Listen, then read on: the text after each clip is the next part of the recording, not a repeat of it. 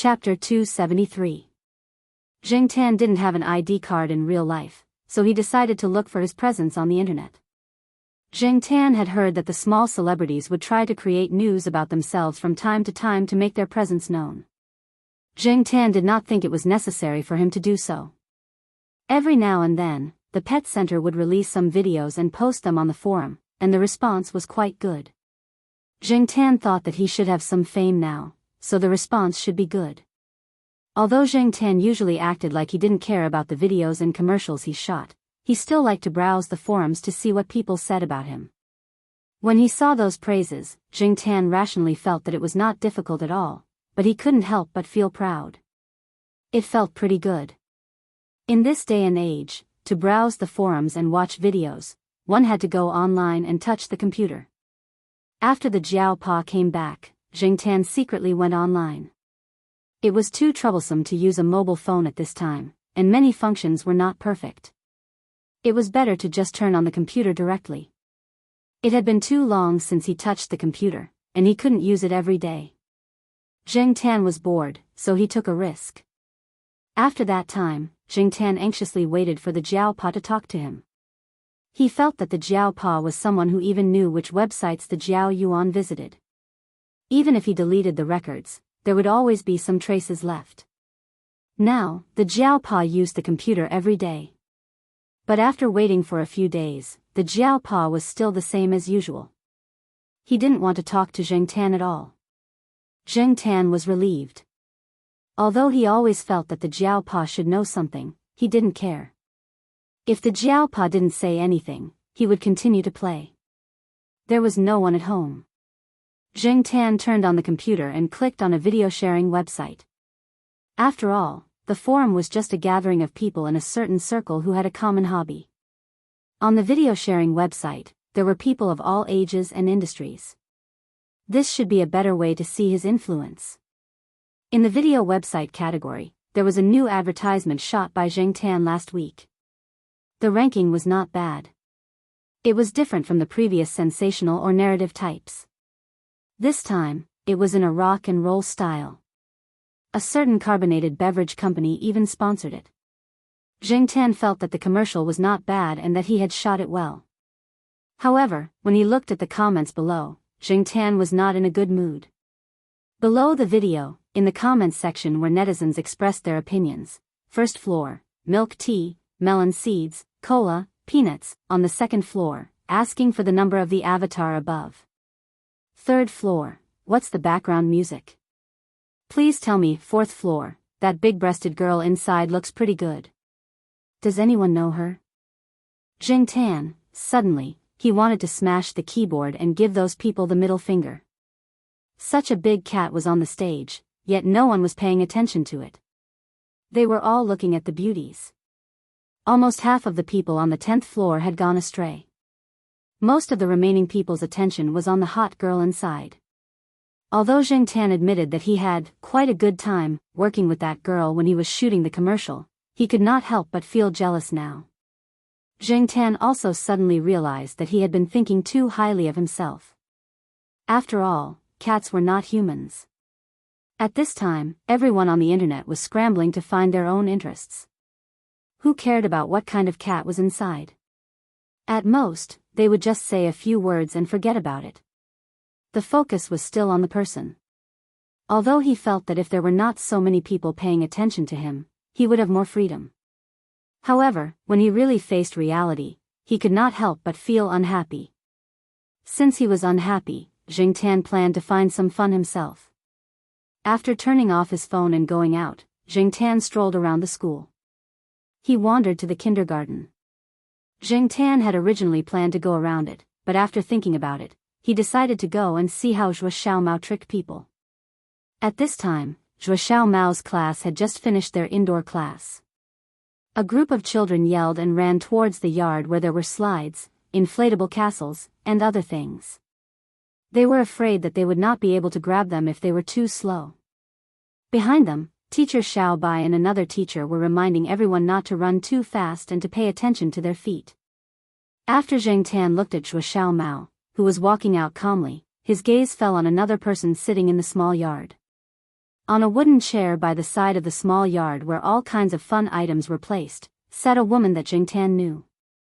At this time, the woman was looking at the children in the yard with a gentle gaze. After Zhuo Xiaomao walked out, she mainly looked in Zhuo Xiaomao's direction with a slight smile on her face.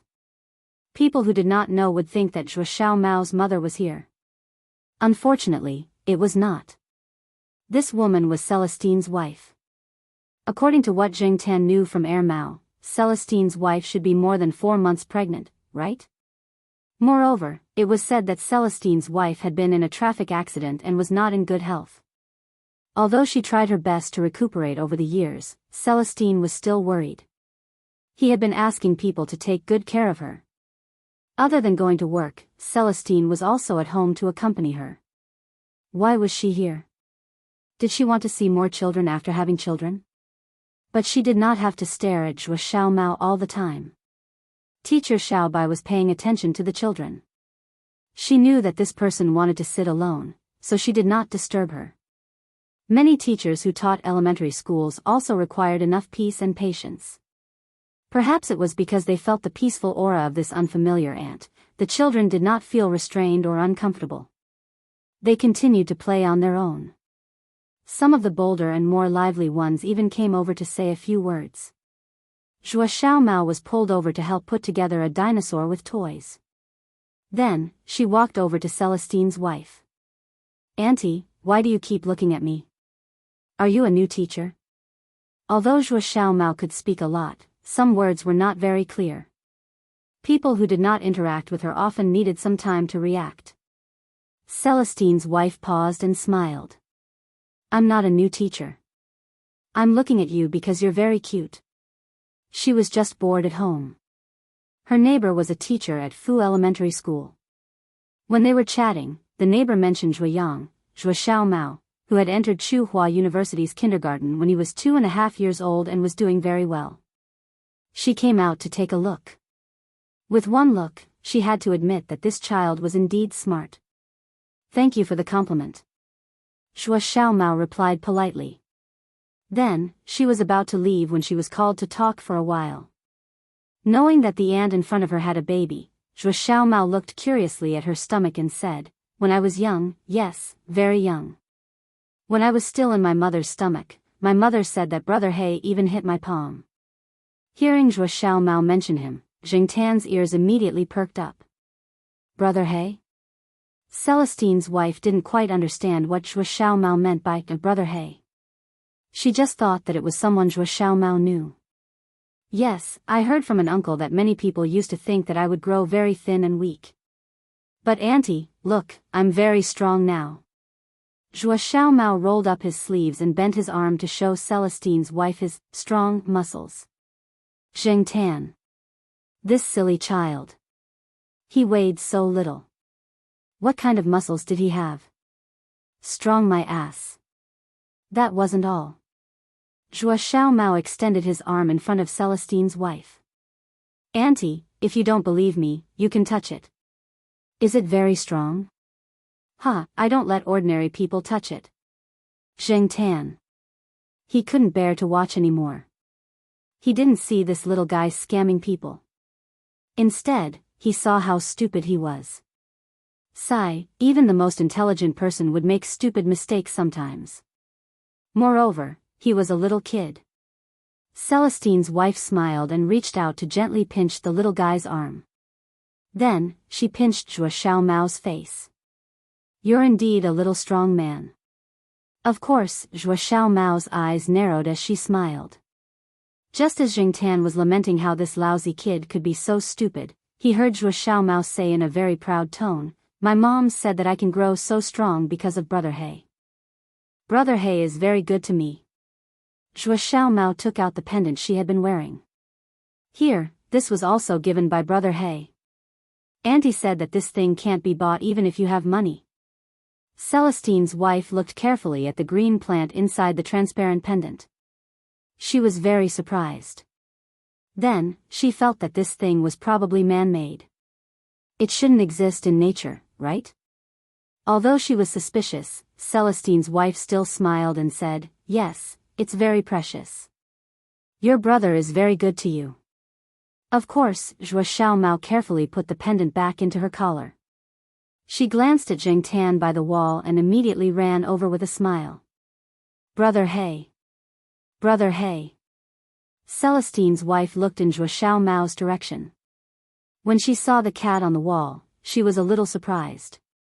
She looked carefully and then asked Teacher Xiaobai, who was not far away, Teacher Xiaobai, is that cat called black charcoal?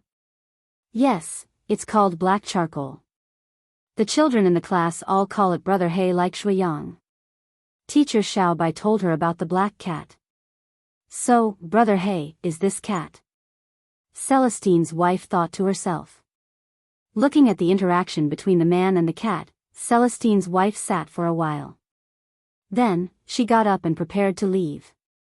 She was able to enter the kindergarten to take a look because she asked the neighbor for help.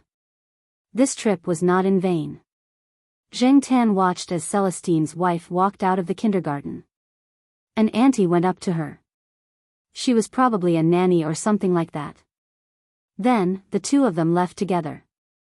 Celestine returned home at night. He hugged his wife and kissed her forehead. How did it feel to go out for a walk today? It was fine. Oh right, Celestine, next time when we invite Senior Walnut and Air Mao over, let's invite Black Charcoal along, Celestine's wife said. Celestine raised his eyebrows.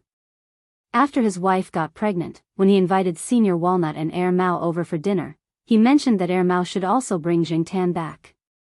He didn't expect his mother-in-law, who came to visit her daughter, to find out.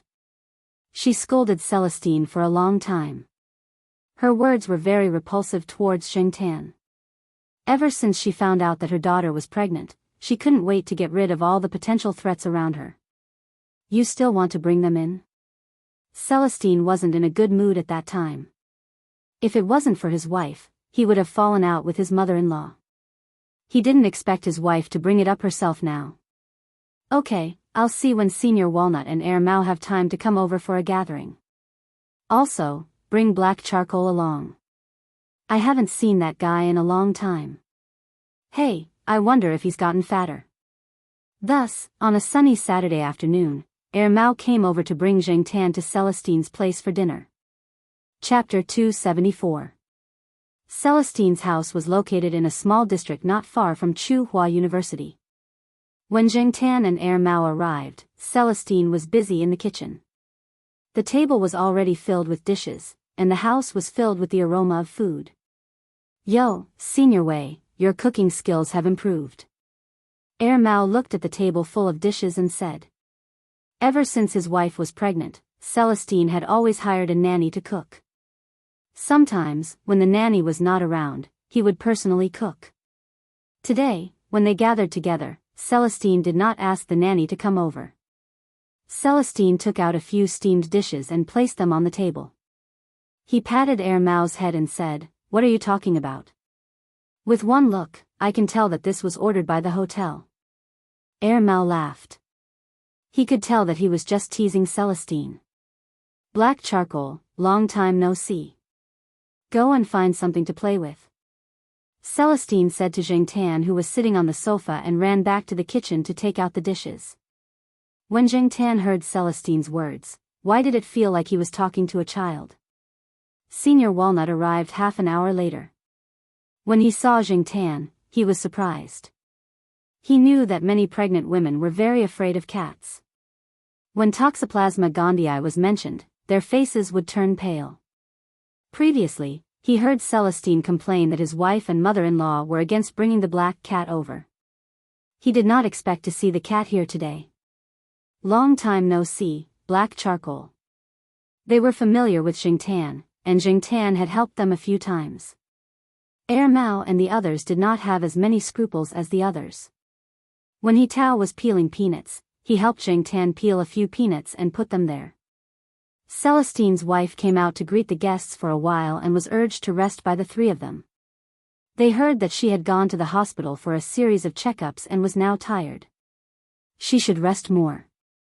Anyway, they were familiar with each other, so there was no need to be polite. There were 4 stools beside the table. One of the stools was even raised. It was for Zheng Tan. Sharing a table with a cat, the three of them didn't think much of it. This kind of situation was common when they went to the night building, so it wasn't strange. There were only a few of them here, so there weren't many rules. There are a few good newcomers recently. When I came over just now, I saw them having dinner together. I stayed there for a few drinks before coming over. I didn't even dare to drive my car, so I took a taxi. He Tao explained why he was so late. Have you settled the matter? Mao asked. When he left Chuhua City to look for He Tao, he was also involved in that matter. Now that he heard that the goods were leaked, he asked more questions. It's been dealt with. Not too much was leaked. Those people hid it very well. They only dared to take it out after half a year. I didn't expect that someone would report it soon after they took it out. Speaking of which, there's something very interesting about the person who reported this time. He's very mysterious and interesting. Since they were on the same side, there was no need to worry about secrets being leaked. After a few drinks, He Tao's chatterbox also opened up. He talked about the mysterious phone number with 466. Zheng Tan tried his best to pretend that he didn't know anything. His ears perked up as he listened to them talk. However, it seemed that Senior Walnut was quite fond of this mysterious person. Hero thief? There really is such a person, Mao said. But it sounds like this person is quite capable. But I've been in Chuhua City for so long, and I've never heard of such a person. That's called hiding your strength. Celestine was also quite curious. When the time comes, if you find out who this person is, let us know. I want to see what kind of person this new era Chu Liuxiang and domestic version of Spider-Man is. Zheng Tan ate the shrimp silently at the side. He didn't raise his head to look at them. He felt guilty, and the three sitting there were all smart people. He was afraid that he would expose himself. It seemed that he had to be more careful when using that account in the future. It was rare for the topic at the table to change. Zheng Tan raised his head. He didn't need to take the food himself. The three put a bit of everything on Zheng Tan's plate, except for the chicken, but that Mao took. Zheng Tan threw that back. Mao is now mingling well in the circle of young people in Chuhua City. I always hear people talking about you. Didn't I hear someone call you second brother when I met you a while ago? You're already a brother. He Tao laughed. If not second brother, should I call him second senior brother? Mao curled his lips. Now that he had interacted with a lot of people for a long time, naturally some of them knew Mao's identity. They didn't dare to look at him based on his clothes. Who would have thought that this guy who looked like a loser would have such a strong background? When they met, they would smile and call Mao second brother. At first, Mao wasn't used to it, but after hearing so much, he let them be. Right, Mao, I heard that you quarreled with a blind date a while ago? Celestine asked. Zheng Tan looked at Mao. He liked to listen to gossip like this. Yeah, Mao said carelessly. At first, I thought she was okay. Her looks, figure, education, and personality were all good. She also liked cats and was a judge at some famous cat shows. However, when I talked to her, she always talked about some famous cats. She said that only Dragon Li and Lin Qing Chauvinist were good cats in China. From what she said, it seemed that other cats were not good enough. I was unhappy at that time. Hey, how is my black rice inferior to the fat Dragon Li downstairs? Zheng Tan was speechless. De Pang, who lived downstairs in the courtyard, was unjustly implicated. It's like she likes to wear international brands, and I like to wear clothes that I like. I don't care if it's branded or not. You can't force me to put on clothes that don't match my style, can you? Mao argued. So you got mad at her? He Tao felt that Mao was making a mountain out of a molehill. You don't have to get mad at the girl. If you do that, when will the blind date be successful? Celestine also scolded. Zheng Tan thought to himself that Mao was probably the only one who would compare a cat to a piece of clothing. Then what are you going to do now? Do you continue the blind date if it fails? He Tao asked. Mao's face was full of smiles. Who said I failed? I'm getting along well with Gong Qin. He Tao and Celestine were speechless. What kind of pot was it? One of them had cat paw prints on his arm all year round, and the two of them could play in a 70-square-meter house for an entire afternoon. The other one was yelled at by Mao, but didn't get slapped in the face. Instead, she forgave him, apologized, and continued to get along with him. Two masochists. He Tao looked at Celestine. Are all cat owners like this? Probably. Zheng Tan didn't think about the personality of cat owners. He was thinking that the name Gong Qin sounded familiar.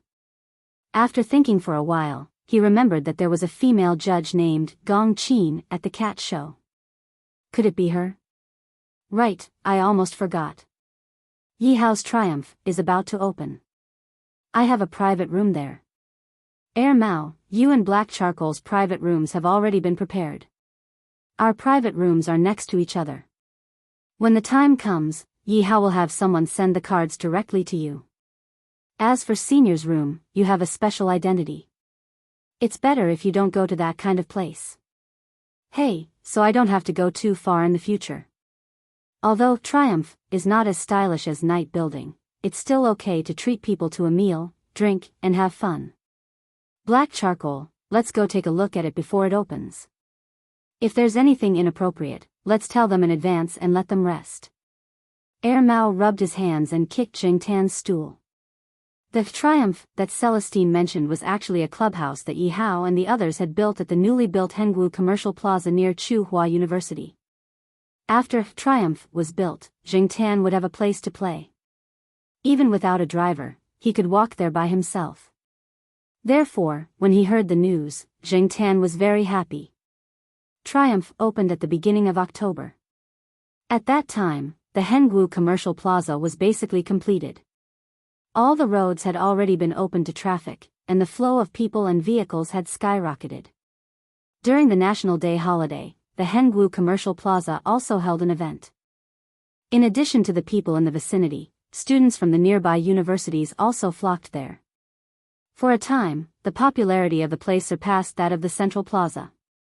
The Central Plaza was filled with uncles and aunties, while the Hengwu Commercial Plaza was filled with young people and students. The styles of both sides were beginning to show. It was obvious that both sides had plans for development. Before this, Mao and Zheng Tan had gone to see their own private rooms. Yi Hao didn't have time, and Ranqi was afraid of Zheng Tan, so it was Leopard who personally led them to see it. The layout was similar to that of the Night Building, but there was no division of north, south, east, and west.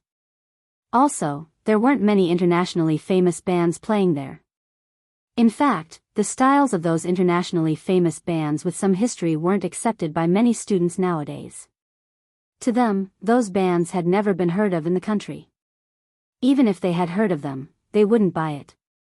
In order to promote the opening, Triumph invited several well-known bands in the mainland. This kind of well-known talent was more attractive, and among them was Ah Jin's band. Speaking of Ah Jin, they were no longer the small band they were 2 years ago. After participating in several elective competitions, they were gradually being sought after by some young people through packaging, promotion, and the operation of an experienced team. This time, some university students came for Ah Jin's band. The people of Tsinghua University's Guitar Association received 10 free coupons from Ah Jin, and the seating area was not bad. Those students didn't expect that the external aid they accidentally invited would reach such heights today. Now, the school's Guitar Association didn't even need to advertise to recruit new members, and all kinds of people volunteered to sacrifice themselves for the band. The opening ceremony of Triumph started at 7:00 in the evening. Zheng Tan finished dinner at 5 o'clock, and was dragged over by Mao. After arriving, Mao carried a pet bag filled with black rice and took Gong Qin to his exclusive private room to spend their time together. As for Zheng Tan, he was bored here alone. After rolling around on the sofa, he decided to go out for a walk. It was too lonely to be here alone. The people in the corridor had been briefed. Moreover, the people selected by Yi Hao weren't ignorant and inexperienced. When Jingtan walked in front of them, they didn't put on unnecessary unpleasant expressions. After coming out of triumph, Jingtan didn't walk far before he saw several familiar figures. It was the 5 boys of Jiao Yuan. During the National Day holiday, the Jiao family didn't go far. Jiao Pa was still busy and couldn't leave. The other 3 members of the Jiao family continued to stay at home. The others probably didn't have any plans tonight, so they gathered around Hengwu Plaza to stroll around and watch the fun. Children at this age were energetic and full of curiosity. However, at this time, there were other people around Jiao Yuan and the other 4. It seemed that the 2 sides didn't get along well. Chapter 275. Zheng Tan had once heard Jiao Yuan complain about a few things in school. Jiao Yuan's class and Class 5 were at odds with each other. From the sports meet to the basketball competition, to the end of semester evaluation, from the top students to the bottom, everyone knew that one shouldn't talk about how good Class 5 was in Class 1, nor should they talk about how awesome Class 1 was in Class 5. Even if you really thought that Class 1 was good, you still had to hold it in. Otherwise, it would cause public outrage. And one of the reasons for this was because of the 2 class teachers. The 2 teachers had been at loggerheads for a long time. Usually, when they held class meetings to talk about negative examples, Class 5's teacher would always bring up Class 1's. Back in the 1st grade, Fu Lei was still the Lone Ranger, who was at the bottom of the class. He was often criticized by Class 5's teacher as an example. In private, Class 5's teacher even said that Fu Lei was a stinky piece of dog shit. Because of this, Fu Lei had always held a grudge against him. As for the 2 classes' outstanding examples, they wouldn't talk about them as much as possible. But once you made a mistake, there would be no room for discussion. The ones who would criticize Jiao Yuan and the other high school teachers' children the most were those from Class 5. The students from the other classes were just waiting to watch a good show. In every grade, there was competition between classes. If Class 1 and Class 5 were to fight fiercely, they would just watch from the sidelines. There was no need for them to get involved. Those 2 were not to be trifled with. What's wrong? What are you doing here, obedient children? A boy who was about the same age as Jiao Yuan said arrogantly. There were quite a few students from Class 5. Even if they weren't from Class 5, they could be from other classes. They were all about the same age, so in Jingtan's eyes, they were still very young.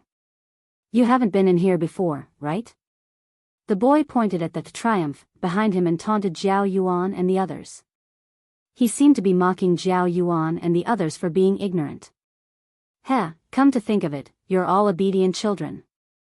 Karaoke, dance hall, bar, game room, which one of you dare to go? Jiao Yuan and the others were silent. In fact, they had been to all of these places before. It was just that they didn't want to say it out loud. Wouldn't that be courting death? If he went back, he would be scolded. They were not like the people in front of him, who flaunted their rebellious deeds as a halo. According to the relevant laws and regulations of the country, some commercial entertainment establishments are not suitable for minors to enter. In some places, this is a ban, Jiao Yuan said confidently without changing his expression. Suan and the others glanced at Jiao Yuan and continued to remain silent. They definitely didn't feel guilty. When they heard what Jiao Yuan said, they all burst into laughter. It was as if Jiao Yuan had said something funny. They all looked down on Jiao Yuan and the others, thinking that Jiao Yuan and the others were cowards. Xiong was about to retaliate when he was pulled back by Lan Tianzhu. There's no need to waste time talking nonsense with these lunatics. Let's go check out other places. Xiong thought for a moment and agreed. Their time here was limited. If they returned late, they would definitely be punished according to the family rules. Moreover, if they got into a conflict here, a simple investigation would reveal the cause. Even if they weren't the ones looking for trouble, once their families found out, they could forget about coming here to play in the future. There was no need to accompany these idiots in their nonsense. Zhao Yuan and the others had just taken a step when they were blocked by the people in front of them. The person who spoke just now was about to step forward and say something, but Fu Lei pushed Zhao Yuan and Suan back and warmed up his fists. He glared at the person in front of him with an unfriendly expression. When the person saw Fu Lei approaching, he hurriedly took a few steps back. He knew that Fu Lei was good at fighting. When he was in the first grade, he had beaten up the third grade students. He didn't want to be beaten up, but if he retreated too quickly, it would make him look like he was afraid of Fu Lei and lose face among his friends. Before he could say anything, he heard a voice behind him. "Aya, aren't you the 5 tyrants of Class 1? When they heard this voice, Zhao Yuan and the others' expressions changed. The people in Class 5 were easy to deal with, but this person. He didn't come with good intentions. The people in Class 5 didn't charge forward and immediately retreated. A few of them even wanted to sneak away. They didn't dare to offend this person.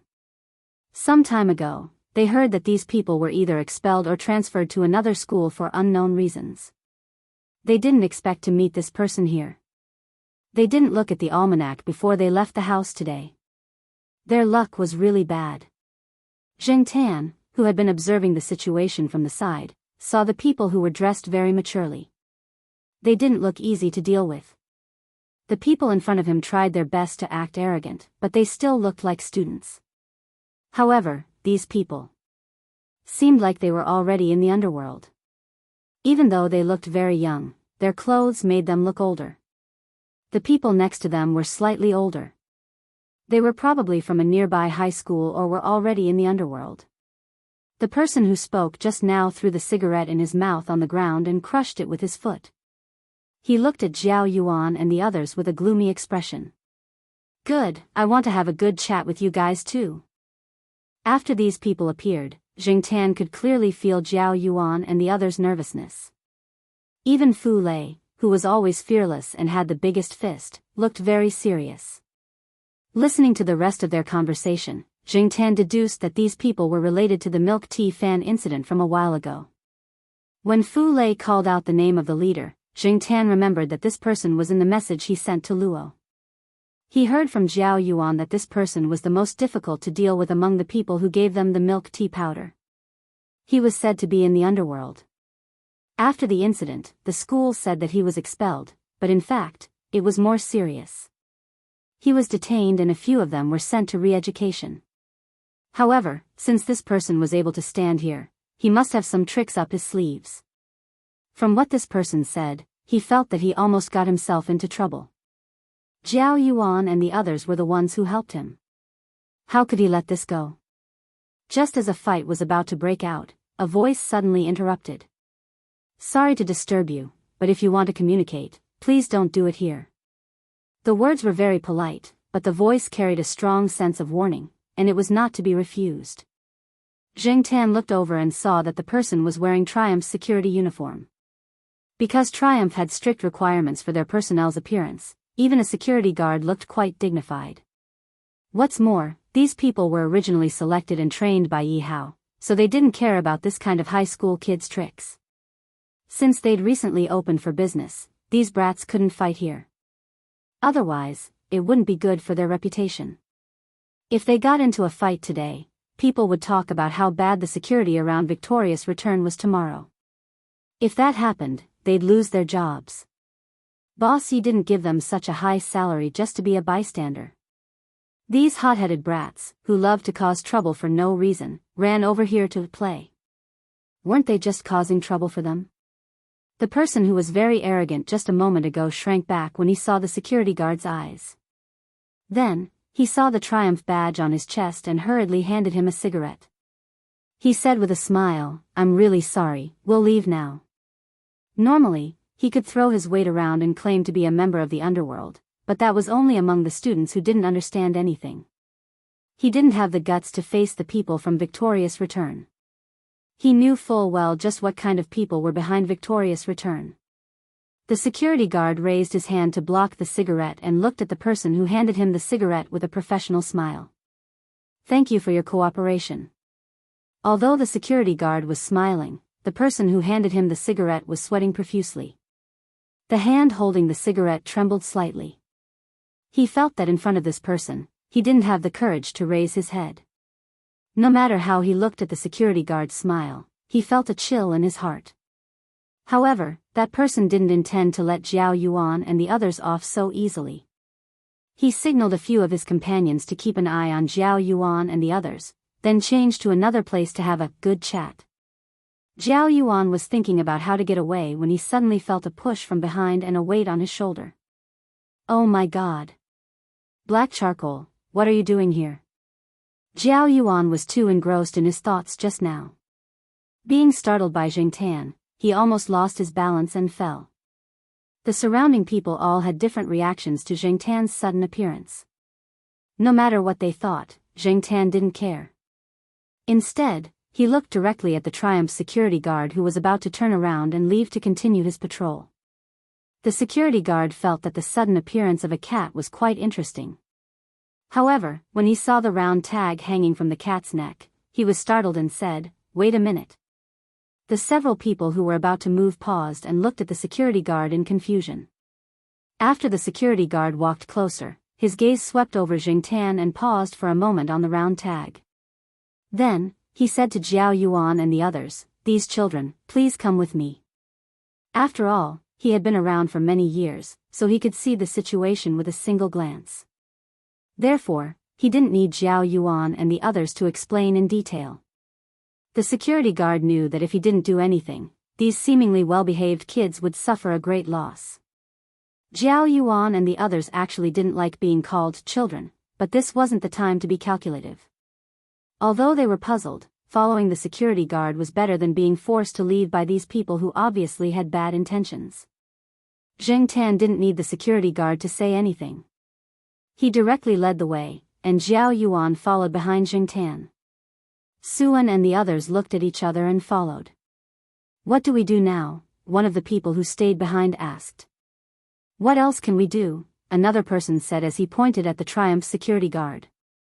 "Can you enter the VIP door?" No.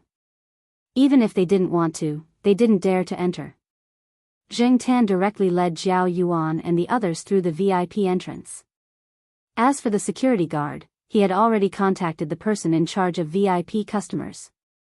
After confirming that the round tag Jingtan was wearing was a genuine Triumph VIP card, he immediately contacted Leopard. Leopard was in the middle of entertaining several potential customers. When he received the call, he didn't think it was important and just sent his subordinates to deal with it. However, he didn't expect it to be about Jingtan. Since it involved this extremely special VIP customer, Leopard could only go in person. As it had just opened, in order to avoid some unnecessary trouble, Leopard didn't let Zhao Yuan and the others, who were obviously underage, stay inside for a long time. Instead, he sent people to send them back to Tsinghua University. On the way back to Tsinghua University, Lan Tianzhu laughed and joked, "Zhao Yuan, people go there by card, but you're going there by cat card." "What VIP?" Zhao Yuan. Haha. Chapter 276.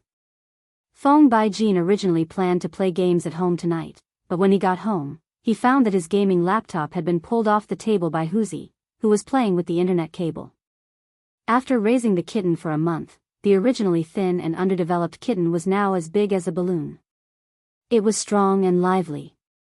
When it was at home, it seemed to have inexhaustible energy. Feng Baijin's computer was connected to an internet cable. Huzi pulled the internet cable and played at Swing. The nearly 20,000 renminbi laptop casually placed on the table was destroyed just like that. There was a problem with the computer. Aunt Lee said to throw it away and replace it with a new one. Nowadays, the electronics industry was changing with each passing day, and all kinds of upgrades were needed to replace it with a new one. But Feng Baijin didn't want to part with it, so he rode his bicycle to the computer repair shop.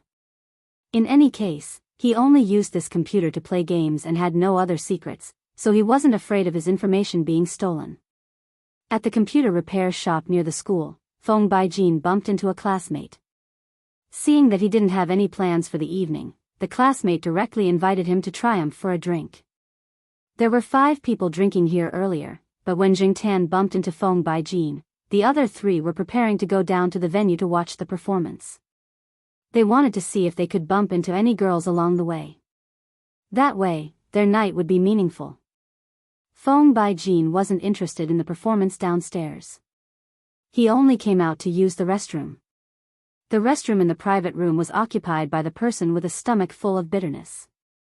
He didn't want to rob him, so he came out to get some fresh air. He didn't expect to bump into Zheng Tan. Zheng Tan looked at Feng Baijin's clothes.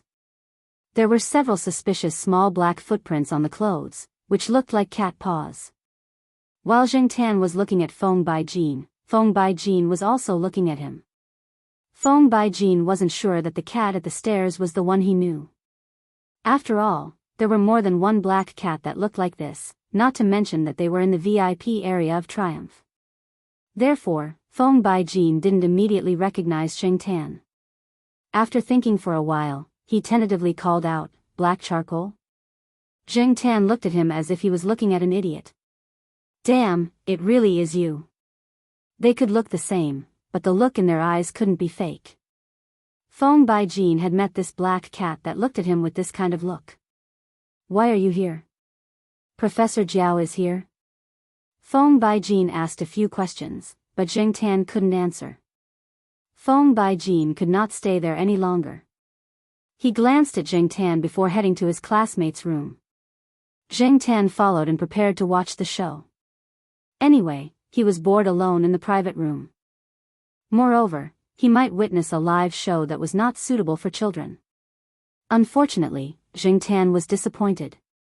In the private room, there was only a young man about the same age as Feng Baijin. In the small private room, he could see everything at a glance. There was not even a single girl. What the hell was he playing with? Was he drinking to drown his sorrows? Before entering the private room, Feng Baijin found a waiter and told him to come over if anyone was looking for a cat. The waiter looked at Zheng Tan and the corners of his mouth twitched slightly. He then nodded at Feng Baijin with a professional smile. In fact, he had already started complaining in his heart. They couldn't do anything about it. There was no other way. The big boss had said that as long as this cat didn't cause any trouble, it could do whatever it wanted. Zheng Tan followed Feng Baijin into the private room. He knew that this private room was not as good as the one he, Mao, and Celestine had, because there was no private room here. It was only reserved for VIP customers, and they couldn't see the live show below. In short, for Zheng Tan, this was just a place to chat, drink, and do things that were not suitable for children. However, it was quiet and had good privacy. Listening to the conversation between Feng Baijin and the man named Yang Po who was drinking, Zheng Tan found out that Yang Po's girlfriend had already gone downstairs to watch the show with her best friend. Only a few of them were drinking upstairs. Now, only Yang Po and Feng Baijin were left. Zheng Tan couldn't watch the live show today. "Hey, Baijin, where did you find this cat?" Yang Po asked when he saw the black cat walk in. "It's from the landlord's house. I think it came here to play. Someone should come looking for it later," Feng Baijin said. Because of Yang Po's mood, he didn't pay much attention to Zheng Tan. As for the card hanging around Zheng Tan's neck, very few people outside of Victorious Return would recognize it. From the waiters inside to the security guards outside of Victorious Return, they all had a booklet in their hands. On it was a list of all kinds of VIP cards. If they couldn't remember them, then they didn't need to work here. In this era, those who only had a good physique and a good appearance without a good brain would have long since been squeezed out. Since they didn't recognize the card, Feng Baijin and Yang Po only thought that Zheng Tan was carrying a common cat card. Zheng Tan jumped onto an empty armchair and sat there to listen to the conversation between the two. Although it was said that they were drinking and chatting, in fact, it was mainly Yang Po who was venting his frustrations. After listening to a few sentences, Zheng Tan could imagine how things would develop and how things would end. People who could get a private room to drink in Victorious Return, even if their background couldn't compare to Mao's, were definitely abundant. As for this Yang Po, because his father had other women outside, and now he even had an illegitimate son, he was looking for people to investigate more evidence. Today, he was in a bad mood, so he grabbed a few friends to come to Victorious return to squander money. In the end, he found that there were many people who were more arrogant than him. There were rich people, people with backgrounds, and a lot of young people with both. To sum it up, today he was pretentious but got stepped on, flaunting his wealth but got flaunted. This made Yangpe even more unhappy. It was no wonder that he was wasting bottles of high-end wine like plain water. Zheng Tan looked at him and guessed that this person was imitating those heroes he saw on TV. He directly took a bottle and drank from it. More than half of the bottle directly spilled out from his mouth. How sad would he have to be to do such a stupid thing? After wasting another bottle of wine, Yangpe heavily placed the empty bottle on the coffee table. After a moment of deep thought, he raised his head and asked Feng Baijin with a serious face, "Baijin, although it's rare for a well-off family like yours to be in a situation like mine, I want to ask you something." Zheng Tan, a well-off family. If Feng Baijin's family was called a well-off family, then the country would have long since entered the ranks of superpowers. It seemed that this Yangpe didn't understand Feng Baijin's family situation, or it could be said that Feng Baijin was usually too low-key. Yangpe felt that he was being quite tactful and didn't feel that he had said anything wrong. Feng Baijin didn't care about the wrong way of calling his name and the inappropriate choice of words. Instead, he said, "Ask away." Yangpe let out a long sigh. "Baijin, tell me, when you're in your 50s or 60s, your hair is almost gone, your stomach can fit another person, and your face is starting to grow freckles, when you're drinking at a hotel bar, and suddenly a beautiful woman less than half your age approaches you with a hotel room key. What's the first thing you think of? Or, what's the first thing you say to her? How much?" Feng Baijin asked seriously. Yangpe gave him a thumbs up, then lowered his head and punched the air twice with his fist. When he raised his head, he sounded a little hysterical. "Yes. Yes. Ah. Obviously, this woman is either special service or has bad intentions. Tell me, why would my old man think that she fell in love with him at first sight? He fell into her trap and deserved to be cheated. He's as stupid as a pig." After a pause, he added, "Fortunately, I didn't inherit his incomplete IQ." Zheng Tan was speechless. Yangpe had too much to drink. Perhaps he felt that Feng Baijin was the only one who could listen to him rant, so he ranted to his heart's content and criticized his father's crimes. Feng Baijin could only listen and didn't say much. Even when Yangpe asked him to join in the scolding, he didn't say a word. Yangpe could scold his father, but that was between him and his father. As an outsider, it wasn't appropriate for him to say anything. While Yangpe was scolding his father, the phone on the coffee table rang. "Your phone." Feng Baijin pointed at the coffee table. Yangpe was in the middle of scolding and didn't even look at the phone.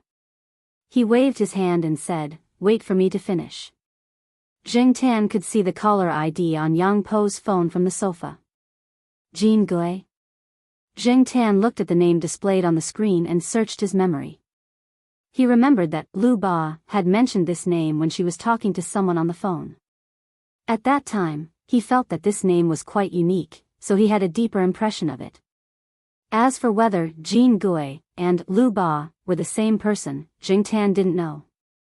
However, Jin Gui seemed to be a private investigator like Lu Ba. According to Yangpe's words, he had hired someone to spy on his father and the people outside. Thinking about it, it was possible that they were the same person. The phone rang and stopped, then rang again. By the time Yangpe finished speaking and looked at his phone, it was already the third call. When Yangpe saw the caller ID, he immediately picked up the phone and glanced at Feng Baijin. He didn't go to the bathroom to make the call and just sat on the sofa. However, after listening to a few sentences, the expression on his face became worse. "Okay, I'll pay more. Do as you see fit. I'll just wait for the results." After the call, Yangpe slammed the phone on the coffee table. Damn it. Feng Baijin knew at first glance that things weren't going well. He wasn't stupid enough to ask. Seeing that it was getting late, Zheng Tan left their private room and walked out of triumph. He didn't plan to go back immediately. he wanted to go out for a run. Zheng Tan found an exciting exercise to do, which was leaping over roofs and vaulting over walls. It was an exaggeration to call it leaping over roofs and vaulting over walls, but with a cat's body structure and jumping reflexes, as long as he found a suitable place, he could perform leaping over roofs and vaulting over walls. The place Zheng Tan chose was some of the houses around the old residential community. There weren't many people there at night. It was much quieter than here, where the lights were brilliant and people were coming and going. The distance between the buildings wasn't too far. Zheng Tan wasn't afraid of falling down after running on the roofs of the buildings there. At first, he was a little timid, but after getting used to it, he became bolder and felt that running was quite exciting. Under the curtain of night, the scattered lights in the community didn't allow people to notice what was going on upstairs. After running one lap, Zheng Tan felt refreshed. He walked along the dark path in the community. As he walked, Zheng Tan heard a familiar voice. He had heard this voice more than an hour ago. Chapter 277. In his heart, Zheng Tan had already blacklisted this kid. Since he had bumped into him, Zheng Tan did not intend to let him go so easily. Besides, this kind of night was suitable for beating people up.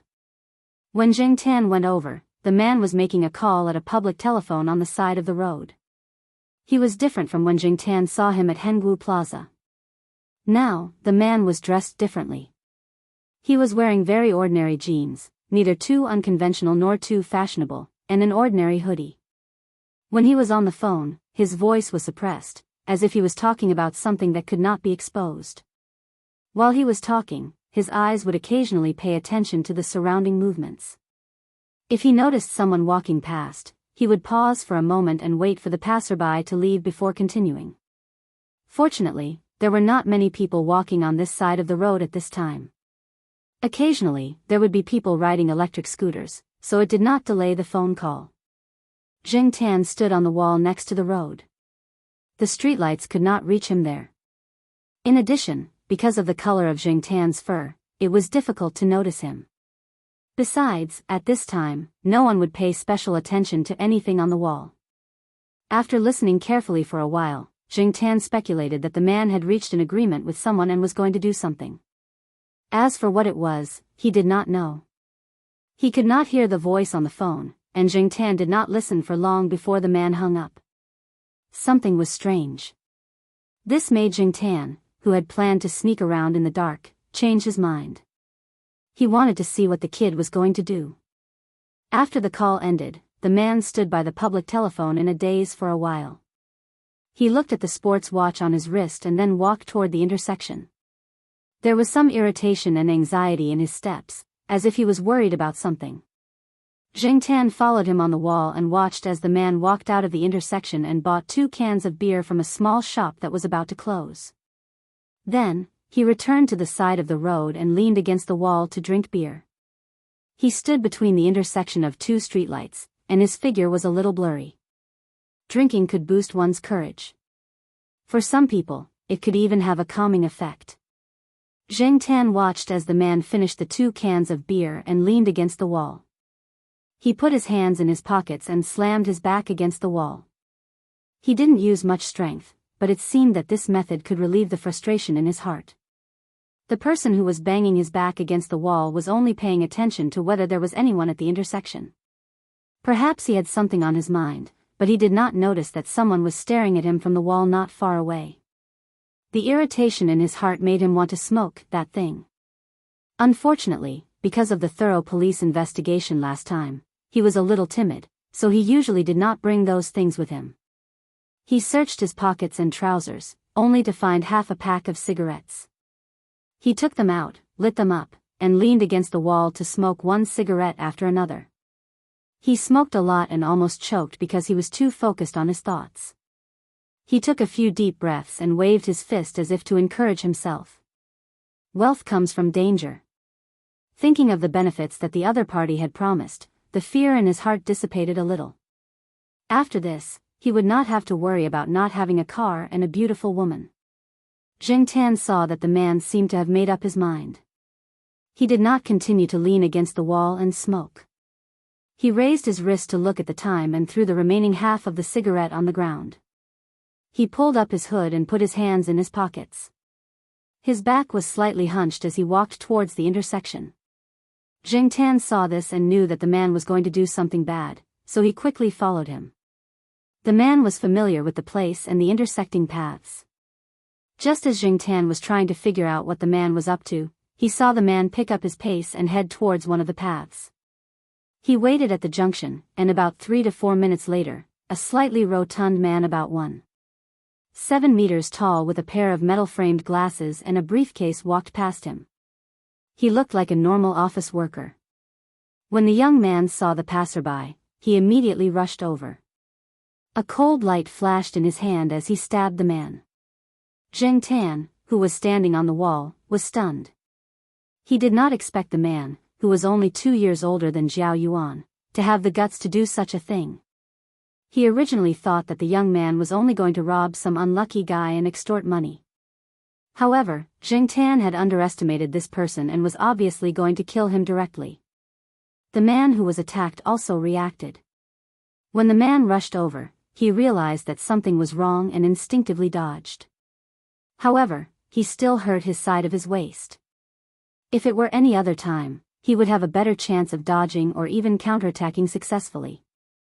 However, he had been drinking for the past few nights and his reaction time had decreased a lot. Just now, the man stabbed him and hit him hard, causing the back of his head to hit the wall. Now, he was a little dizzy.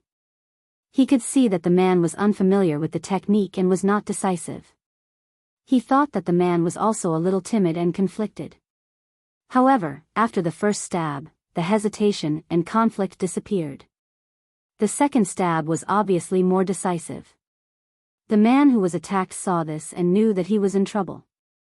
Just as he thought that he would not be able to get away with it today, the man holding the knife seemed to have been kicked hard and staggered to the side. This moment was enough for the man who was attacked to find a chance to counterattack. Even if he was not in a good state, he was experienced and reacted calmly. After being kicked, the man with the knife realized that there were still people around. In addition, it was obvious that he did not have a chance in the current situation, so he took the knife and ran away. Seeing that the attacker had left, the man who was attacked stood in place and leaned against the wall, vigilantly looking around. He looked around and found that there was no one nearby. The attacker with the knife had fled. Who helped him just now? Although it was easy to make money in this line of work, it was also risky. It was not the first time that he had been attacked, and injuries were common. However, he thought that the order he took this time was relatively simple. He did not expect that the more he investigated, the more he felt that something was wrong.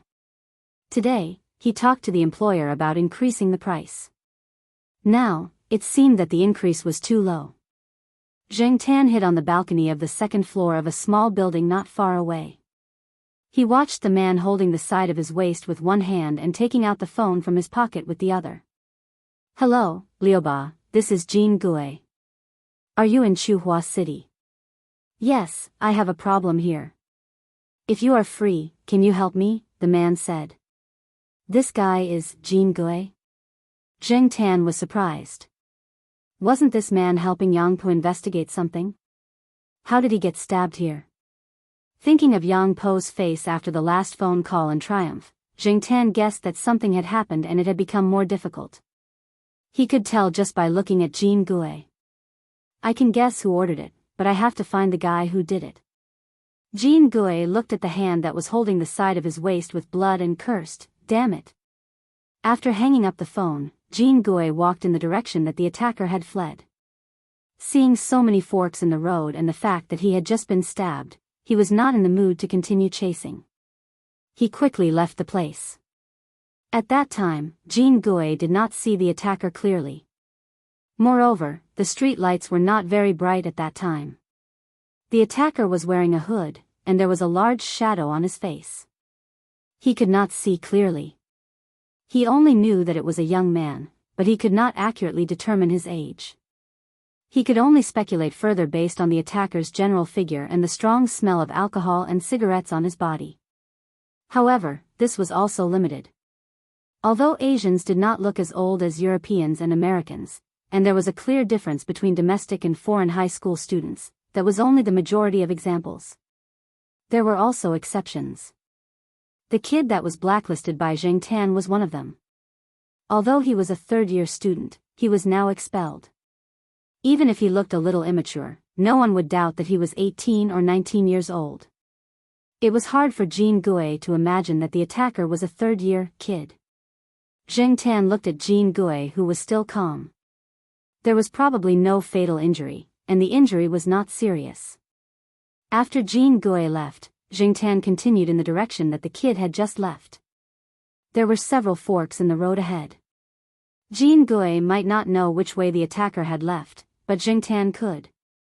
Jean Gui could not smell the residual smell in the air, but Zheng Tan could easily. Following the smell, Zheng Tan stopped at a corner, sniffed carefully, and then walked over. There was a garbage dump over there. All kinds of smells mixed together, but Zheng Tan could still distinguish a trace of fresh blood. Although Jean Gui's injury was not serious, he was still bleeding. The knife was stained with blood. When Zheng Tan went over, he saw a hooded sweater thrown in the garbage dump. In addition to the sweater, Zheng Tan found the blood-stained knife and the watch that the kid had worn. The watch's strap also had a little blood stain. The kid probably felt that it was an eyesore and directly threw the watch away. Looking around to make sure there was no one around, Zheng Tan used the sweater to wrap up the knife and watch. Then, she hid the sweater in a shed built by an old residential building. It looked like no one had entered it for a long time, so no one would discover it for the time being. Zheng Tan did not know how long it would take for Jean Gui to find out the identity of the attacker. He hid the evidence first. Every day, garbage trucks would pass by. If he threw the evidence into the garbage dump, it would be gone in the morning. After rummaging through the garbage dump, Zheng Tan could still smell the garbage on his body when he returned home. Some unknown liquid from the garbage was stuck to his limbs. He was afraid that if he went home like this, Jiao Ma would nag him again. 2 days ago, Jiao Ma said that some people's cats like to fight with stray cats over garbage cans. She told Zheng Tan not to follow suit. When he passed by the community, Zheng Tan casually took a shower with the outdoor water pipe. The slightly cold water and the night wind made Zheng Tan shiver. It was better to go back and take a hot shower, or else he would catch a cold. Over the next few days, Zheng Tan went to Triumph several times. He found that Yang Po went there almost every night to drown his sorrows. Sometimes, he pulled people with him, and sometimes he was alone. Zheng Tan shamelessly squeezed in. Yang Po looked at Zheng Tan and did not say anything. He even treated Zheng Tan as the only suitable listener, cursing Zheng Tan's father and some other people. Once, when Yang Po went to the bathroom, Zheng Tan took advantage of Yang Po's phone to look through his contacts and memorized Jean Gui's phone number. People like Jean Gui basically did not have a fixed phone number. As the saying went, after one shot, one would change location. They changed their phone number after one shot, just like Lu Ba. Their phone was not fixed, and their email was the only way to speak. On the other side, Jean Gui was talking to Lu Ba, who he had painstakingly pulled over to discuss with him. When his phone vibrated, he took it out and looked at it. The smile on his face faded. "What's wrong?" Lu Ba asked. Jean Gui handed the phone over. "Take a look." Chapter 278. Golden Tortoise knew that Lu Ba was not short of money. What he lacked was interest and fun. Now, he only accepted jobs that he was interested in. This time, he was in trouble and almost lost his life. He asked Lu Ba, who was traveling, to help him. Lu Ba did not agree or disagree. Based on his friendship with Golden Tortoise, he came over to check on Golden Tortoise's injuries. Then, he learned about the job that Golden Tortoise accepted. However, after listening to the things involved in this job, Lu Ba lost interest. He had encountered this kind of thing many times. He had encountered the struggles between mistresses, and even the fights between illegitimate children. Once or twice, he found it quite interesting. It was like participating in a large-scale TV series about palace fights. He was an important factor in controlling the plot and could even play a turning role. This could arouse Lu Ba's interest and let him experience the excitement and novelty. He could even watch the ugliness of the protagonists and supporting characters in front of others as a bystander. However, this kind of thing became boring after a lot of contact. Therefore, after interacting with Lu Ba for the past few days, Golden Tortoise had seen Lu Ba's obvious rejection. If Lu Ba was interested, how could he be lazy all the time? But now, this text message could actually arouse Lu Ba's interest. Thinking about the content of the text message just now, it told Golden Tortoise the location of the evidence left by the person who attacked him with a knife that night. This was indeed the information that Golden Tortoise needed. In the past few days, he had used the excuse of recuperating to refuse some unreasonable requests from his employer.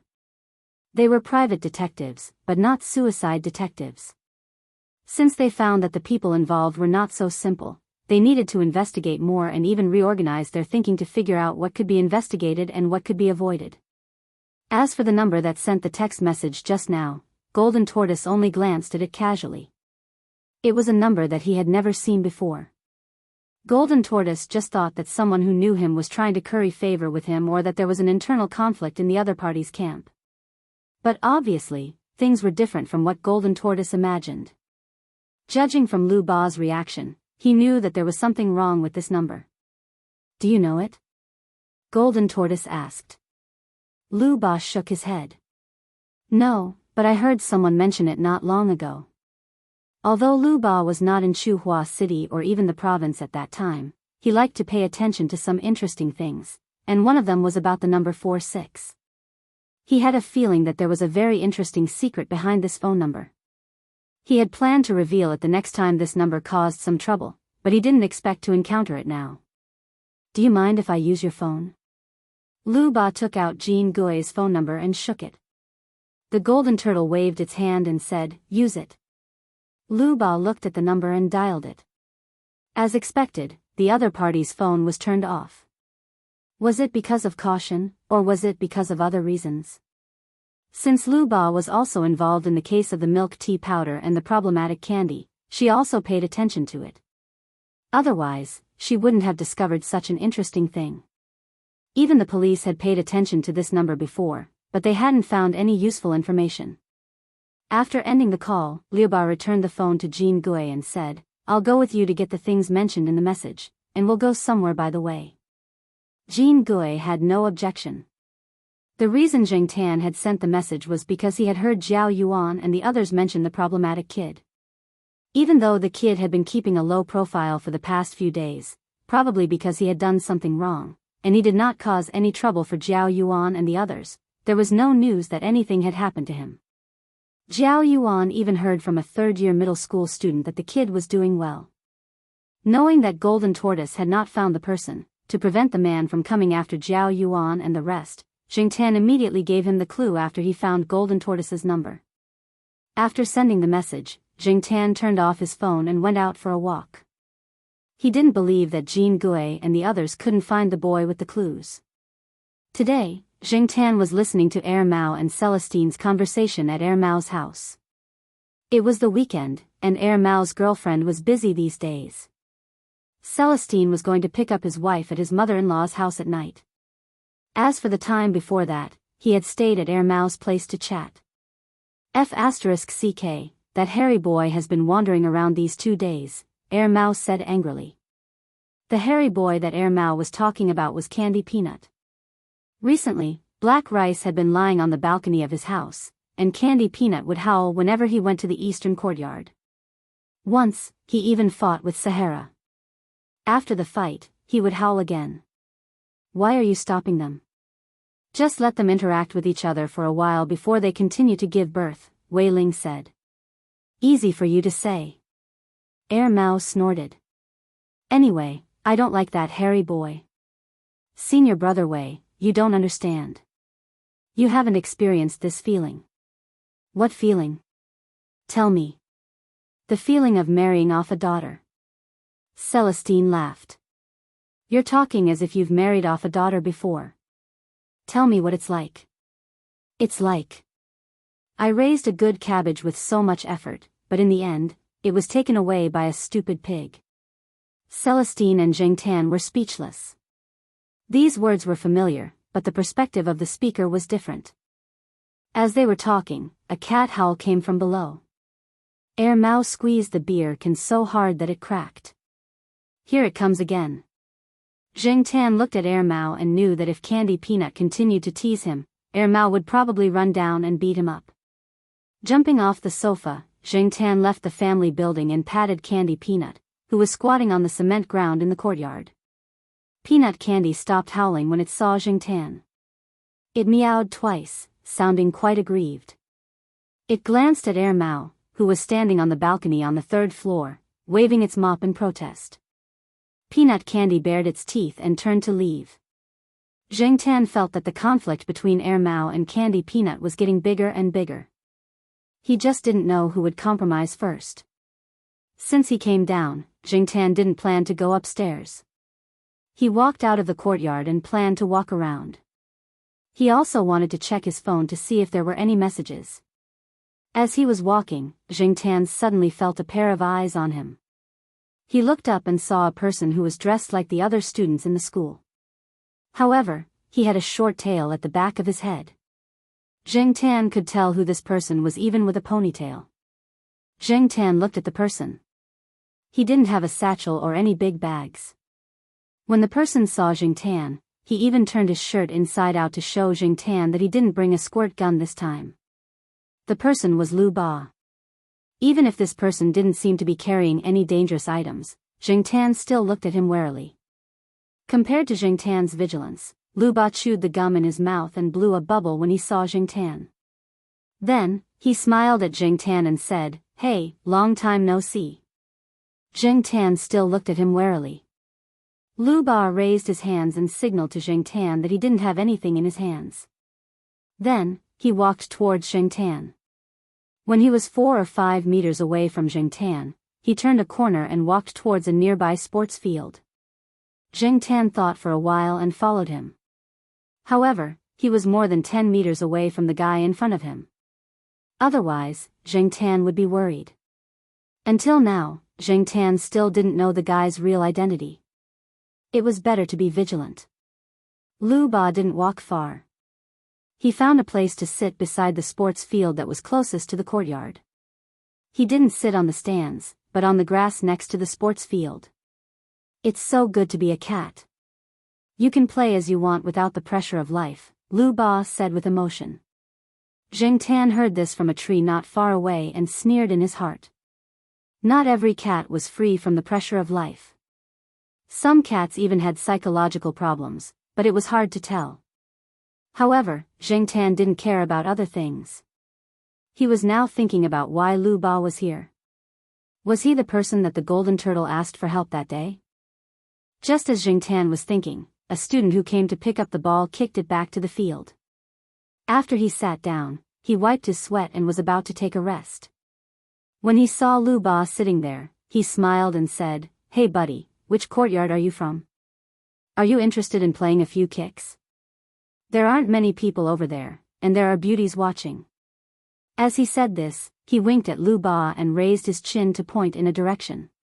"That's the queen bee of our courtyard." Jingtan looked over there. He was a little far away, but he could still see a few girls standing on the side of the football field. From this distance, they were all pretty good, but he didn't know who the queen bee was. The queen bee? Lu Ba was puzzled, and there was some meaning in his eyes. The student didn't notice Lu Ba's strange expression, but proudly said, "She's the recognized beauty of our courtyard." Because there's the word "feng" in her name, she was later nicknamed the queen bee by everyone. She's beautiful, has good grades, and is popular. She doesn't have to do anything in the courtyard, and naturally, there will be people helping her. No matter if they're from our courtyard or from other courtyards, they all have to bow down to our queen bee. Then you must be working hard, Lu Ba said. Jingtan felt that there was a hidden meaning in Lu Ba's words. The student was a little careless, and he was quite happy when he heard Lu Ba's words. Of course, we do all the heavy and tiring work. There are also people who rush to run errands. How can we let our queen bee be tired? Jing Tan stared at Lu Ba, and he felt that there was something wrong with his expression. Sure enough, after a few seconds, Lu Ba said faintly, "Brother, do you know the problem of the queen bee's nuptial flight in a social insect like bees?" Jing Tan was speechless. He had a bad feeling. The boy also shook his head blankly. They didn't study biology, so how would they know about these things? When the weather is good, the new queen bee will fly out and release some pheromones to attract drones. If the drones catch up with the drones, it proves that they are strong enough, and the queen bee will have sex with them.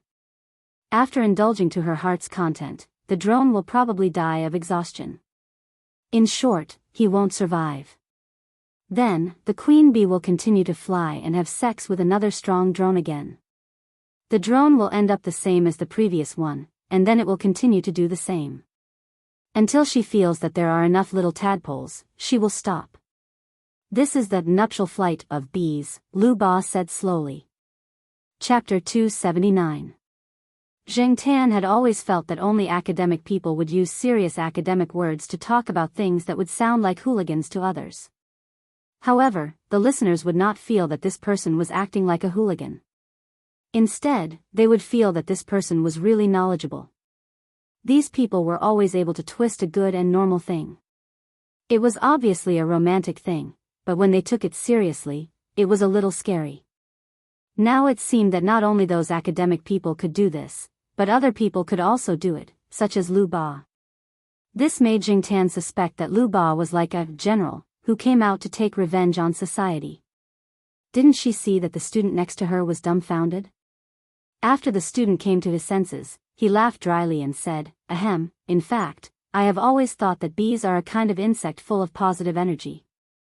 After all, they always appear in front of the public with a positive image." This is true. Some Enlightenment books portray bees as a hard-working insect. However, there are some facts in nature that you have to admit. Lu Ba's face was unfathomable. She shook her finger and continued, "I have always thought that bees are a very magical insect because the drones in their colony don't have a father. Moreover, they are born to find the queen bee. Not to mention those that die after doing that, the drones that don't have a chance to compete can enter any other hive at will. They are strong and handsome, eat a lot, and don't work. However, when the seasons change and food is scarce, they will be driven out of the hive by the worker bees. Then, their corpses will be exposed in the wilderness and become food for ants and other insects. Therefore, the drones were once given a very interesting name by people." "What name?"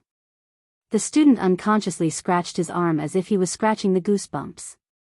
Jing Tan had a bad feeling. "Sad playboy," Lu Ba said. Lu Ba said, "That's why I've been wondering if the word playboy came from the male bees." Jing Tan was speechless. He could no longer look at the word playboy seriously. Jing Tan had been called a playboy in the past. You can't be too serious about anything. If you are, you will lose. The student chuckled, then stood up and patted his pants. "Well, they're calling me. I'll go over first." After saying that, he ran away and didn't ask Lu Ba to join them. Looking at the person who ran away, Lu Ba sighed.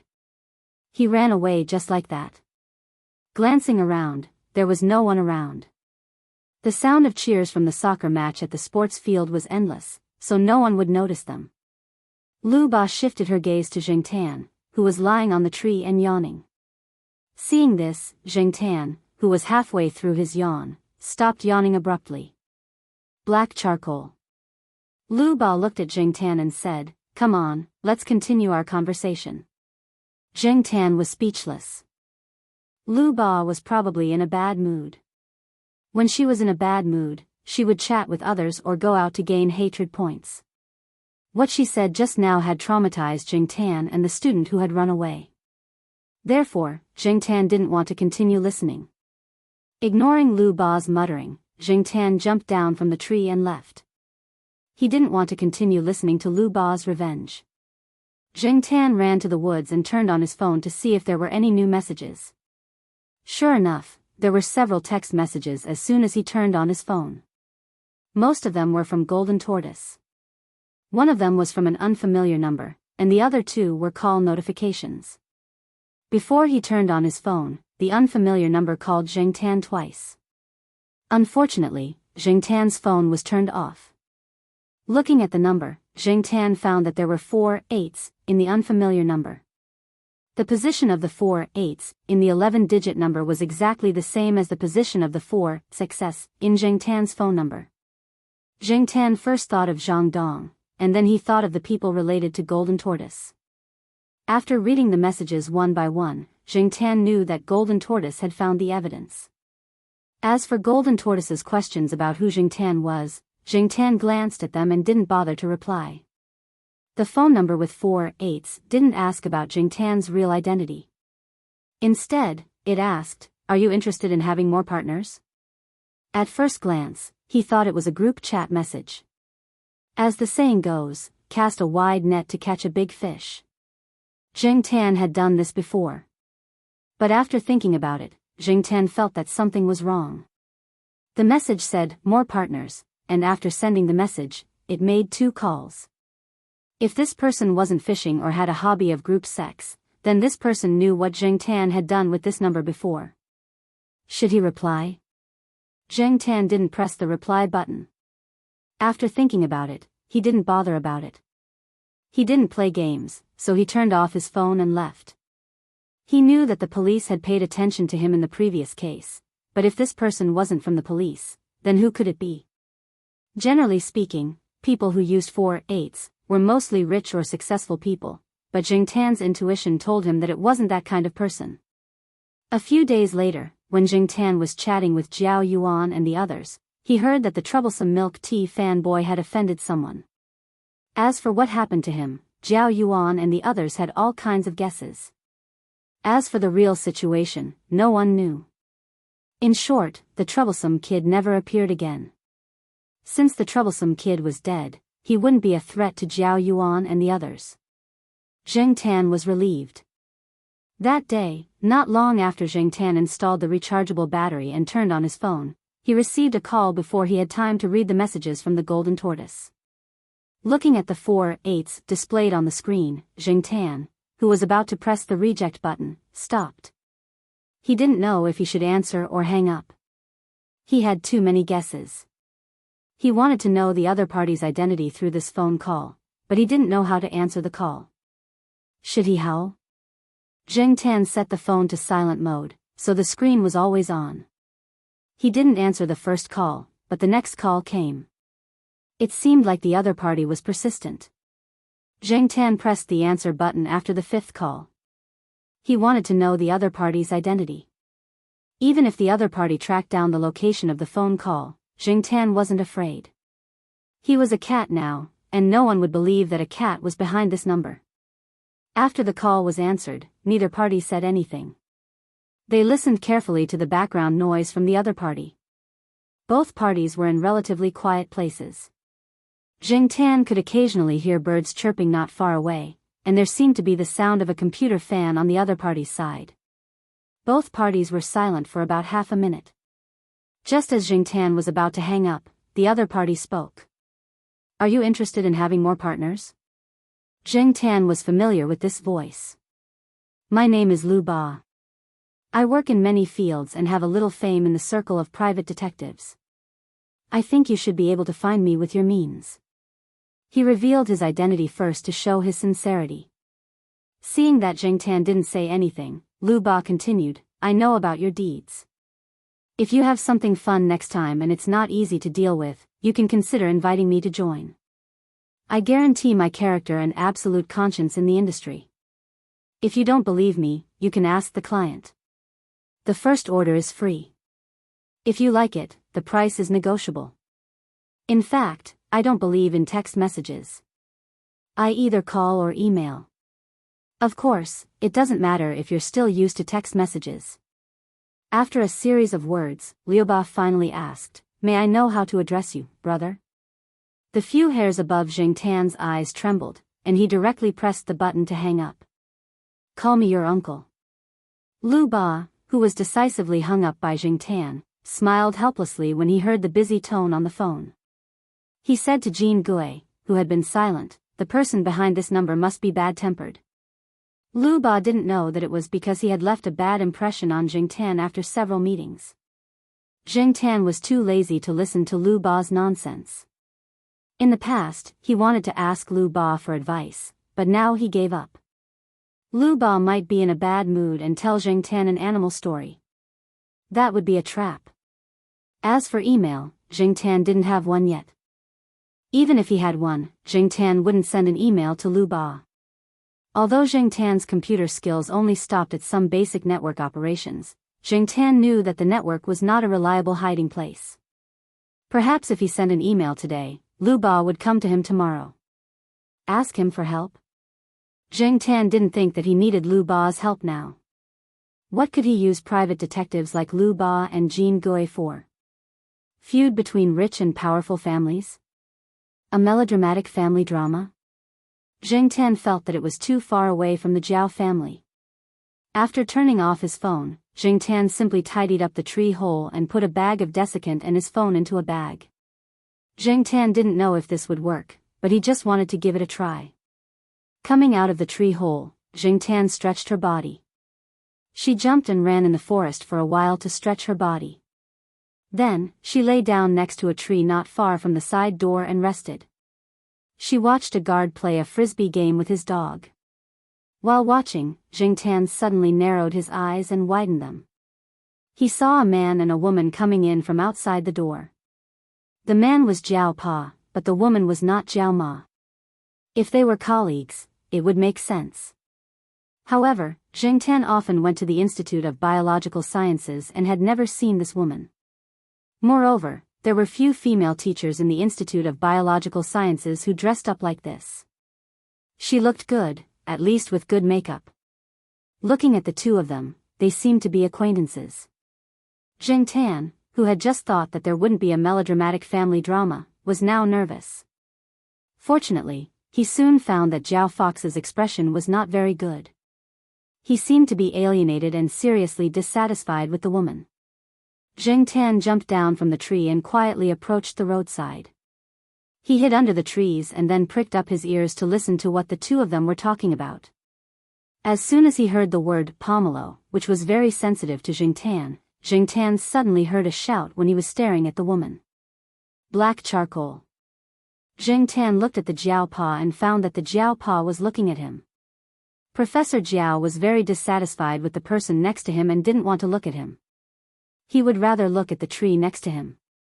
Unexpectedly, he found his cat hiding behind the tree like a thief. It was fine if it was hiding, but it didn't even know how to hide its tail. Chapter 280. Jing Tan's impression of little Pomelo's mother remained the same when he first came here.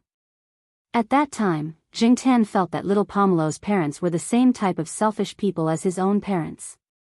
Perhaps it was because little Pomelo had spent so much time in the Jiao family that Jing Tan almost forgot that little Pomelo had a mother.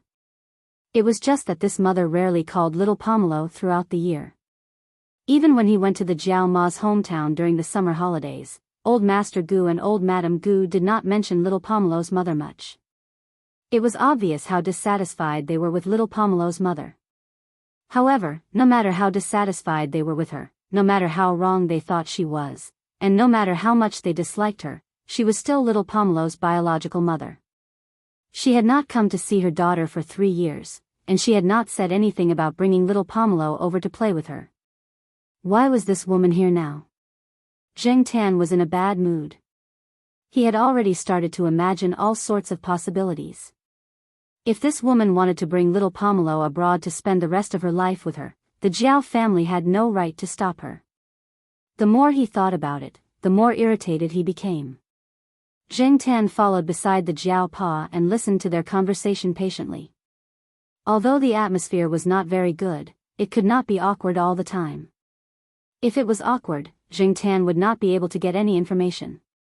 As he listened, Jing Tan realized that Pomelo had a half-sister.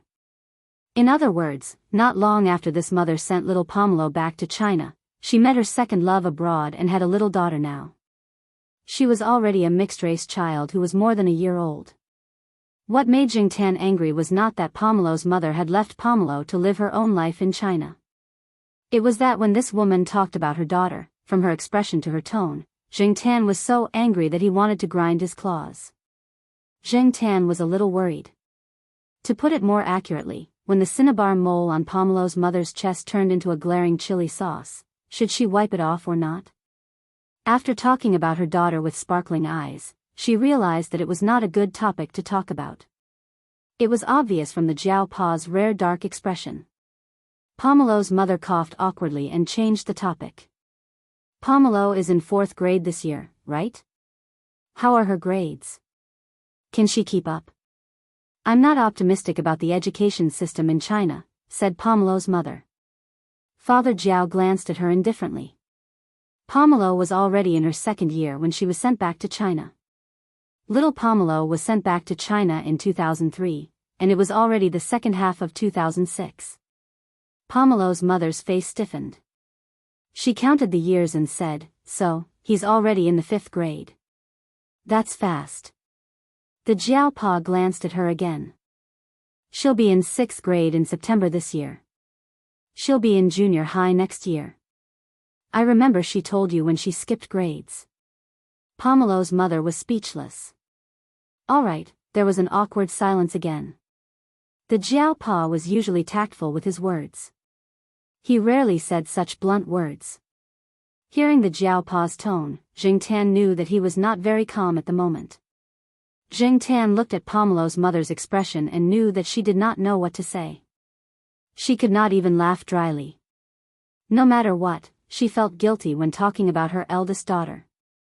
Pomelo's mother had planned to leave after taking a look. She had come because she had a business matter to discuss. It just so happened that a professor she often worked with had come to Tsinghua University's medical school to give a report.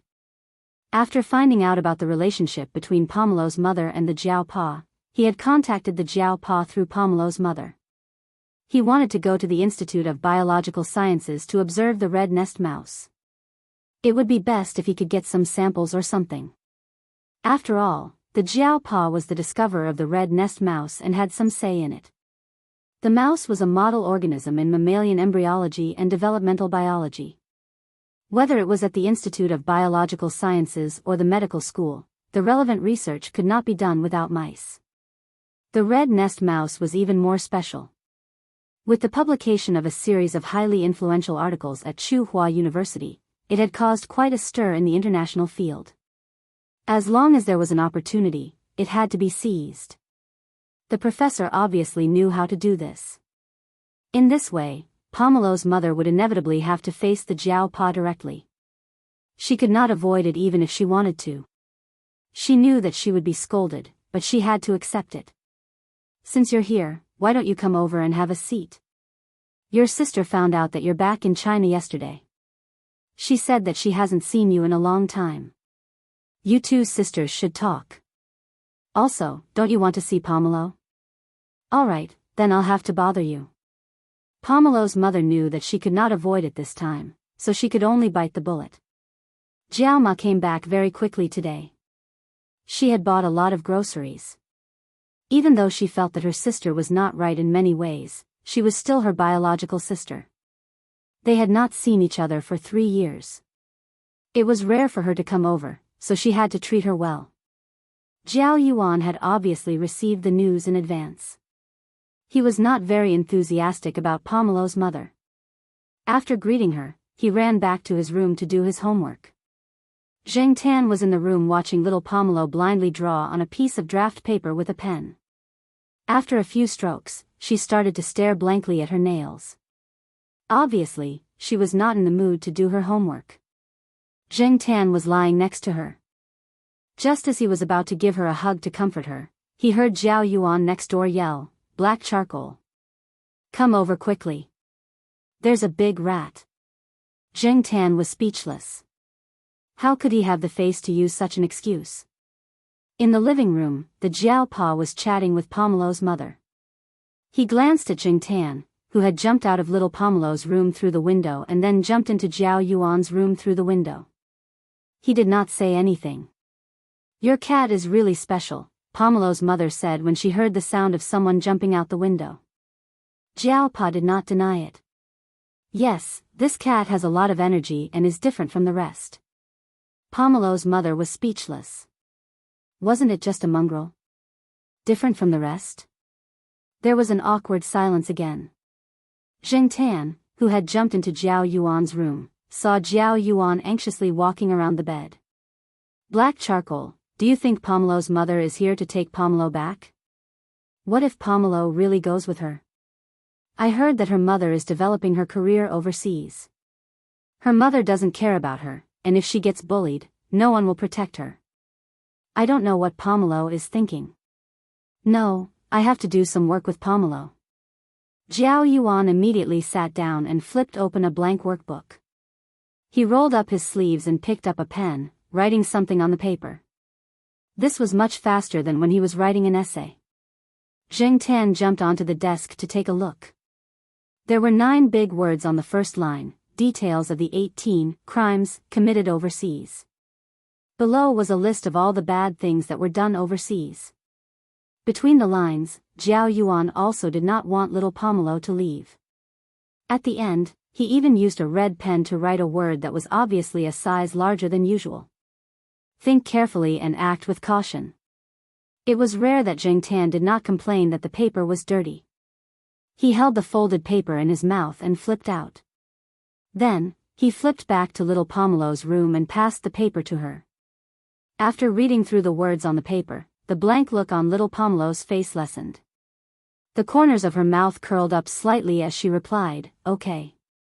Jiao Pa watched Zheng Tan flip back and forth between the 2 rooms. Although he made a lot of noise when he flipped through the window, he did not say anything and did not stop him. Although the food was delicious, no one was in the mood to eat. The atmosphere at the dining table was strange. Only Jiao Ma was slightly more talkative. The 2 sisters stood together. At first glance, no one would immediately think that they were sisters. Perhaps it was because of their temperament and attire. However, if one looked closely, they did look somewhat similar. Pomelo's mother did not have much confidence in front of Jiao Ma. Although she was better than Jiao Ma in terms of her career, she usually put on airs in front of others. Even if she put on airs in front of others, it was stiff and deliberate. As for Zheng Tan, who usually sat on a chair and ate at the edge of the table, he was now sitting on a small stool at the side. He looked at the bowl of food and could not eat. Perhaps her maternal instincts were aroused after seeing little Pomelo. Pomelo's mother said that she would be staying in Chuhua City for a few more days. Since the weekend was the day after tomorrow, she wanted to take little Pomelo out to have some fun. This made Zheng Tan even more vigilant. If they were to interact with each other, they would probably be able to trick little Pomelo into leaving. Pomelo's mother already had a daughter. If Pomelo went over now, she would definitely be unhappy. Moreover, there was a stepfather that she had never met. However, Jiao Pa and Jiao Ma did not mention this in front of little Pomelo. They were probably afraid that little Pomelo would overthink. It's good to let the mother and daughter talk. Pomelo matures early. She's not an insensible child, Jiao Pa said that night. Jiao Ma was a little worried. What if Pomelo chooses to go with them? I don't think that's a good idea. This child might not be happy if she goes. Why don't I accompany them this Saturday? After thinking about it, Jiao Ma sighed and said, forget it. Since she said that she wants to spend some time alone with Pomelo, she doesn't want me to interfere. Sigh, if only someone was there to remind little Pomelo. Jiao Ma knew her sister quite well. She could speak beautifully today, but tomorrow, she could make you want to bang your head against the wall. It's not like there's no other way, Jiao Pa said. What way? Black Charcoal. Indeed, Pomelo's mother did say that she wanted to spend some time alone with Pomelo. However, this alone definitely referred to the person and did not include Zheng Tan. Zheng Tan was also worried about letting little Pomelo face her mother alone. What if little Pomelo was set up? Pomelo's mother was willing to part with her, but Zheng Tan was not. Saturday. Little Pomelo carried her backpack downstairs. Jiao Pa drove her to the agreed place. The place was a restaurant. It was a little classy, but for a child, it was a little restrictive and could not be relaxed. Through the floor-to-ceiling windows, he watched little Pomelo enter the restaurant. After seeing her mother sit down, Jiao Pa drove away. Little Pomelo's little face was stern. This made the already tense atmosphere between mother and daughter even more stiff. Without Jiao Pa and Jiao Ma's supervision, even if she felt a little guilty, Pomelo's mother's words and actions were a little smoother. She ordered a glass of juice and some desserts for Pomelo. She drank her coffee and smiled at the bag that her daughter was carefully holding in her arms. "What's that bulging bag? Is it a present for Mommy?" Pomelo's mother tried to make her smile more amiable. Little Pomelo looked at her mother and bit her lip. Then, she took out a small gift box from her jacket pocket and handed it to her mother. Pomelo's mother looked at the bulging bag, then looked at the gift box in little Pomelo's hand. She took it and opened it. It was a small doll. The material was not very new, and the workmanship was very rough compared to the goods in the shops. "Did Pomelo make it herself?" Pomelo's mother asked with a smile. Little Pomelo lowered her head slightly and nodded. "It's very pretty. Mommy likes it a lot." Jingtan sneered in his heart. Was she for real? Her tone sounded too deliberate. The doll was sewn by little Pomelo using the materials and daily necessities she saved from labor skills classes. The doll's appearance was based on a photo of Pomelo's mother. Jingtan did not know if it was because he was too angry or something else, but he felt a little suffocated in the bag. There was not enough air coming in through the air vent of the bag. Jingtan pulled open the zipper of the backpack seat and stuck his head out to take a deep breath. Chapter 281. When Pomelo's mother came back to her senses, she quickly looked around. When she saw that no one had noticed them, she looked at little Pomelo with a reproachful look. "You shouldn't have brought your cat here. This isn't a pet restaurant." Little Pomelo pursed her lips and raised her head to look at her mother. "But there's no sign saying that pets aren't allowed in here." "That's still not okay. It's not right to bring a pet into a restaurant." As she spoke, Pomelo's mother noticed that the black cat was looking at her with a strange expression. Although she didn't quite understand what that expression meant, she felt that something was amiss. She didn't feel comfortable. Seeing that little Pomelo's expression wasn't too good either, Pomelo's mother thought that it was rare for them to be alone together. She didn't blame her anymore. Instead, she said, "Use this to block it. It's not good to be seen." As she spoke, she handed over a shopping bag with a brand logo and a pink bow. On it was the logo of a children's clothing brand. "Mommy bought you a present. See if you like it. When you go out wearing it, you'll be the envy of all the children in the courtyard." Jingtan stretched his neck to take a look while little Pomelo was taking the gift.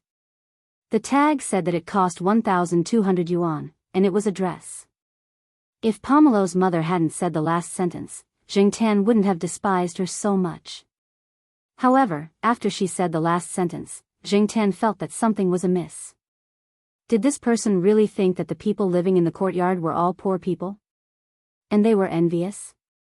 Most families wouldn't even care about such a small amount of money, especially those old professors. For example, Old Man Lon, who lived downstairs, definitely had more than 10 million yuan in their hands. It was just that they didn't show it on normal days. They even went to the cafeteria early in the morning to eat buns and porridge. Later on, little Pomelo's mother asked her about the clothes she usually wore. Judging from her reaction, it seemed like she felt that the Jiao family wasn't that well-to-do, so she didn't buy good clothes for little Pomelo. As for the standard of good clothes, that was a difference of opinion. Most of the children in the villa complex didn't usually wear expensive branded clothes. After all, they grew up too quickly, so there was no need to buy expensive clothes. Whether it was the Jiao family or the other families in the villa complex, they were relatively well off. However, no one had seen their children wear clothes that cost hundreds or thousands of yuan, unless it was a birthday party or some other important occasion. Usually, the Jiao Yuan and the others were more mischievous. The clothes they wore were at most 100 yuan, so they didn't care too much if they were torn. Moreover, it was already October, and it would be November soon. The weather would turn cold, so who would be bored enough to wear a skirt? Moreover, she was still a child. If she were to wear it out now, she wouldn't be envied. Instead, she would be ridiculed. After asking a few more questions, Pomelo's mother could tell that little Pomelo didn't want to continue the topic. She looked at the black cat that was staring at her and frowned. Then, she said to little Pomelo, "Mommy has seen many people raise cats overseas. My neighbor over there has a very beautiful ragdoll cat. Mommy even took a picture of it before. I'll show it to you." Suddenly, she remembered that she didn't save a picture of the cat on her phone. Pomelo's mother took out her phone and put it back into her bag. "Ahem, I saved the picture on my computer. I didn't bring it with me. Mommy will show it to you when I have the chance. It's much prettier than this black cat, and it's also obedient." Zheng Tan's expression became even more unpleasant. Was this person despising him for being ugly and bad-tempered? Black charcoal is also very obedient. Little Pomelo adjusted her bag and defended herself. Pomelo's mother obviously didn't believe her. She had seen the cat climb through the window yesterday and knew that it was definitely not a well-behaved cat. After a series of meaningless conversations, Zheng Tan felt drowsy. The conversation between the mother and daughter was really stiff and awkward. There was no common topic, and the more they talked, the more Zheng Tan felt that there wasn't much strong emotion between them.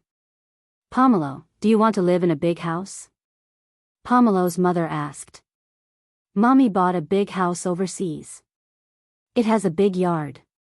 You can raise flowers and animals that you like.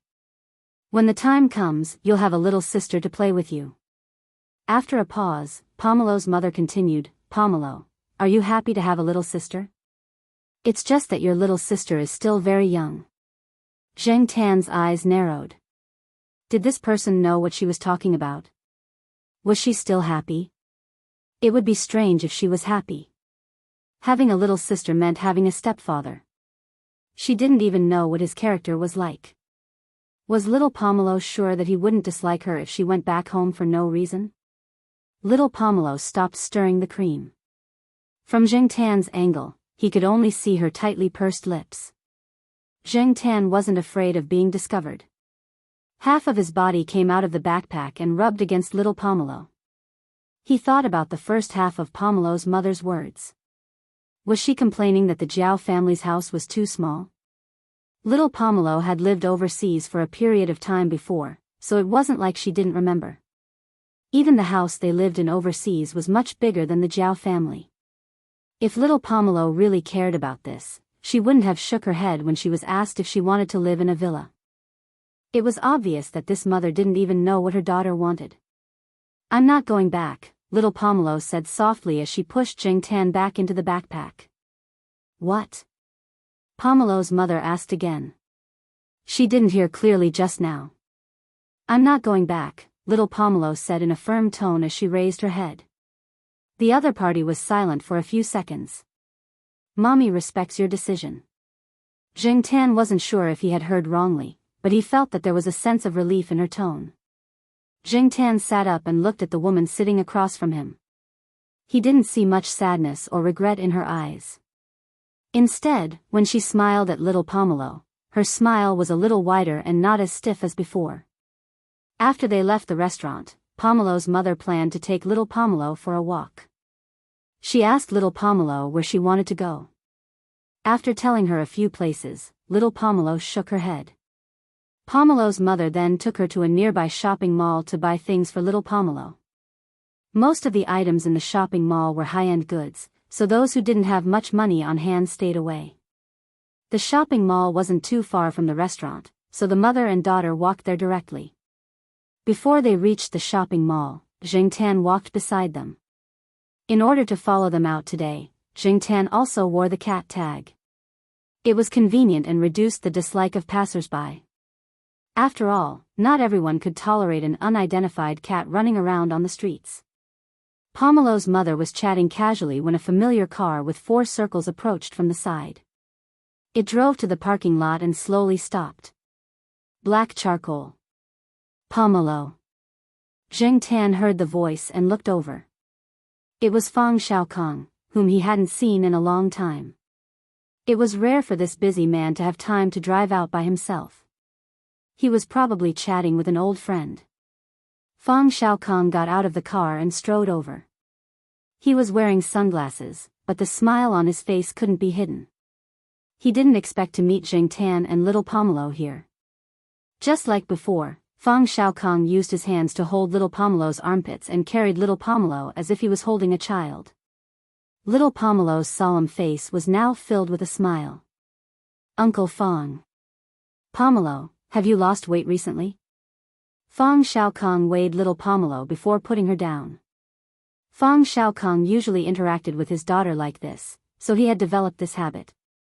It didn't matter if it was when she was a little girl or now that she was a little girl who was over 10 years old. A few days ago, Meng Meng asked you about her experience. She said she wanted to exchange experiences with you, Fang Xiaokong said. As for the experience, it was definitely the experience of raising a cat. Because of Jing Tan, Fang Mengmeng asked her father for little Pomelo's number on the chat app. After adding her as a friend, the two of them exchanged their experiences of raising a cat from time to time. This is... Pomelo's mother interrupted. If she hadn't seen the car, she would have already scolded him. She didn't know Fang Xiaokong, but seeing that Fang Xiaokong and her daughter seemed to be very familiar with each other, and he was obviously someone of a certain status. This is Uncle Fang. Little Pomelo introduced him, then pointed at her mother to Fang Xiaokong. This is my mommy. Hello, Pomelo's mother introduced herself. While she said that she was little Pomelo's mother, she also mentioned some of her other identities and titles.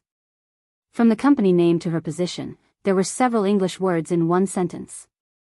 Jing Tan didn't know how to react for a moment. Fang Xiaokong said, "Oh," and said, "A Fortune 500 company in the world. Nice to meet you." Pomelo's mother took out a beautifully made business card from her bag and handed it over. Fang Xiaokong took it, then took out an equally beautiful business card from his pocket and handed it over. This business card wasn't Fang Xiaokong's personal business card. The phone number on it was definitely one of Fang Xiaokong's assistants or secretaries. Giving out this business card proved that Fang Xiaokong didn't care much about Pomelo's mother. Fang Xiaokong's business card was a much more low-key business card, which was in Jing Tan's drawer. The number on it was Fang Xiaokong's personal number. Looking at the business card in her hand, Pomelo's mother's pupils shrank. She was much more polite to Fang Xiaokong now. Fang Xiaokong had something else to do, so he quickly left. Pomelo, how do you know this? Uncle Fang? Pomelo's mother asked. He's Black Charcoal's friend. Pomelo's mother obviously didn't believe her. She guessed that it was because of Professor Jiao. After shopping at the mall, Pomelo's mother called for a taxi and went back to Jiao family's place. In the car, Pomelo's mother asked little Pomelo if she wanted to go back with them. Little Pomelo kept shaking her head. Then Mommy won't force you. Mommy gave Auntie and the others some money to take care of you. So, if you need anything or want anything, just let Auntie know. Okay, I know. If you're on vacation, you can call Mommy. Mommy will bring you over to play. Jing Tan wasn't happy to hear that. If I'm on vacation, I can't call? Jing Tan stood up and rubbed little Pomelo's chin. Don't be sad, I don't care. The same thing might not be important to some people, but to others, it was a treasure. Pomelo's mother didn't care much about little Pomelo, but Jing Tan cared, and so did the Jiao family. When they returned to school, they bumped into Old Man Lon, who had just come back from outside. The old man even grabbed a bunch of hawthorns for little Pomelo. It was a gift from someone else. On the lawn of the eastern courtyard, Sheriff was lying on his side at the edge of a flower bed that was slightly higher than the lawn. He reached out his paw to tease Huang, who was lying on the lawn and rubbing his back. After a while, the two of them started to fight. Depang was lying on his stomach not far away from them. His eyes were half closed, as if he was trying to get sleepy. On the gravel road beside the lawn, a person was making a phone call. He jokingly scolded the person on the phone, Bullsh *T. 10 meters away, Niu Zhuangzhuang was being led out for a walk. It was pulling on the rope to lead its owner forward. When it heard the person's shout, its ears twitched, and its small triangular eyes flashed fiercely. The face of the person on the phone twitched, and he quickly ran away. Mom, Pomelo, and Black Charcoal are back. Jiao Yuan, who was watching from the balcony on the 5th floor, shouted into the house. Chapter 282. Zheng Tan had always felt that the two biggest frustrations in life were being stepped on by someone trying to show off, and being shown off by someone trying to show off. Not long ago, he had looked down on Yang Pe at victorious return. Who would have thought that today, there would be someone even more deserving of contempt than Yang Pe? After dinner, Pomelo's mother and Jiao Ma went out for a walk and chat in the courtyard. Zheng Tan followed them closely in order to find out more about the enemy. Most of the time, Pomelo's mother was talking about the fruits of her hard work abroad over the past few years. Now that she was a department manager, she had a lot of money on her hands. When she spoke, she was showing off. She also urged Mama Jiao to quickly buy a bigger house, complaining that the houses in the courtyard were old and small. She even compared them to the new house she bought abroad. Jiao Ma obviously knew what kind of person her sister was, but she didn't have the energy to get angry. Not long after, they ran into the old lady who was taking Depang out for a walk. The old lady was stepping on the exercise equipment in the courtyard. Depang was squatting on a horizontal bar next to her. The horizontal bar was only 5 to 6 centimeters in diameter. It was unknown how the fat cat jumped on it and squatted there. At first glance, that round lump looked out of place, but this guy was squatting there steadily. Zheng Tan could only sigh in admiration. As expected of a cat that had undergone military training. It was as steady as squatting instant noodles. Yo, Black Charcoal, Teacher Gu. You're out for a walk. The old lady smiled and greeted Zheng Tan and Jiao Ma. Jiao Ma introduced her sister to the old lady and chatted for a while before leaving. After walking for a while, Pomelo's mother sneered at Depang, saying that such a fat cat would definitely get XXX or something. Knowing that the old lady lived alone, she said, "Is it just the old lady by herself? Don't you have a nanny? Don't talk nonsense. Depang's health is good. He's even sent to the pet center regularly for checkups. The old lady treats him like a treasure." As for the old lady, her son did want to hire a nanny and even said that he would bring the old lady over, but the old lady never agreed. She said that she was used to the environment and atmosphere here. Everyone in the courtyard has been neighbors for decades, so it's not lonely. She said that she will consider the future when her legs are no longer able to move. People become stubborn when they get old. Her son is the same. Pomelo's mother disagreed. Jiao Ma was afraid that her younger sister would say something inappropriate, so she quickly stopped her. The identity of Depang's cat father was a little more sensitive, and Depang's grandmother did not want to make it public. Therefore, Jiao Ma only whispered into her sister's ear and briefly explained the identity of Depang's cat father. After that, Pomelo's mother fell silent. She stopped talking about Depang and his grandmother. With their wealth, if they really wanted to hire a nanny, they would be willing to hire 8 or 10 nannies. After walking for less than 2 minutes, they bumped into Sahara again. It was happily rubbing itself against the grass and wagging its tongue. It did not care about its image at all. Of course, it did not care about its image in the courtyard. This dog is too crazy. It looks like it's a crossbreed, right? Are we going to raise a purebred dog in the future or a gentler one? Jiao Ma looked over and smiled. Oh, you're talking about Sahara? I heard that it's a tri-breed dog from Academician Ruan's family. Although it's usually very playful, it has never hurt the children in the courtyard. Academician Ruan treasures it. She hit the bullseye. Pomelo's mother fell silent again. After running around in the business world for a long time, she would often think more from the perspective of benefits. It was common to flatter the powerful and trample on the weak. Similarly, when scolding a dog, one had to consider the identity and temper of the dog's owner. One had to know what to say and what not to say. It was said that the more arrogant a person was, the harder it was to control their temper. Pomelo's mother always felt that the more arrogant a person was, the harder it was to control their temper. Therefore, she had to be careful with her words and actions. When dealing with those arrogant people, even if she talked behind their backs, she had to find a place where there was no one around. Although she did not know academician Ruan, once she heard the title of academician, she immediately swallowed her words. Zheng Tan found it funny. Before this afternoon, this person had thought that the courtyard was full of poor people, but now she realized that there was a discrepancy. When he passed by the long bench area, Zheng Tan saw that the old men in the courtyard had gathered together again and were gossiping. When night fell, the old men in the courtyard would gather together and start bragging. They would criticize a certain school's leader, evaluate a certain new policy, criticize certain people who had a negative impact on society but did not dare to speak carelessly. Some famous experts and professors who appeared frequently on television would be discussed as if they were talking about dolls. They were not afraid of being overheard at all. Even if those people were standing in front of them, they would still say the same thing. When Zheng Tan looked over, Old Man Lan was bragging to someone about a pot of orchids that had been bought today. After hearing a few words, Pomelo's mother did not think much of it. Was a pot of orchids worth bragging about? How much can orchids sell for? Jiaoma thought for a moment and said, I'm not sure about the pot that Professor Lan was talking about today, but last year, Professor Lan sold 2 pots of orchids for more than 600,000 yuan.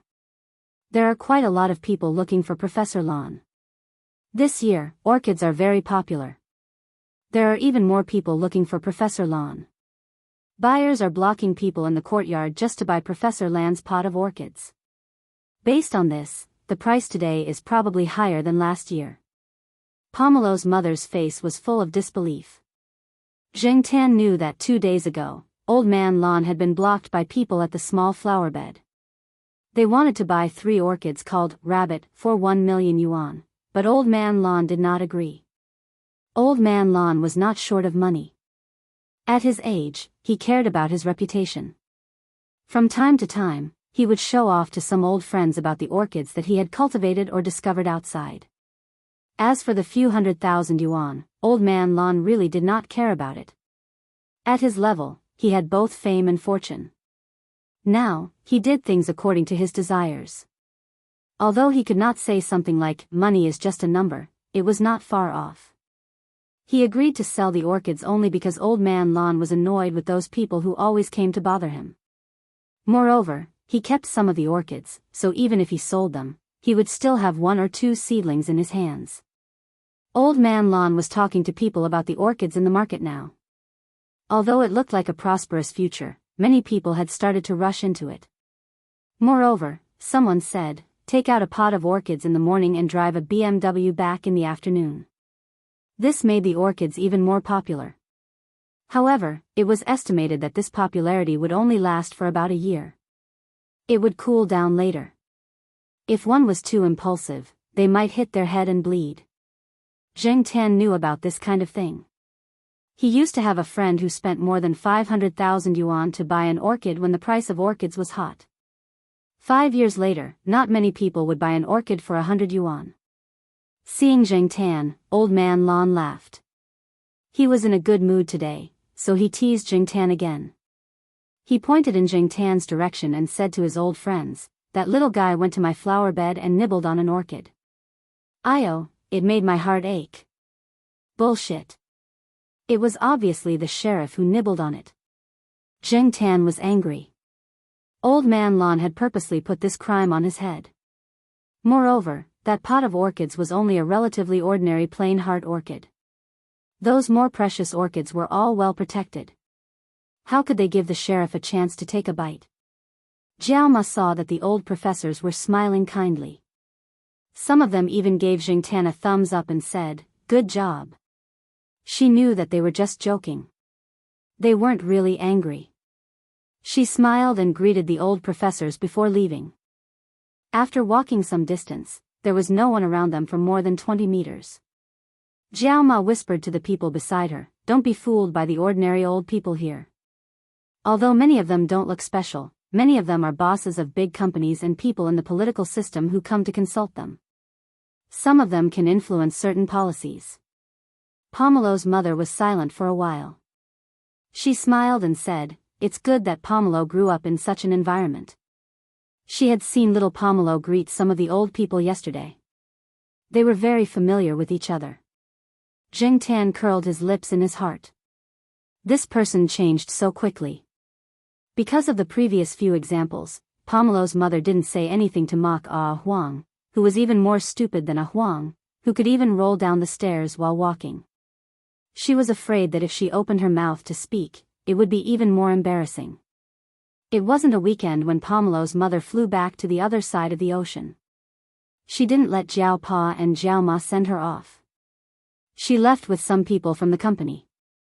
She only made a phone call before boarding the plane and said, "I'll leave Pomelo in your care."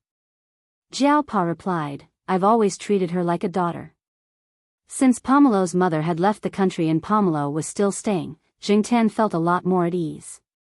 He even felt like he was floating when he walked. He ran back to the forest at the edge of the neighborhood and turned on his phone. Since he was in a good mood, he wanted to check the game records again. However, when he turned on his phone, he saw dozens of messages and nearly 3 digits of missed calls. His phone kept flashing and the text messages flew in for a long time. Zheng Tan was stunned. F***ck. Was he being poisoned? However, when he stopped and looked at it again, he realized that he wasn't. There were dozens of messages from the same phone number. Most of the missed calls were from the same number as well. F***ck, Lu Ba, that idiot, actually did such a wicked thing. Was he going to explode the phone number? Lu Ba had to admit that she was really obsessed with this number. Since she couldn't reason with him or recommend herself, and she was very interested in the identity of the person behind this mysterious number, Lu Ba decided to change her tactics after thinking for 2 days. She was shameless, and unreasonable enough. Lu Ba did not know whether the person behind this account was a man or a woman, old or young, but everyone had a limit of patience. Now, Lu Ba wanted to challenge the other party's patience limit. Even if the other party turned off their phone more than they turned it on, Lu Ba still had time. Jean Gui's order was almost finished. Now that she had a lot of free time, she rejected some of the orders that she wasn't interested in. She specifically harassed this number. As soon as the phone was turned on, she would immediately call. "Master, I really want to be friends with you. Let's get to know each other. You can't even bear to send me a text message. Well, let's not use text messages. Let's change to another method. How about we talk? Just a few sentences is fine. One sentence is enough. Master, just say one sentence and I won't disturb you." Zheng Tan was scrolling through the messages and deleting them one by one.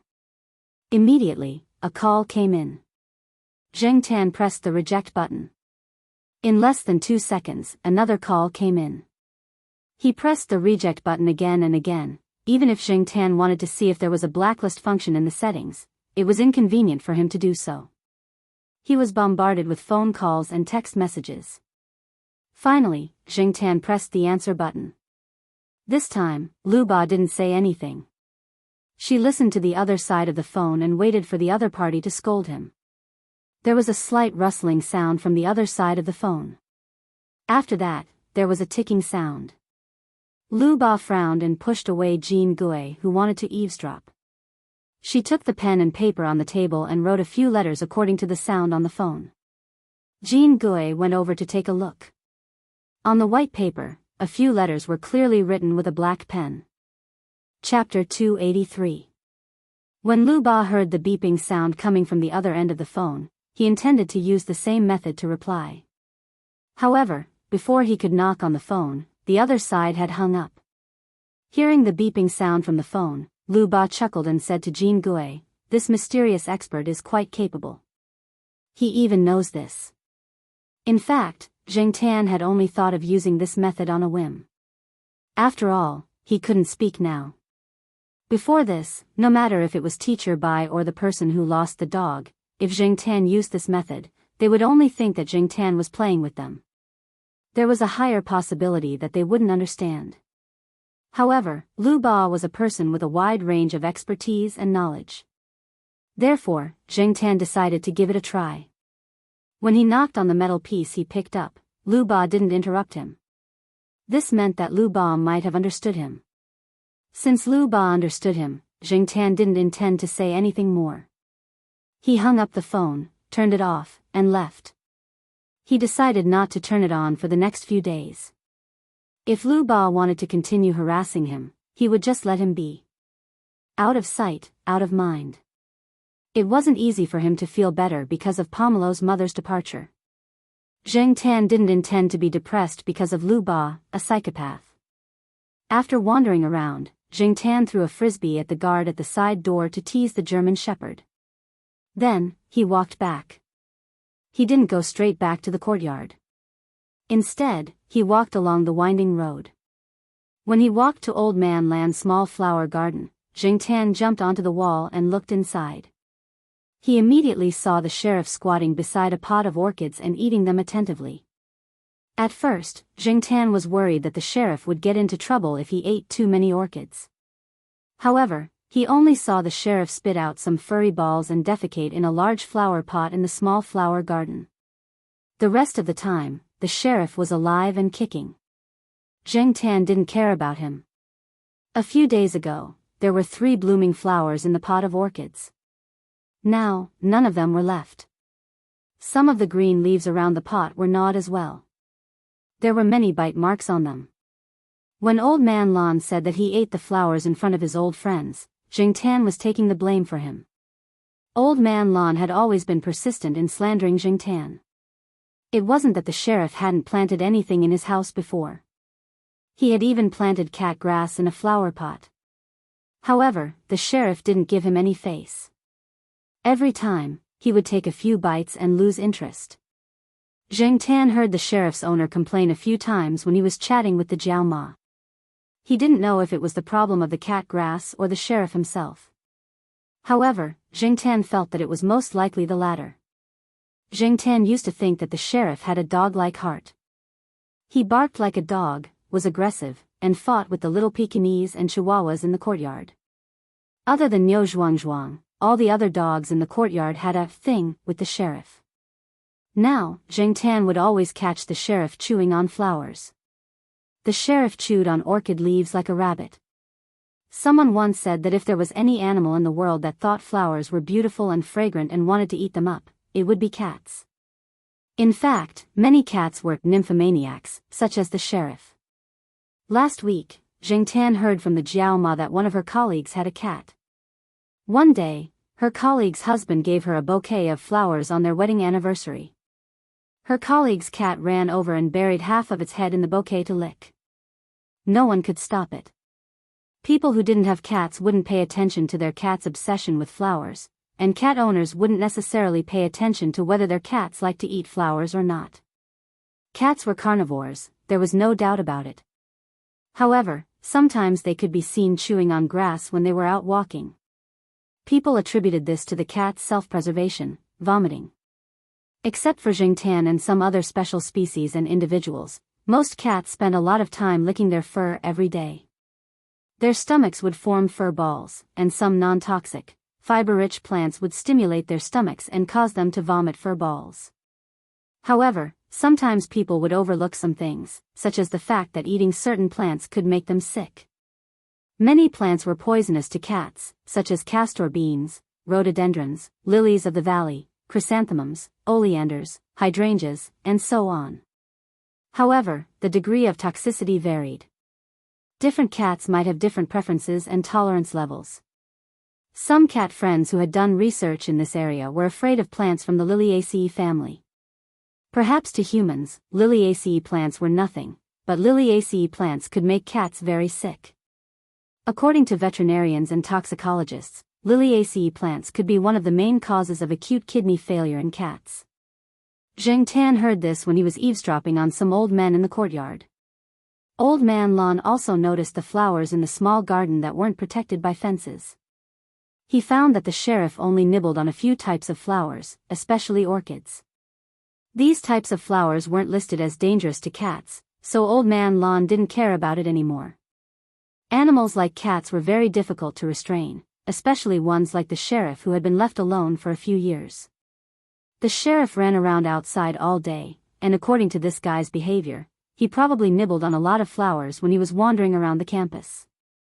However, he didn't get sick from nibbling on flowers, which meant that this guy didn't nibble on flowers that were dangerous to him. As for orchids, seeing that this guy had nibbled on so many, it should be okay, right? However, cats were carnivores after all. Nibbling on too many orchids wasn't necessarily a good thing. There had to be a limit to everything. Cats were one of the animals that loved to seek death the most. They were always curious about the world and didn't learn from their mistakes. Even the widely known 3 idiots of the sleigh couldn't compare to them. Many cats that ate flowers and plants might vomit, have convulsions, liver failure, or even die. However, these nymphomaniacs just didn't want to learn from their mistakes. Even if they were tricked again and again, many cats would still repeatedly eat the flowers and plants that sent them to the hospital. Some people said that cats liked flowers because they liked the sweetness of flowers, but others sneered at them. A lot of research and reports showed that cats had lost the ability to digest carbohydrates during evolution and couldn't taste the sweetness. As for why they loved to be nymphomaniacs, there were different opinions. Enchanting had smelled many types of orchids from Old Man Lawn. Old Man Lawn had a lot of orchids in his house. For Enchanting, he didn't feel that these flowers were very attractive to him, so it could only be said that he and the sheriff had different preferences. When Enchanting looked over again, the sheriff was no longer nibbling on flowers. He ran to the big flower pot where he often pooped and started to poop. Enchanting jumped down from the wall of the small flower bed and immediately left. He didn't want to be the sheriff's scapegoat. Even if Old Man Lawn knew that Enchanting was innocent, there were other people in the small flower bed. They might not think so. Things like pooping and nibbling on flowers should be left to the sheriff.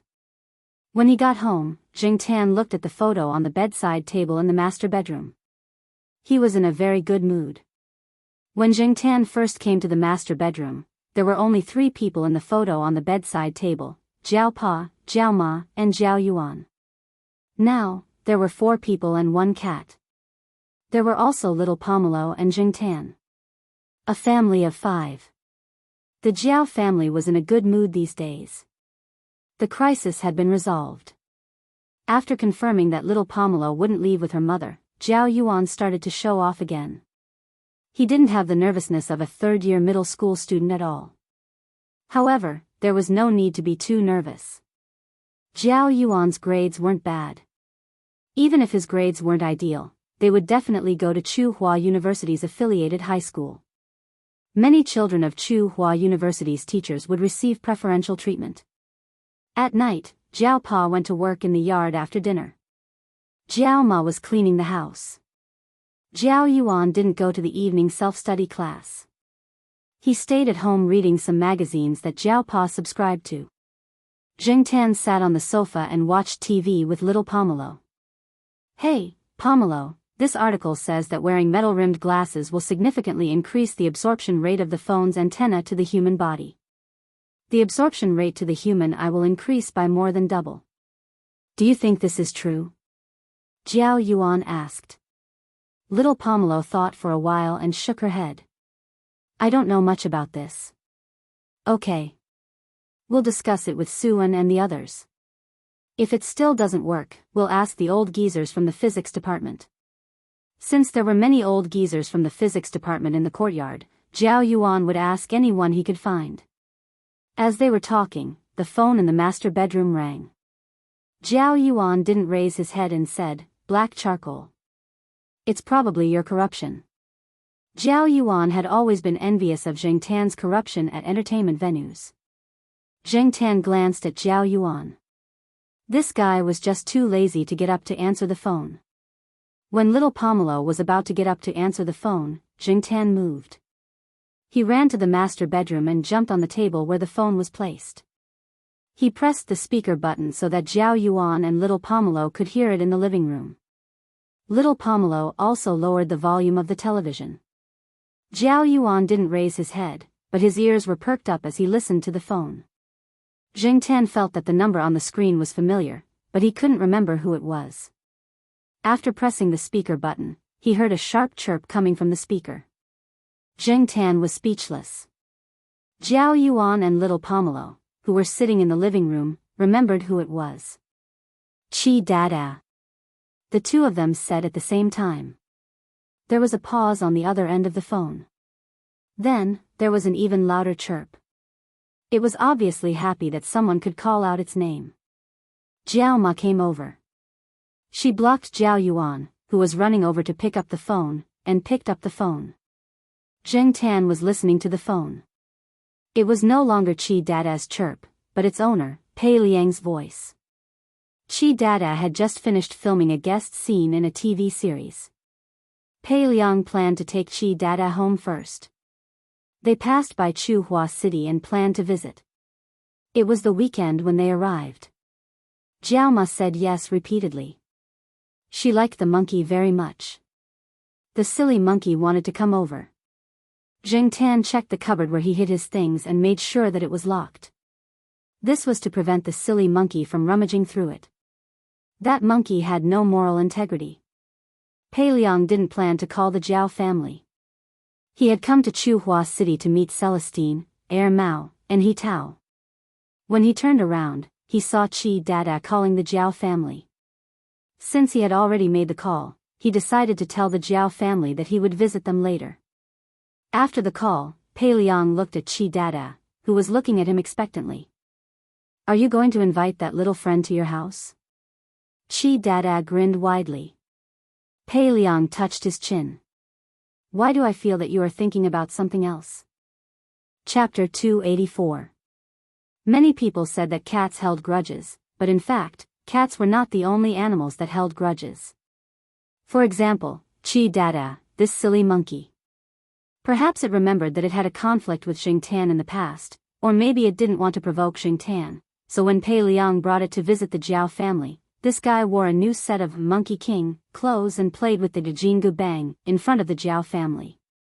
Then, it slipped and hit Jing Tan's drinking bowl on a chair not far away. The Jiao family's living room was not big. Originally, the Jiao Ma wanted to see Chi Dada play with the Jingu Bang, so she moved Jing Tan's chair to the side so it wouldn't be hit. Unexpectedly, it still got hit. This silly monkey hid behind Pei Liang, as if it had done something wrong. The Jiao Ma comforted it by saying, "It's okay, don't worry about it." Jing Tan stared at Chi Dada from the sofa. This guy just grinned at him behind Pei Liang's back. The Jiao family also noticed this, but they didn't think it was a big deal, so they just smiled and let it go. Jing Tan didn't say anything, so Chi Dada showed off. However, when this guy ran to little Pomelo's room to play with the cat tree and wanted to open the hidden drawer, Jing Tan closed the door and beat this guy up. Jiao Ma was afraid that something bad would happen outside, so she called Jing Tan several times. Jing Tan opened the door. As soon as the door opened, Chi Dada ran to Pei Liang's side and showed its teeth to Jing Tan. This guy only remembered what he had eaten, but not what he had beaten. It was said that a monkey's IQ was about the same as a 7- or 8-year-old child's. Jing Tan thought about the 7- or 8-year-old child's IQ and sighed in his heart. This monkey would probably be a brat for the rest of its life. He really deserved a beating. According to Pei Liang, they had stayed at home during the peak tourist season in November. After all, there were only a few times a year when business was booming. At that time, there was a lot of income. In addition to Chi Dada's reputation, many tourists went there for it. Therefore, Chi Dada stayed at home during that time. Pei Liang waited until the Golden Monday of the 11th and the peak period of travel was over before he brought Chi Dada out to continue earning money under the urging of a film crew director. This time, it was his child's birthday. He was clamoring for Chi Dada to go back and spend it with him. The production team had also temporarily come to an end. Only then did Pei Liang decide to take Chi Dada home and rest for a while. Otherwise, Chi Dada wouldn't have cooperated. After receiving the call from home, it kept thinking about going home. During the last 2 days on set, it was also absent-minded. If it weren't for Pei Liang's supervision, it would have already thrown off its artificial tiger skin skirt and quit. Pei Liang didn't stay at the Jiao family for dinner. He and his fellow disciples had plans to go to Celestine's house in the evening for a gathering. Zheng Tan was also invited to go with them.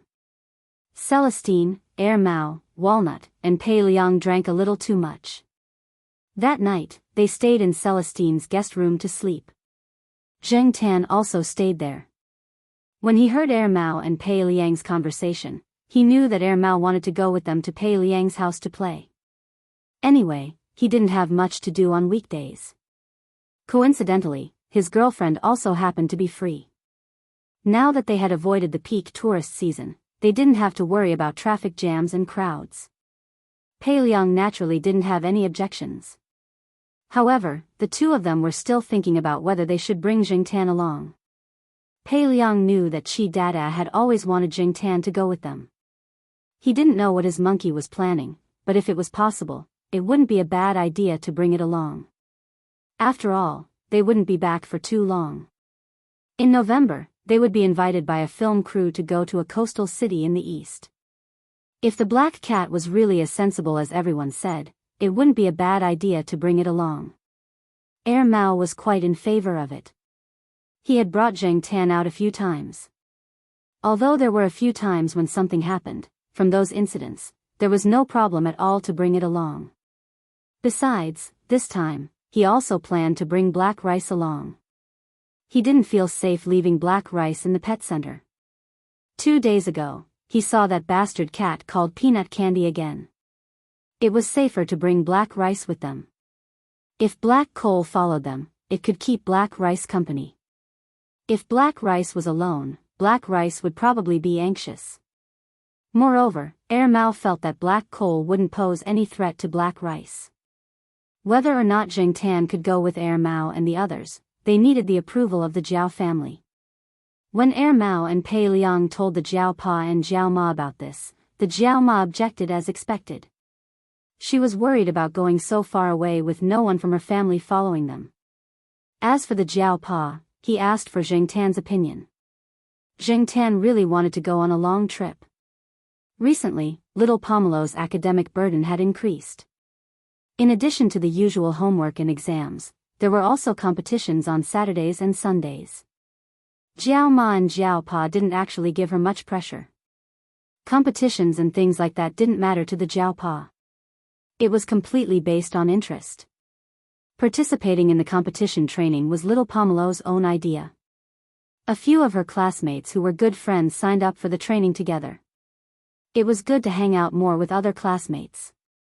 However, Zheng Tan spent a lot of time alone at home. Now that he didn't see anyone at home on Saturdays and Sundays, Zheng Tan was bored. Chi Dada even took out an invitation and placed it in front of Zheng Tan. The Jiao family didn't know what to say. Knowing that Air Mao was going with them, he could bring Zheng Tan along. After a few days, he could bring Zheng Tan back together. After all, they were acquaintances. The Jiao Pa and Jiao Ma were a little relieved. In the end, the Jiao Pa agreed to let Zheng Tan go with them. However, the condition was that Zheng Tan had to bring his other cat tag. This was a new one made by the Jiao Pa. When Zheng Tan went on a long trip, he could bring this cat tag with a tracking device. After all, everyone was afraid that cats would go wild. With this tag, it would be easier to find them in time if they were in danger. Pei Liang asked the Jiao family to go to his house to play when they had holidays. This time, Zheng Tan was going to check out the place. The Jiao Ma prepared a lot of things for Zheng Tan. There was a big package of daily necessities. Zheng Tan also put in the small backpack. There were a lot of notes in it in case of emergency. Pei Liang drove his own car with Chi Dada, while Air Mao drove his new off-road car with his girlfriend and 2 cats, following behind them. At first, Black Rice wasn't very quiet in the car. It seemed a little anxious. If it wasn't for the familiar scent in the car, it would have gone crazy. However, gradually, probably influenced by Zheng Tan's calmness and Gong Qin's comforting, it calmed down. Zheng Tan decided to go out for a walk. First, it was really boring at home. Recently, he was too lazy to wander around. Because of Lu Ba, Zheng Tan didn't have the mood to play with his phone. So, he decided to go out for a walk. In the morning, they set off from Chuhua City. They took a few breaks along the way. After all, they weren't in a rush. They also needed to rest to avoid driving tired. On the afternoon of the third day, they arrived at the county where Pei Liang's house was located. Zheng Tan didn't need to take care of much. As for black rice, Gong Qin was there. This professional took good care of black rice. Black rice didn't feel anxious on the way back. Probably because it knew that they were almost home, Chi Dada became restless. It was so happy that it chirped. No matter how good it was outside, it was always happy to be back in its own territory. Zheng Tan looked outside. He had never been here before. He had only seen the advertisements of this place in some travel magazines. After seeing it with his own eyes, he sighed in his heart that this was indeed a popular tourist attraction. The scenery was indeed very good. The air quality was something that Chuhua City could not compare to. He didn't know if it was for tourism. Many of the surrounding villagers had built their houses in a uniform style with local characteristics. Along the way, Zheng Tan saw many vendors selling souvenirs. Gong Qin had never been here before. She had been to another tourist spot in the same province. After all, every tourist spot had its own characteristics. The souvenirs were the same. After seeing them, she wanted to buy some. These don't need to be too rare. Also, the souvenirs here are not very authentic. They are all for scamming tourists who don't know anything. They had installed a wireless intercom device in the car. Along the way, Pei Liang had explained the situation here to them. Now that he heard Gong Qin say that she wanted to buy souvenirs from the vendors, he smiled and explained some inside information to Gong Qin.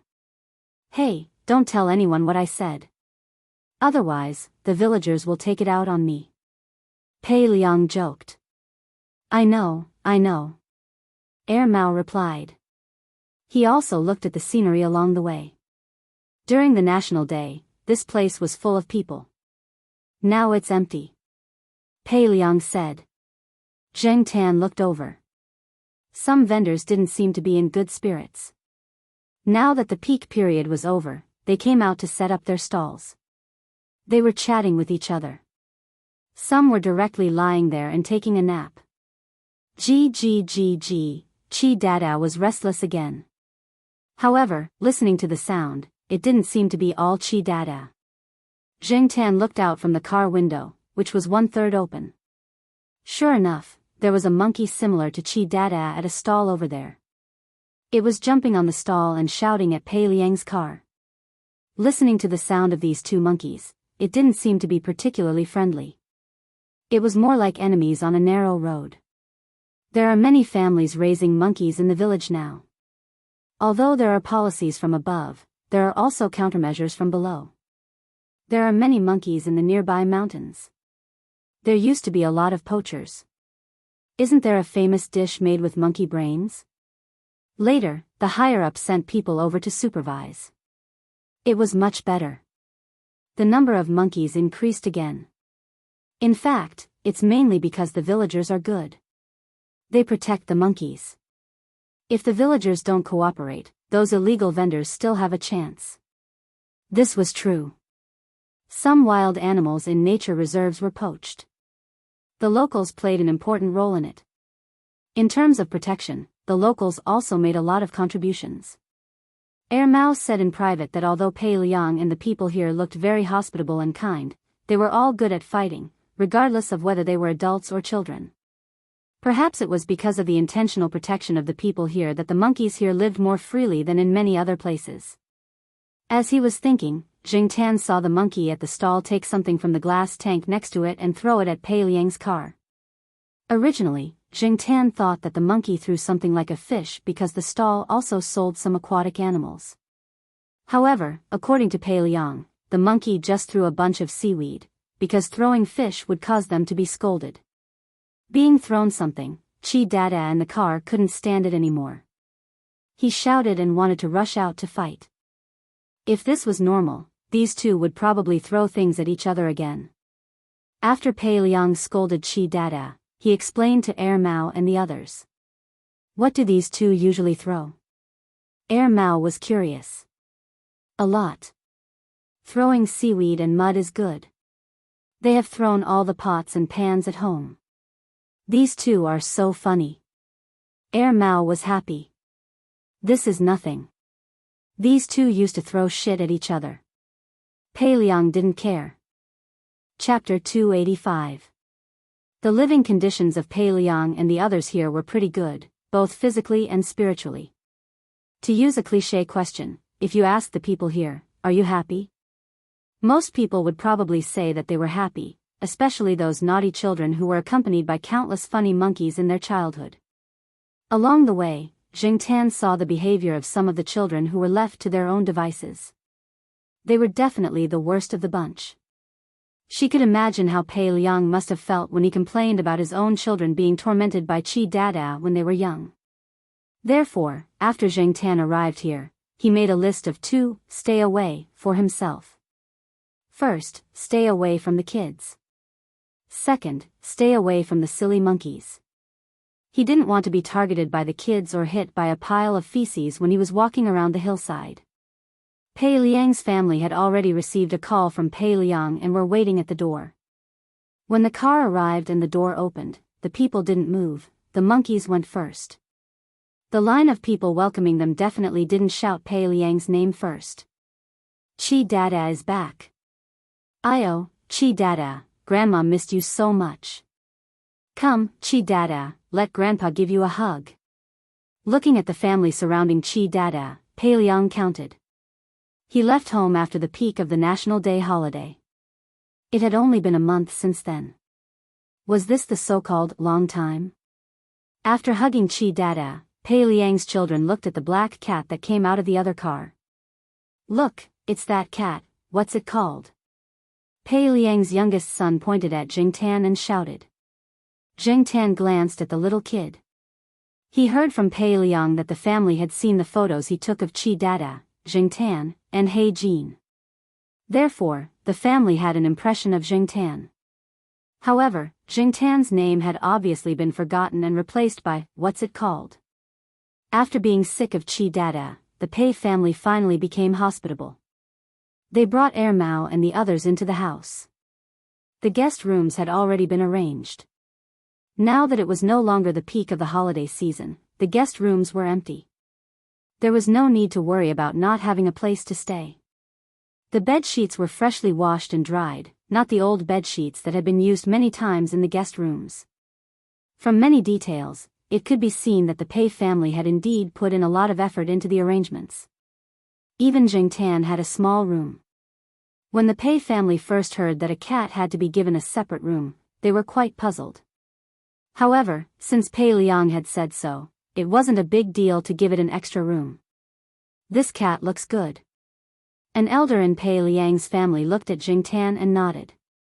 Don't underestimate that cat. If it wasn't for its family telling it to keep a low profile, its popularity might not be any lower than Boss Cheese, Pei Liang said to his family. This was also to prevent his family from neglecting Jingtan too much. I can see that. An old man stroked his beard. A cat with intelligence should indeed be treated well. The elders believed in mysterious things, so compared to the younger members of the Pei family, the elders of the Pei family were much more amiable to Jingtan. Out of Jingtan's expectations, Boss Chi didn't provoke Jingtan in his own territory. In front of the elders, Boss Chi was very obedient. Jingtan looked down on him endlessly. He really knew how to act. However, this was also a good thing. If Boss Chi didn't provoke Jingtan, Jingtan could also have a good rest. On the first day of their arrival at the Pei family, they didn't go up the mountain. Pei Liang and Air Mao needed a good rest. The drive was tiring. He Mi and Air Mao were in the same room. Air Mao and the others were busy comforting He Mi to adapt to the unfamiliar environment.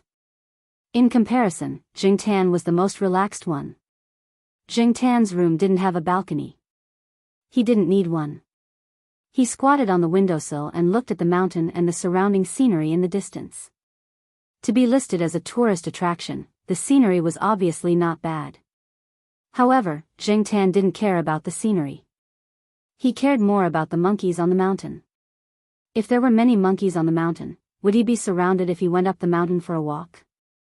However, from here, he couldn't see how many monkeys there were on the mountain. From time to time, there would be some commotion because of some monkey or some naughty child. On the first day, it was a good night. On the second day, Mao carried a big backpack and followed Pei Liang up the mountain to play in high spirits. Zheng Tan didn't carry a backpack. It was inconvenient to carry it. In the dense forest on the mountain, it was more comfortable to run naked. As they walked up the mountain, Zheng Tan didn't see any other monkeys. Around him, only Boss Chi was active in the forest. "Didn't you say that there were many monkeys here?" "I didn't see many," Mao said. "We haven't reached the place yet." Pei Liang pointed in front. "You'll see it after walking for a while." Just as Pei Liang said, after walking for another 10 minutes, Zheng Tan heard some sounds.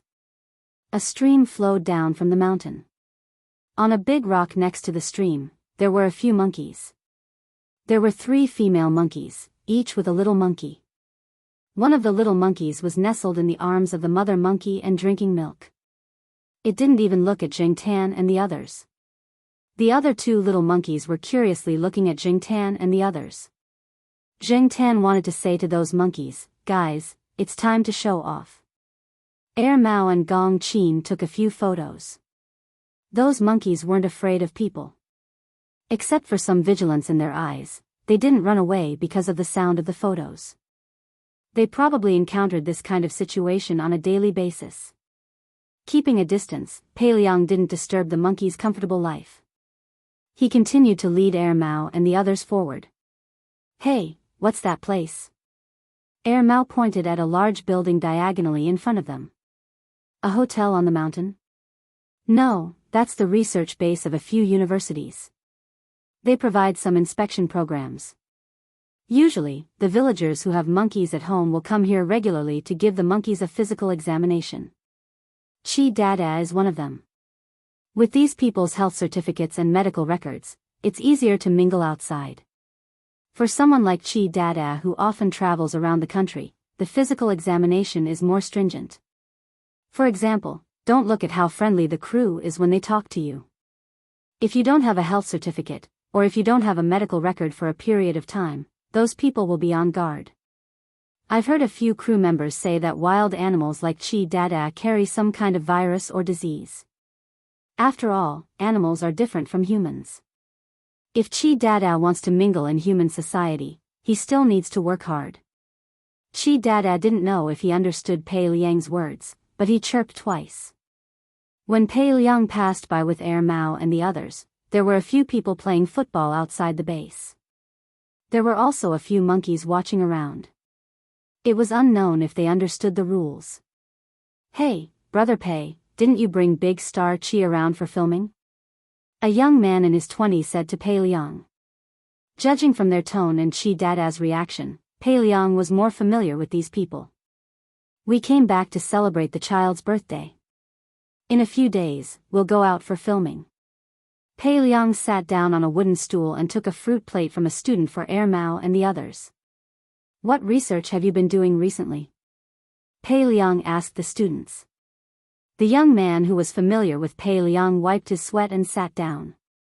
They studied the triangular distribution of the palmar skin pattern of the macaque population in this place, the intestinal parasite infection of the macaques on the mountain and at the foot of the mountain, and so on. As for me, I just sorted out some data based on the examination records of the monkeys in the mountain and the village. I made a summary of physiological indicators such as hematology and cardiopulmonary function, including blood routine, blood biochemistry, blood coagulation function, blood pressure, electrocardiogram, breathing, and so on. I found that there are differences between male and female macaques in red blood cell hemoglobin concentration, albumin, blood sugar, blood calcium, triglyceride, and so on. Sigh, actually, it's just like that. Zheng Tan had lived in the Jiao family for a long time and had heard some terms a few times, so it was not impossible for him to understand. Mao was more interested in intestinal parasite infection. He had once read a book that said that cats could also have intestinal parasite infection, so he asked, "How do you test for intestinal parasite infection?" "Collect feces for testing," the student said matter-of-factly and enthusiastically explained to Mao in detail. Mao was speechless. He still had to pick up feces? According to them, it would be best if the feces were freshly excreted. If he wanted to take hundreds of samples, he would have to face hundreds of piles. These students were really intolerable. The base did not allow outsiders to enter.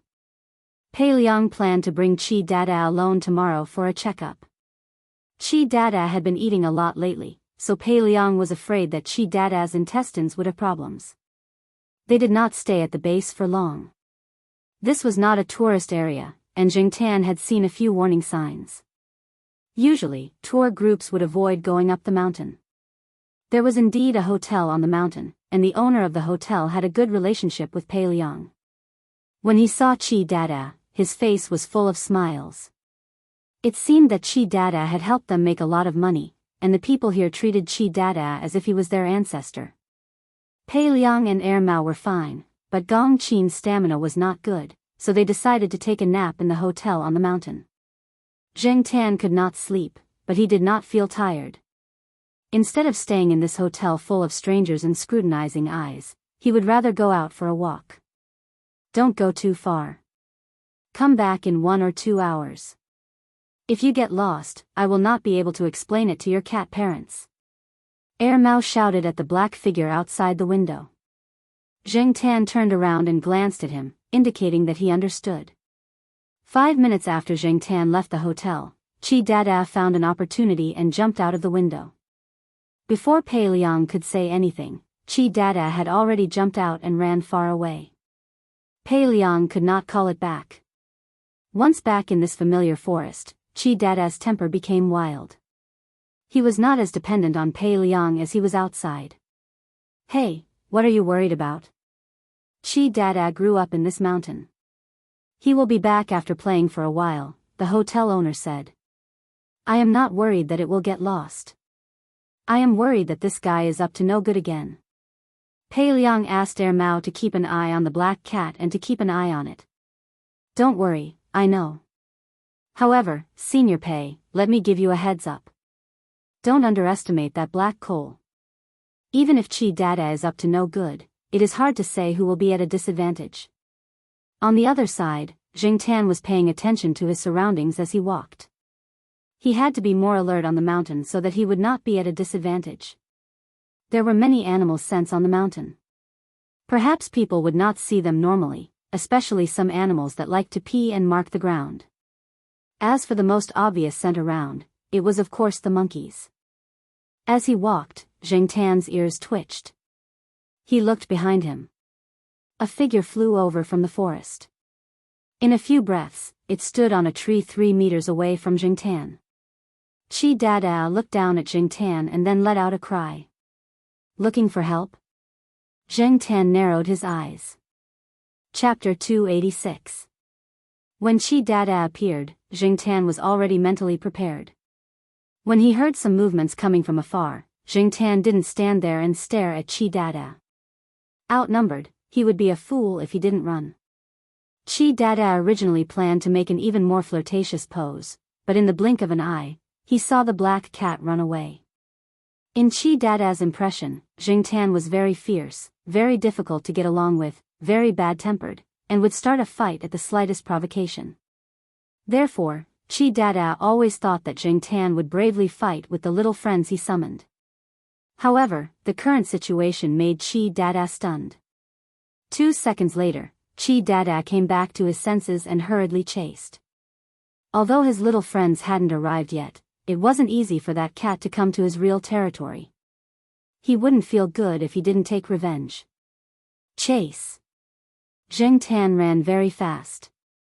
At the same time, he also paid attention to the surrounding terrain so that he wouldn't forget the way. He couldn't run back now. Those monkeys were over there. Therefore, Zheng Tan kept going forward. A large area of the mountain was covered in dense woods, and there were all kinds of shrubs below. Zheng Tan ran on the ground, leaving the sounds behind him farther and farther away.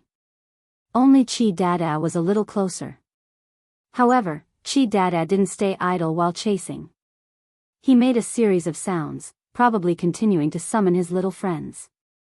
Air Mouse said that he didn't see many monkeys on the mountain, but now, Jingtan fully realized that in this place, there were indeed many monkeys on the mountain. Although the pursuers behind didn't catch up, Jingtan heard some movement in front. The surrounding monkeys that could hear Chi Dada's voice gathered here. Jingtan's heart trembled. From the sound, he could tell that there were many monkeys. There were probably 20 or 30 or even more. Jingtan could deal with 2 or 3, but he wasn't sure if there were too many. Moreover, this was the monkeys' home ground. Some monkeys were already approaching from the side. Pa! A pinecone-like thing smashed at Jingtan's feet. Jingtan just glanced at it from the corner of his eyes and didn't pay much attention to it. He continued to run. Pa pa. One after another, some unknown objects were thrown over. These monkeys had probably thrown a lot of things on a daily basis, so their accuracy was not bad. If Jingtan did not run and stayed in the same place, the monkeys would probably have a 90% hit rate. Jingtan's body was also hit a few times. It didn't hurt, but it was very annoying. In addition, Chi Dada's gloating voice made Jingtan very angry. With enemies in front, pursuers behind, and attacks from the side, Jingtan leaped up and landed on a tree nearby. Instead of running forward, he used the momentum to turn around and run across the tree. A few monkeys that had picked up something from the side and were about to throw it at Jingtan were too surprised to react. They maintained their throwing posture, but their eyes followed Jingtan's figure. The moment Chi Dada, who was chasing closely behind, saw the figure dashing over from the tree, its screams came to an abrupt halt. It grabbed onto a branch to stop itself. It was surprised that the cat could jump so agilely on the tree like the monkeys. Moreover, when it saw the figure dashing over, Chi Dada was inexplicably scared. However, when it saw that there were still a few of its companions around, Chi Dada's cowardice swelled up again. It shouted at Jingtan. Whether it was a demonstration or cursing, Jingtan expressed that he didn't understand at all. In the past, whenever Fu Lei got into a fight, he would target the person that he hated the most. Jingtan planned to do the same. Now that he had no choice but to meet the group of monkeys, a group battle was unavoidable. All he wanted to do now was to give Boss Chi a good beating. Chi Dada dodged Jingtan's kick, but he didn't dodge Jingtan's slap. As a result, he was directly slapped down the tree. After all, he was a monkey and had an advantage in his own territory. Chi Dada grabbed a branch and landed steadily on the ground. He retreated, touched the shoulder that had just been slapped, and shouted at Jingtan, who had landed 3 or 4 meters away.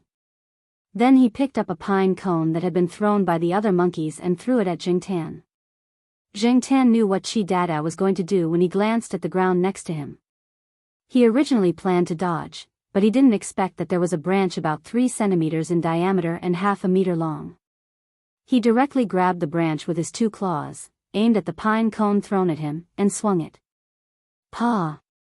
The pine cone was hit back by the branch and hit Chi Dada's forehead.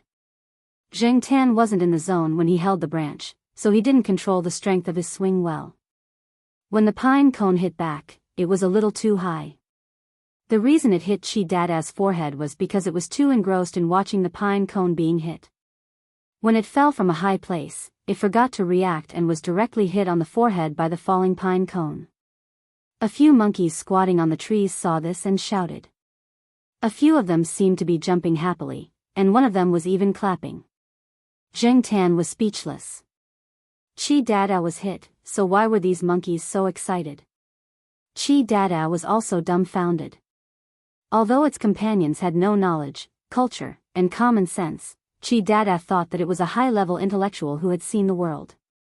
It had seen many cats, but it had never seen a cat with all 4 limbs walking on 2 legs. Moreover, the black cat in front of it was hugging such a thick branch. Did a cat have such great strength? Chi Dada suddenly had a bad feeling.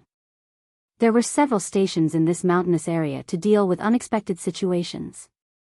If tourists were to encounter accidents or other problems, they would be able to get help in time. In addition to helping tourists, these stations would also guard against poachers and prevent forest fires during the dry season. Of course, they would also pay attention to the monkeys in the mountains. At this moment, a staff member on duty at a nearby station was surprised to see the sound waveform of a certain area displayed on the screen. They had been working here for a few years and were able to analyze the sounds made by the monkeys and the emotions they expressed. Some people in the research base had even tutored them. Seeing the waveform, the staff member on duty quickly nudged another colleague who was taking a nap. "Something's wrong." The person who had just woken up yawned, but didn't dawdle. They were worried that someone would come over to attack the monkeys again. They couldn't accurately distinguish what kind of sound the monkeys were making from the distorted and noisy audio transmitted by the equipment. Even if it was a scream, there were several kinds. Generally speaking, if there were poachers or some large beasts that could cause serious danger to the monkeys would make a scream with fear and vigilance. The information in their hands listed a kind of scream made by macaque monkeys when they were in a fierce conflict. When the monkeys made this kind of sound, they would confront each other, retreat, tremble, look around in panic, and be ready to escape at any time. If they encountered this kind of sound waveform, something must have happened. The staff on duty would immediately rush over, but now, those monkeys are excited? The sound and waveform made them very confused. In order to make an accurate judgment, the staff on duty took out a waveform chart that a professor who studied the local wild macaque monkeys had given them. It showed what kind of waveform corresponded to the emotions of the monkeys. Even if it couldn't be said to be 100% accurate, it had always been correct in the past few years. It had a very important reference value. Yes, those monkeys are indeed excited. Do you want to go and take a look? No need. Those monkeys probably found something fun again. I'll go and take a look. It's safer. The staff on duty printed an oscilloscope chart displayed on the equipment as a record and said, "Forget it, I'll go with you. If something really happens, I can help." Sigh, it's not easy to serve monkeys. Zheng Tan didn't know that someone had noticed him. He just knocked back the fruit that Chi Dada threw over. This time, he didn't hit Chi Dada, mainly because the guy was prepared and dodged quickly. Moreover, Zheng Tan couldn't control the direction of the knock. At most, he could knock the thing in the direction of the target, but he might not have the luck and accuracy of the first time. Of course, for the surrounding monkeys, accuracy wasn't important. What was important was that Zheng Tan knocked the thing out. Zheng Tan now finally understood what the monkeys were happy about. He found a few familiar monkeys. Perhaps to people, monkeys looked the same, but Zheng Tan could still distinguish some differences. Those familiar monkeys were the ones that Zheng Tan had seen at the base when he followed Air Mao and the others up the mountain. At that time, those monkeys were watching the students at the base play football. It was said that there were also many monkeys watching the students play badminton and fitness ball. Sometimes, they would even cheer. Just like when Zheng Tan knocked back the pine cone that Chi Dada threw over, those monkeys shouted happily. This made Zheng Tan very speechless. He was prepared for a tough battle, but he didn't expect such a situation.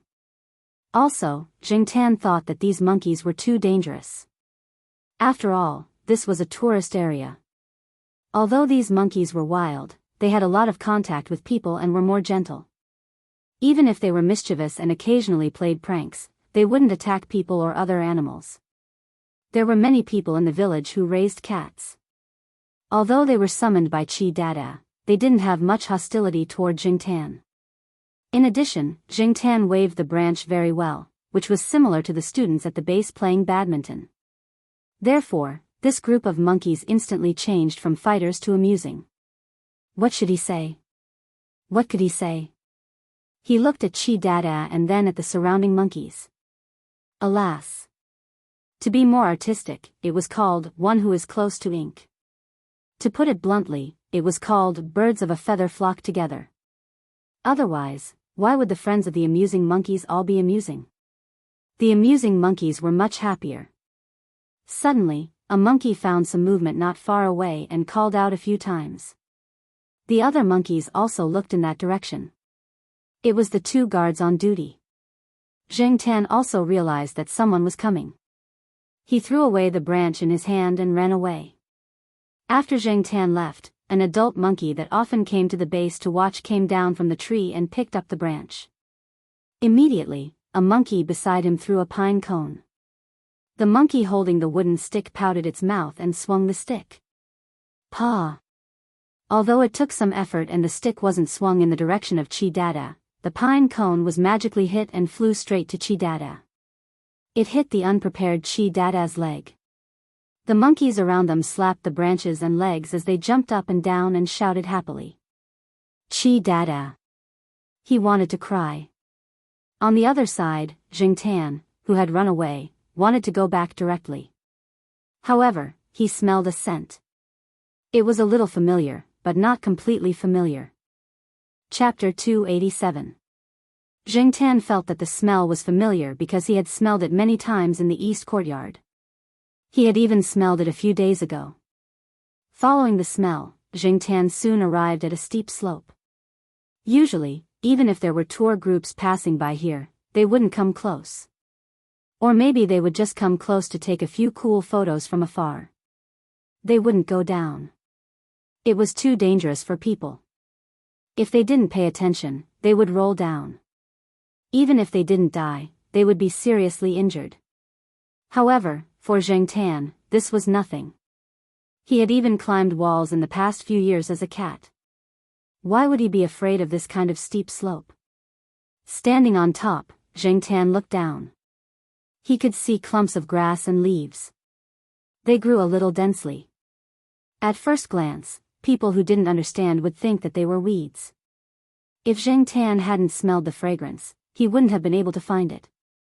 Without the fragrance, even if he saw it, he might not have thought of Old Man Land's favorite flowers. However, why did he smell it carefully and feel that it was a little different from Old Man Land's flowers? Puzzled, Zheng Tan went down. Although the slope was steep and there were many rocks, Zheng Tan could easily climb down. Old Man Lan loved orchids, and he was also famous for cultivating some of the more expensive varieties of orchids. Those who knew Old Man Lan would know that the old man's favorite wasn't those expensive flowers that cost hundreds of thousands of dollars. The old man's favorite was the relatively cheap iron bone that many orchids had cultivated before. Just like Old Man Lan's name. Everyone in the courtyard knew that Professor Lan was good at raising flowers, but now many people had forgotten Professor Lan's name, Lan Tai. Maybe it was because of the name, or maybe it was because of other reasons, but Old Man Lan preferred Lan Tai. Other than some areas in the south that were suitable for growing orchids, many orchids in the country had the same feeling. Lan Tai was diligent and lazy. The leaves grew fast, but the flowers rarely bloomed. Some people raised them for a few years without seeing them bloom. However, Old Man Lan was really good at raising orchids. Zheng Tan could smell the fragrance of Lan Tai every year. Maybe these flowers didn't bloom in the same pot, but it didn't affect Zheng Tan's familiarity with the smell. Zheng Tan looked at the grass at the bottom of the slope and found the source of the fragrance. Somewhere in the bushes, 5 white flowers bloomed from an upright flower pot. Looking at the appearance of the flowers, they were similar to the ones Old Man Lan grew. Apart from the slight difference in color, the 5 white flowers had a jade-like texture. They grew better than the flowers at Old Man Lan's place. The fragrance was also different from the ones at Old Man Lan's place. It was quite comfortable to smell them. Zheng Tan didn't know much about orchids. Even though he had seen a lot of them, he didn't pay much attention to them. He felt that the leaves of orchids were all the same, so he could only judge from the flower in front of him that it was the same type as the one Old Man Lan raised. If Old Man Lan was here, he would be able to deduce what kind of flower it would bloom based on the leaf shape, leaf pant, and leaf texture. Unfortunately, Zheng Tan didn't know anything. He didn't understand, nor did he care much about it. He had once despised Old Man Lan's obsession with orchids. Wasn't it just flowers? Why did he have to go to such lengths? Zheng Tan stared at the flower in front of him, trying to figure out what was so attractive about it. 1 minute passed, 5 minutes passed, half an hour passed, another gust of wind blew by, and some fine stones fell from the top of the steep slope, landing on Zheng Tan's head and beside his feet. Jing Tan came back to his senses. Unknowingly, he had been staring at the orchids in front of him for a long time. This wasn't normal. Jing Tan usually didn't have much interest in flowers. He had even looked at the pots of orchids that Old Man Lon sold at a high price. However, he had never been in such a daze while looking at flowers. Jing Tan took 2 steps back and looked at the flowers in front of him again. This time, he didn't stare at them carefully. His gaze moved to the leaves beside the flowers. Jing Tan walked up and sniffed. He pressed his nose against the leaves and sniffed them carefully. Although the leaves looked the same, the smell of the leaves seemed to be slightly different from Old Man Lan's. Jing Tan had seen the sheriff nibbling on the leaves of the orchids at Tsinghua University. He had also sniffed the flowers and leaves carefully, so he remembered the smell of the leaves. After sniffing, Jing Tan squatted in place and thought. He felt that there was something strange about this flower. Could it be a new species? Or could it be one of those flowers that Jing Tan had never seen or smelled before? Should he dig some up for Old Man Lon to study? However, he remembered that Old Man Lon said that this flower liked to live in groups and had developed roots. What if the roots were all connected together? Jing Tan didn't have the energy to dig it out bit by bit. Looking at the area where the flowers were, there was too much grass around it. It would probably be difficult to dig it out. Jing Tan thought it was troublesome. Even if he couldn't dig out the big ones, he could dig out some small and scattered ones. Jing Tan walked around the large clump of flowers. He walked to a spot and pressed his nose against the leaves to sniff. He really did find a lot of problems. The smell of the leaves here wasn't exactly the same. Some smelled like the leaves at Old Man Lan's place, and some smelled like the leaves beside the flowers just now. Therefore, if Jing Tan wanted to dig some up for Old Man Lon to study, he had to find something similar to the flowers just now. Looking around, Jing Tan found a rusty iron fork. There were also some instant noodle boxes and other trash around. They were probably left here by tourists during the Golden Week. Jing Tan didn't have the mood to look down on those who left trash everywhere. He started digging for the sprouts. For someone like Jing Tan who didn't pay attention to flowers and plants, digging up grass was a torment. If Old Man Lon saw how roughly Jing Tan dug up the grass, he would definitely raise his eyebrows and yell, "What nonsense!" While Jing Tan was working hard on the sprouts, the 2 people who went to look for the monkeys were talking on the phone. "I told you not to worry. When I came over, those monkeys were having fun on their own again. It's really fine. Chi Dada. Chi Dada is here. He's having fun with the other monkeys." Chi Dada looked at the person on the phone with accusation in his eyes. "Which I saw him having fun?" Unfortunately, the person on the phone couldn't understand Chi Dada's gaze at all. He continued chatting with the person on the phone. "Cat. I didn't see the black cat.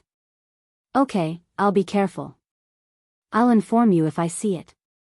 At the hotel on the mountain, the hotel owner hung up the phone and told Pei Liang what he heard on the phone. Chi Dada didn't cause any trouble? That's surprising. Pei Liang knew his monkeys very well. But now that they said they didn't see the cat, it was strange. They probably didn't catch it. That black coal is very slippery. Mao wasn't worried anymore. "Let's go take a look." Pei Liang decided to go take a look himself. "Okay, I've rested enough anyway." Mao also got up. After leaving the hotel, Pei Liang brought Mao to Chi Dada. Jing Tan looked at the 2 connected sprouts that he had dug up. He had taken them from the big pile. There were only 5 leaves. Together with the 2 new leaves at the bottom, they could barely count as 7 leaves. The roots of the 2 sprouts were broken. Looking at their pitiful state, he didn't know if these 2 sprouts would die. Since he had already dug them out, it was a pity to leave them here. He found a vine and carried the sprouts on his back. Jing Tan rushed up from the bottom of the slope. When he climbed up the slope, a leaf was broken. It couldn't be helped. The leaf was too long. It was 30 to 40 centimeters long. Jing Tan didn't pay attention when he was climbing up the slope. He was lucky enough to break such a leaf. After going up, Jingtan turned back to look at the bottom of the slope. Because of the angle, he couldn't see the flowers that were blooming below. He could only smell the fragrance from below from the occasional changes in the mountain wind. The changes in the direction of the mountain, coupled with Jingtan's cat nose that was more sensitive than a human's, allowed him to find this place. In addition, the flowers here didn't bloom frequently. Therefore, even if people knew that there were orchids here, they didn't see them bloom. They thought it was the same as the orchids that many people in the village raised and didn't have a high price. They didn't think it was worthwhile to take the risk of climbing up the slope to dig them up. Jingtan also didn't think it was valuable. In addition, he really didn't appreciate flowers. He didn't feel guilty about torturing the sprouts like this. He carried them on his back and left. After identifying the direction and listening to the movements of the monkeys, Jingtan went in that direction. Just as Jingtan was about to return to the place where the monkeys were playing baseball, he heard human voices. Among them was Mao's noisy voice. Jingtan took down the sprouts on his back and put them aside. He shook off the vines and waited there. After Mao and the others found Chi Dada, they quickly found Jingtan. "Hey, Black Coal, where did you pull the grass from?" Mao asked as he came up and flipped the 2 sprouts of grass that had been tormented. "Let's go. It's getting late. We'll go down the mountain and go back." Pei Liang comforted Chi Dada. He knew that this guy had probably been wronged. Fortunately, he didn't see any injuries on his body. "Okay." Mao responded and got up to leave. Then, he found that his trousers were hooked and there was a hole in it. He lowered his head and looked at the cat's claws that had torn his trousers. Mao turned around and looked at Jingtan. "What's wrong with you?" Jingtan looked at the 2 sprouts. "Bring them." Mao picked up the 2 sprouts. "They won't survive, right?" No matter what, it wasn't troublesome to bring 2 sprouts. Gong Qin even found a bag and wrapped the roots of the sprouts. Regardless of whether it was useful or not, it looked better this way. It was also convenient to bring them along so that they wouldn't accidentally destroy the roots. After they went down the mountain, an old man from Pei Liang's family took care of the 2 sprouts of Jingtan. He thought that Mao had found them from the mountain.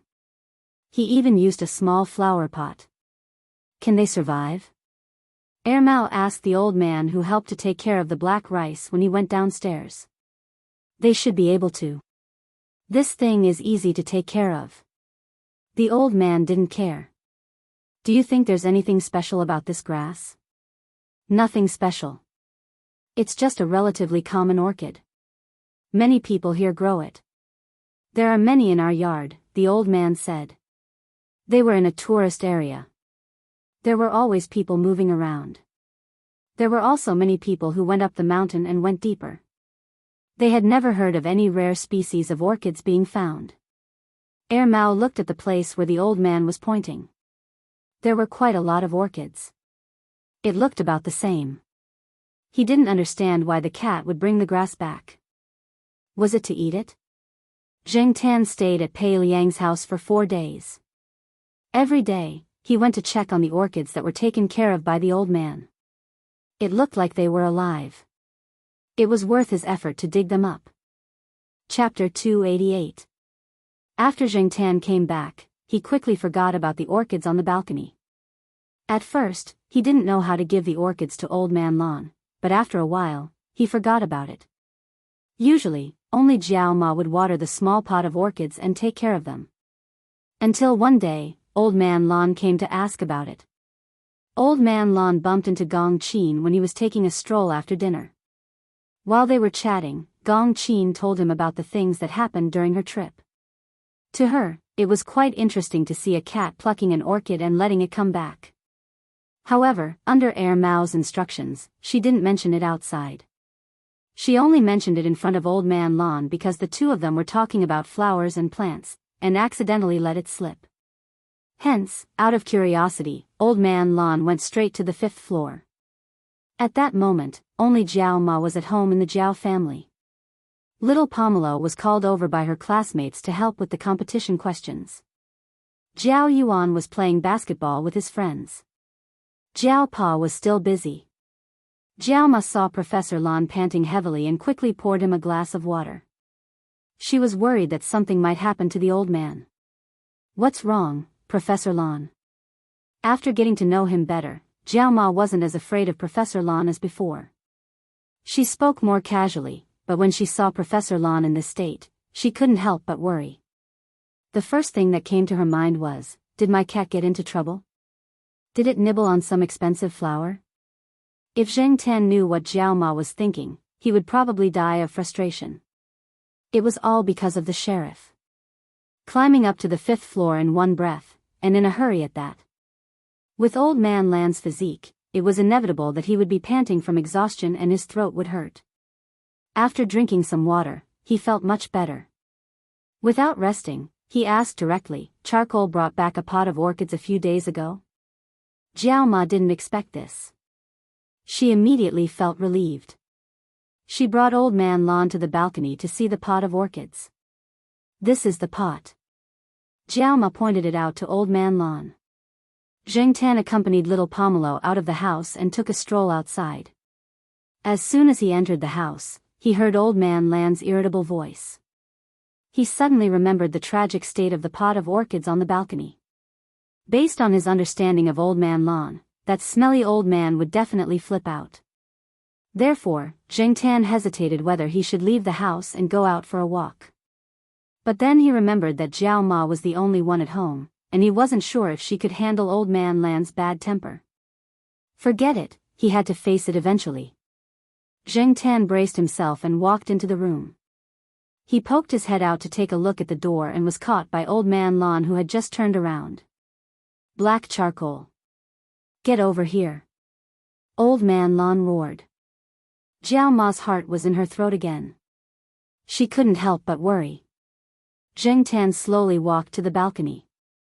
"Did you gnaw on this leaf?" "No, there's no bite mark."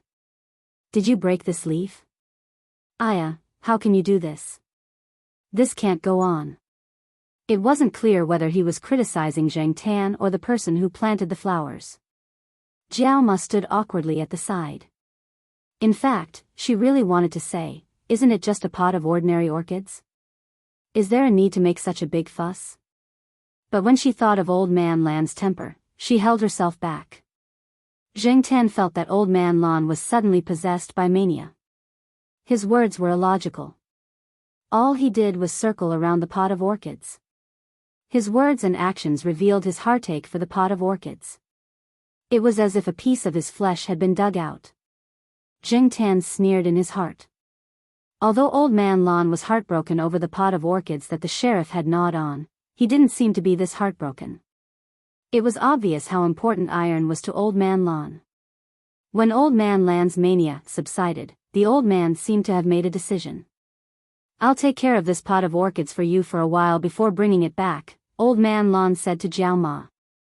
After that, he looked at Zheng Tan. Jiao Ma also looked at Zheng Tan.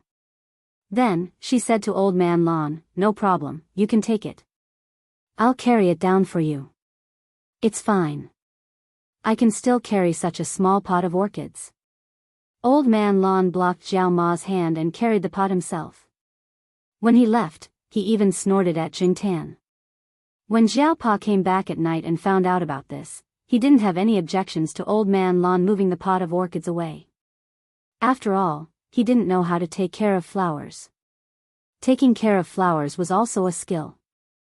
"I'm just worried that black charcoal will throw a tantrum. Didn't Mao say that black charcoal found this pot of orchids and brought it back?" Jiao Ma said. "Don't worry. Black charcoal won't throw a tantrum. You know, if a cat really wants to protect its food, no one can easily take it away from its mouth.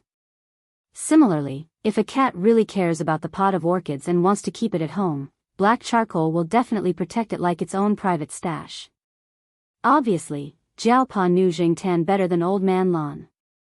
After Old Man Lan moved the pot of orchids downstairs, Zheng Tan rarely saw Old Man Lan for the next few days.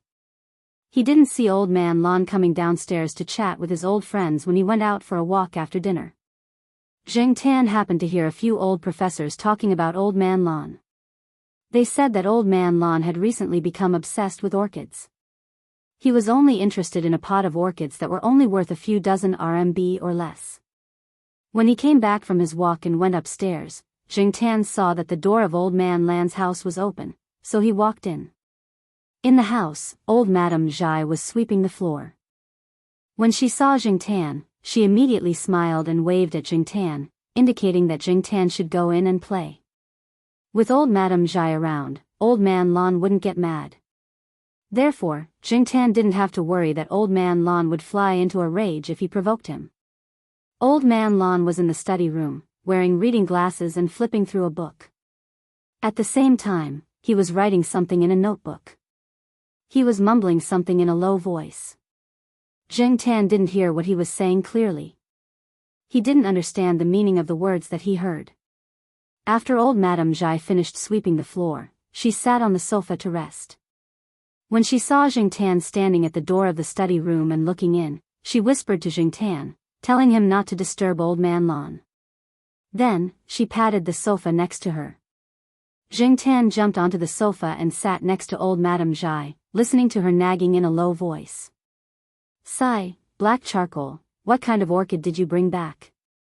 Old Man Lan has been researching it for a few days. Recently, he has been talking about it in his sleep, even in his dreams.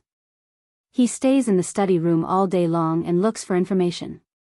He even forgets to eat. Every time, I have to wake him up and drag him over to eat. I also have to urge him to sleep." Old Madame Zhai wasn't blaming Zheng Tan. She was just expressing her feelings. Anyway, similar situations had happened many times in the past. As an old couple for decades, old Madame Zhai knew Old Man Lan quite well. Zheng Tan's heart moved. Hearing old Madame Zhai's words, the orchid was indeed different. Zheng Tan could notice the difference because he saw the flower and smelled the scent. The scent on the leaves was also one of the ways to identify the difference. However, could a person distinguish and determine the difference between leaves just by smell? Based on Zheng Tan's understanding of these old science and technology professors, they should be looking for more direct evidence. Therefore, the biggest possibility was that Old Man Lan saw the difference from the leaves of the grass. Or, he saw the difference in the roots when he changed the flower pot. Anyway, Zheng Tan didn't have such ability. Even the few old people in Pei Liang's house didn't notice it. He could only say that this was a real expert. Zheng Tan was listening to old Madame Zhai's words when he saw 3 old men coming in. They were the few old professors who lived in the same quad and often chatted with Old Man Lan. "Old Lan, have you found anything?" A loud old man shouted toward the study room. "What are you shouting for?" Old Man Lan took off his glasses and rubbed his eyes. He stood up and walked to the living room. When he saw Zheng Tan lying on the sofa, he raised his eyebrows. He didn't say anything and directly asked the old men who came in, "If you have something to say, say it. If not, hurry up and leave. Don't disturb me."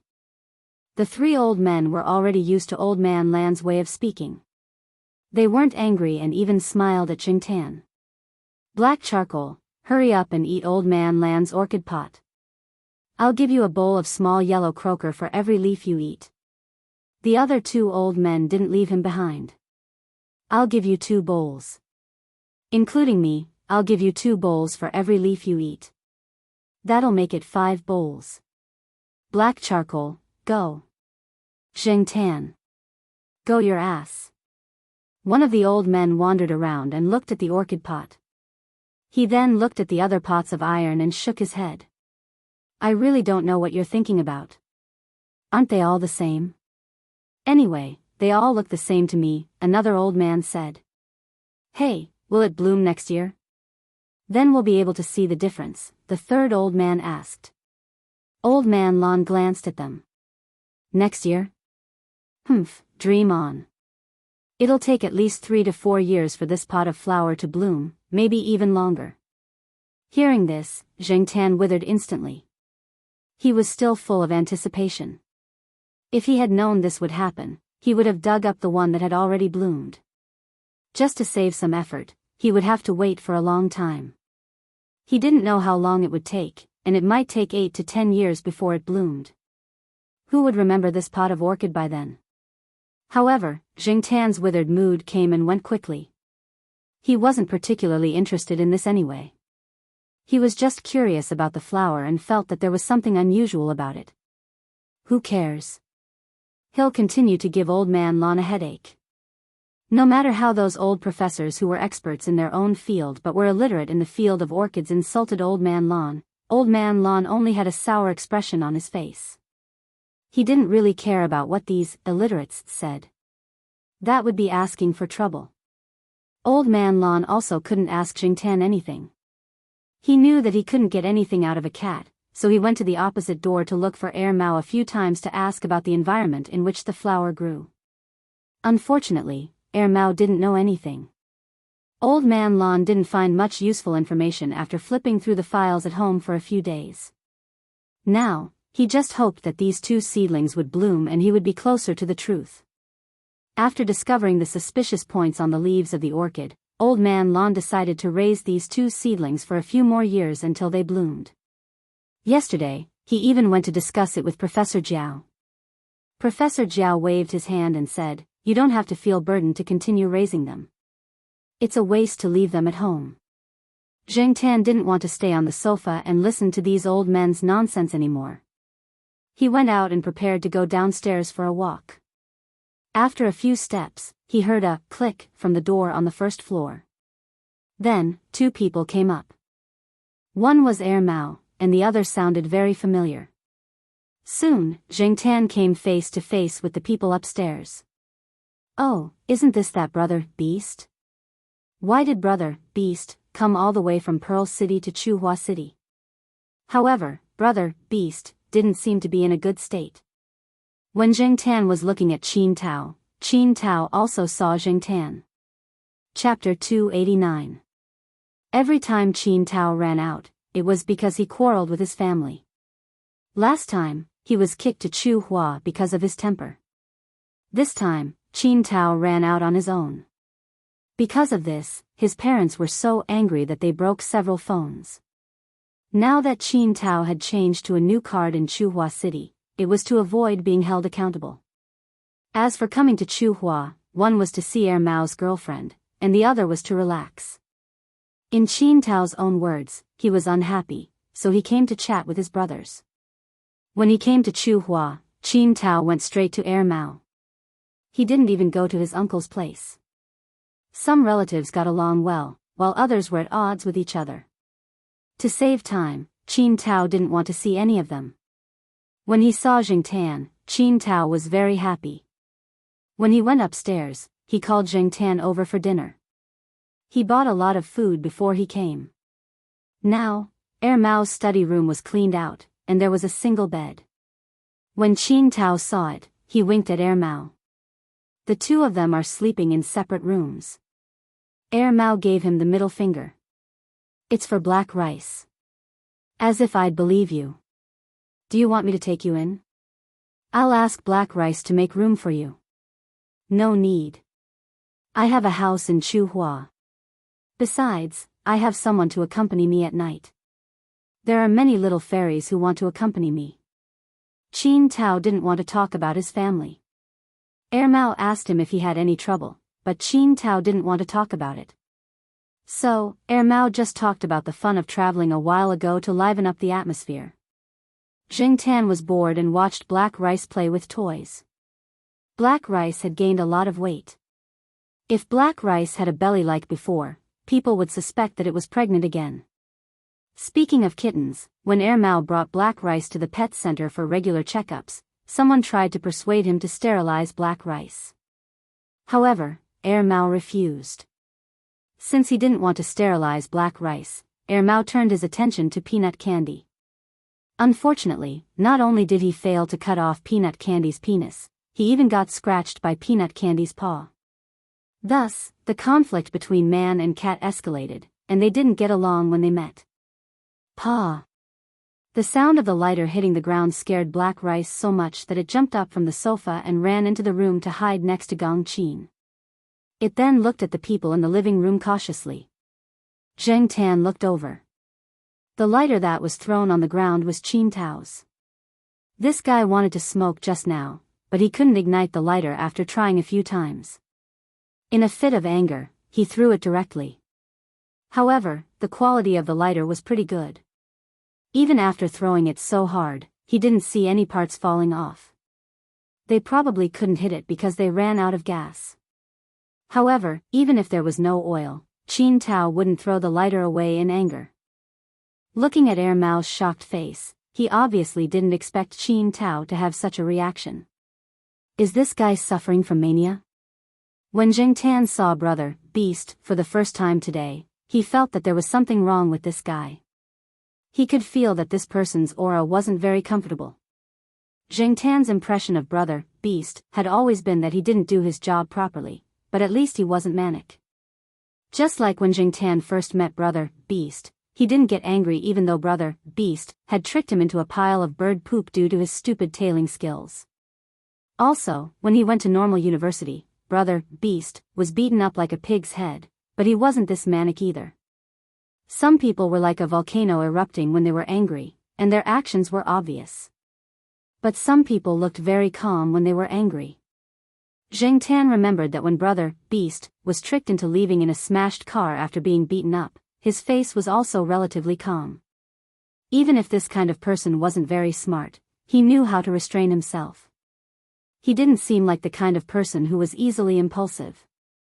So, when he saw Brother Beast fly into a rage because his hand was caught, he was very surprised. Did this guy's menopause come early, or did it happen a few days every month? Mao and Qin Tao grew up together and knew each other very well. He never knew that Qin Tao was the kind of person who would fly into a rage over something so trivial.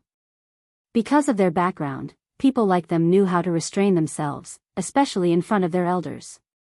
After all, their future was closely related to their elders' impression of them. Moreover, the higher you went, the more you had to know how to restrain yourself and disguise yourself. Mao waved his hand at Gong Qin, indicating that she didn't need to worry. Then he said to Qin Tao, "Beast, what's wrong with you?" Qin Tao scratched his head in annoyance. "Nothing, I've been in a bad mood recently." He probably felt that he shouldn't be like this, so he turned to look at Gong Qin, who was comforting Black Rice in the room, and forced a smile. "Sorry, I didn't control my emotions well." "Are you really okay?" Mao asked. "I'm fine." Seeing that Qin Tao really didn't want to talk about it, Mao didn't ask anymore. Although he didn't pay much attention to Qin Tao's situation, according to his previous understanding, Qin Tao's mood should be affected by his family matters. He suppressed it for too long, so his emotions were unstable.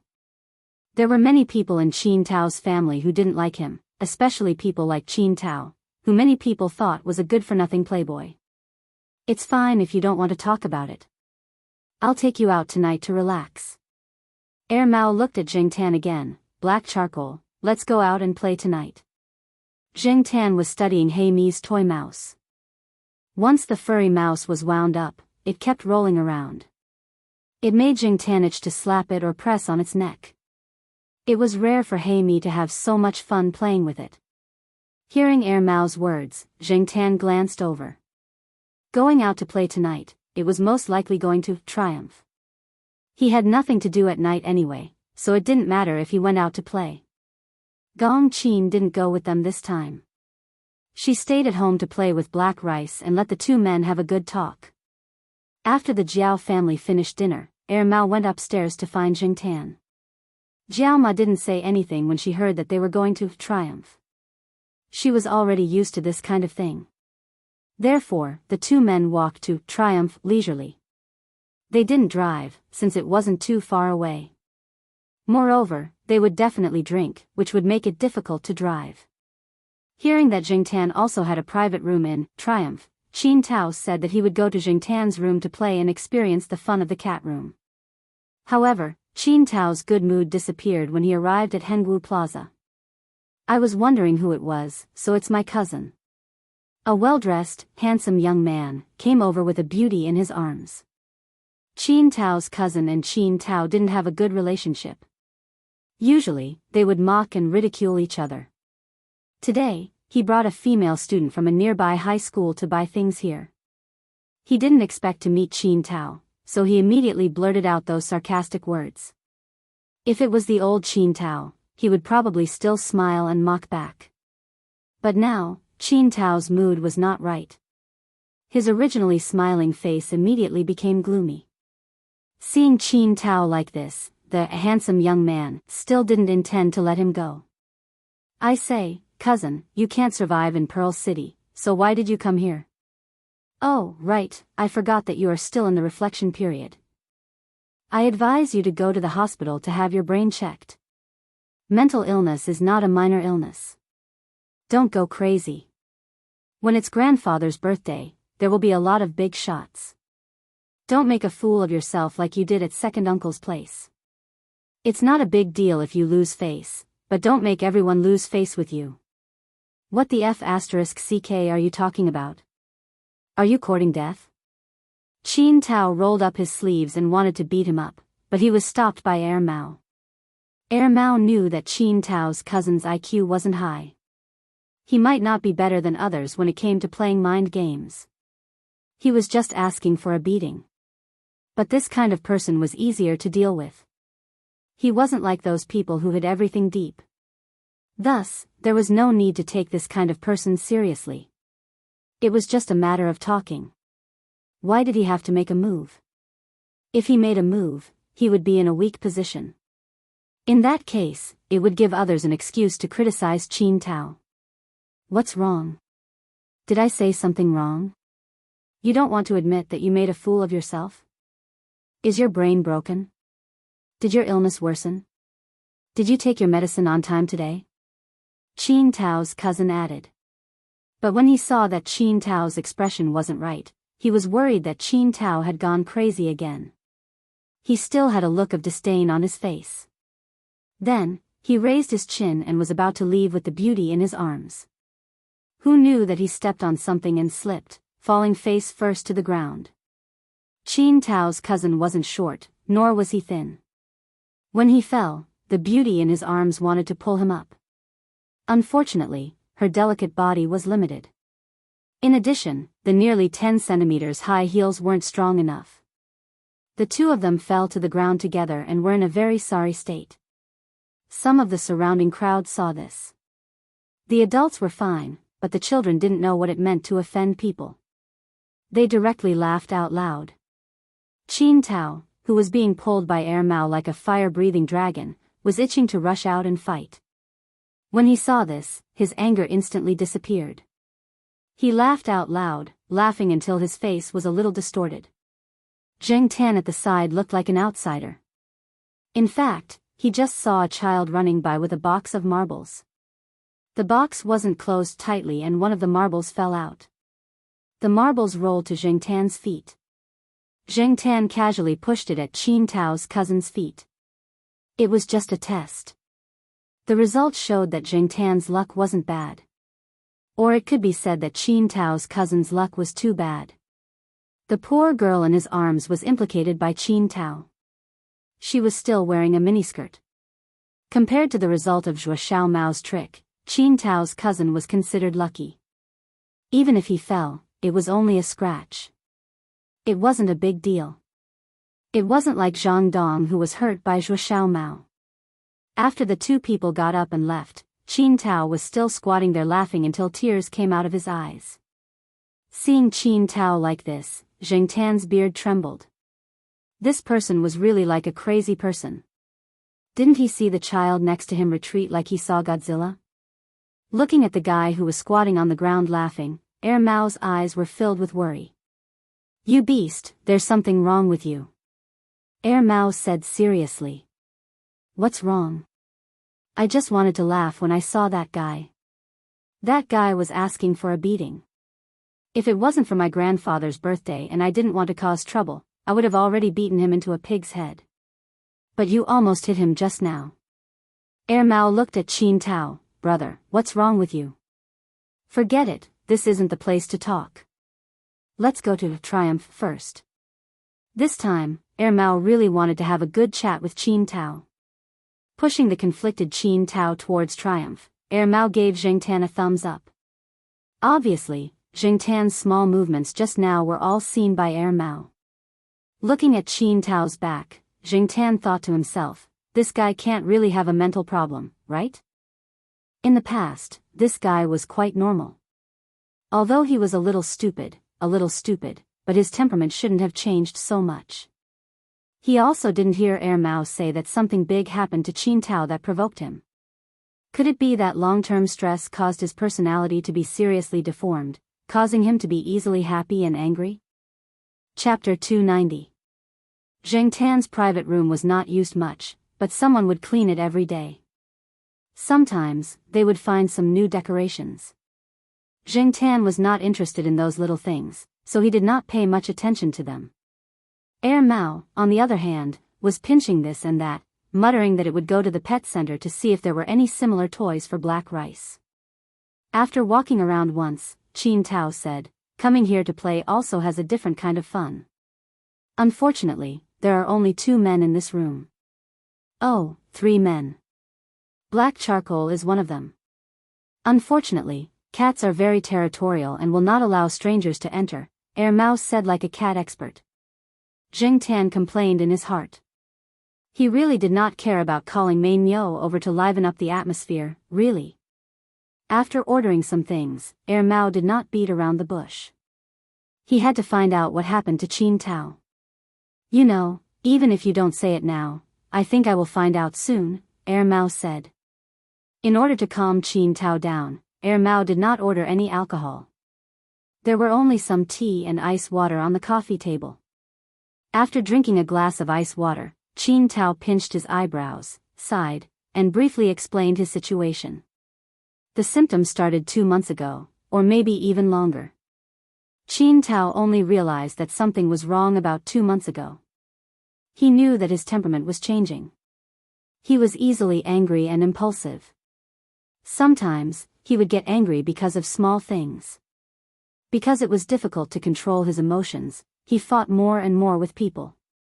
Many times, before his brain could react, his fists had already been swung. When he thought about what he said, he always felt that his brain must have gone haywire. Because of Qin Tao's behavior, his family became more and more disappointed in him. Qin Tao did not give many people the impression that he was not very optimistic. Now, with this more negative side, his life became more difficult. The reflection period that Qin Tao's cousin talked about originated from a dinner party held by one of Qin Tao's elders. Some friends and famous people in the industry were invited, and some people brought their unmarried children for a walk to see if they liked each other. Originally, there were also some people who went after Qin Tao. Unfortunately, because Qin Tao had a dispute with someone at the banquet, Qin Tao beat the other party up and sent him to the hospital. If it weren't for someone stopping the fight at that time, the other party would probably be in an even more miserable state, or even have his life in danger. This made Qin Tao's family even more disappointed. Many people who had brought their daughters over had blacklisted Qin Tao. Such a person who seemed to have a bad temper and was violent was too dangerous. There were many famous people watching at the banquet, and it was precisely because of Qin Tao's matter that the elder couldn't let go of his face and became very angry afterwards. Even Qin Tao's parents were scolded, so Qin Tao was ordered to reflect properly. For a period of time, some people who didn't like Qin Tao spread rumors that Qin Tao was taking drugs. Even though Qin Tao's father had dealt with the news, in some people's hearts, they still felt that Qin Tao was either mentally ill or on drugs. Qin Tao's father even got someone to do a drug test for Qin Tao, and the test results were negative. Although Qin Tao's innocence was cleared, Qin Tao felt that his self-esteem was insulted. At this age, he was forced to do a drug test, and he was so angry that he smashed everything in the house that could be smashed. Qin Tao's father even planned to lock Qin Tao up for a thorough examination, but Qin Tao escaped when he heard the news. He turned around and reflected, and returned to Chuhua City. It wasn't that Qin Tao didn't suspect that someone was trying to harm him, but he didn't find any evidence. Probably because of the glass of ice water that calmed his mind, and because there was only Mao and Zheng Tan here, Qin Tao's heart wasn't so tense, and his mood relaxed a little. However, when he talked about those things, Zheng Tan could still hear the suppressed emotions in Qin Tao's words. When you did the drug test at that time, didn't they find anything else? Mao asked. Qin Tao shook his head. I also took blood and sent it for a test. They said that my bodily functions were a little messed up, but this could also be caused by emotions. But you still suspect that someone is trying to harm you? Mao said. It was a statement, not a question. Indeed, I'm such an optimistic and carefree person. How could my personality change so drastically for no reason? Although I like to play and play like crazy, it's not like I don't have vigilance. At this point, Qin Tao paused and glanced to the side. Zheng Tan looked at him quietly, silently mocking Qin Tao's, not like I don't have vigilance. Back at Normal University, who was the one who was beaten up like a pig because of a phone call? Ahem, most of the time, my vigilance is still very strong. Qin Tao obviously remembered that incident and felt a little guilty. He changed his words and continued, at first, when I felt that there was something wrong with my mentality and emotions, I paid attention to what I usually ate, but I didn't find anything wrong. What I ate, others also ate. They also asked me to see a psychiatrist, but I know that I don't have that illness. I asked someone to check all the teacups and food, and there was nothing wrong with them. Other than Mao, Qin Tao had other friends who helped him check. Those people were absolutely reliable and wouldn't betray Qin Tao. They even checked the teacups and food used by Qin Tao's girlfriend who had sex with him in Pearl City, and found nothing abnormal. Sometimes I feel that I have a psychological problem. Qin Tao rubbed his face hard and laughed at himself.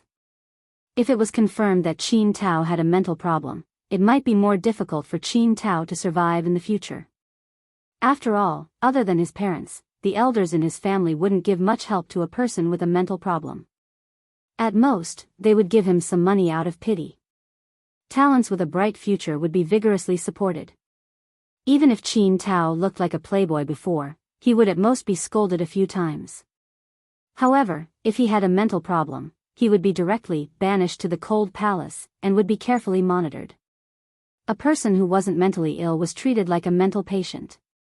Not to mention his future, Qin Tao's self-esteem couldn't accept it. As for personal protection, in the eyes of some of Qin Tao's elders, a person who couldn't even protect himself would be pulled down even if they pushed him up. Therefore, even if they suspected that Qin Tao had been set up, they wouldn't intervene. They could provide money and people. If you had money and people, but you didn't know how to use it and couldn't find anything, what would you be if you weren't a good-for-nothing? If I can't find out before the old man's birthday, I'll be in trouble. Qin Tao was annoyed. Zheng Tan felt that Qin Tao was quite sad. There were few trustworthy and smart friends in the place where he mingled. As for Mao and his other trustworthy friends with good IQ, they were in different places. Although they occasionally chatted on the phone, Mao's brother was very busy. Mao had been busy with his love affairs for the past 2 months, and Qin Tao didn't mention it when he called, so Mao and the others didn't know.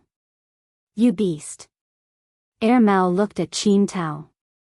What? Take off your clothes. Zheng Tan and Qin Tao, what's with the look in your eyes? I just want to see if there are any suspicious marks on your body. Mao was so angry that he laughed. No needle marks. Qin Tao knew what Mao was looking for. I know you have needles, just in case. Since they didn't find anything wrong with his food and drink, what about the injection? However, Qin Tao actually hated needles. Very few people knew about this. Ever since he was young, Qin Tao had always gone to the hospital because of injuries from fighting. For common colds, he would avoid injections if he could. When this guy was asleep, no matter how careful you were with injections, he would immediately wake up and punch you. However, if you were to use other things like a stick to hit him, this guy would not open his eyes if he could. The tall and mighty man couldn't say that he was afraid of needles. When he went to school to get vaccinated, Qin Tao would hold his breath and pretend to talk to others to distract himself. He would never look at the cold and slender needle in the syringe.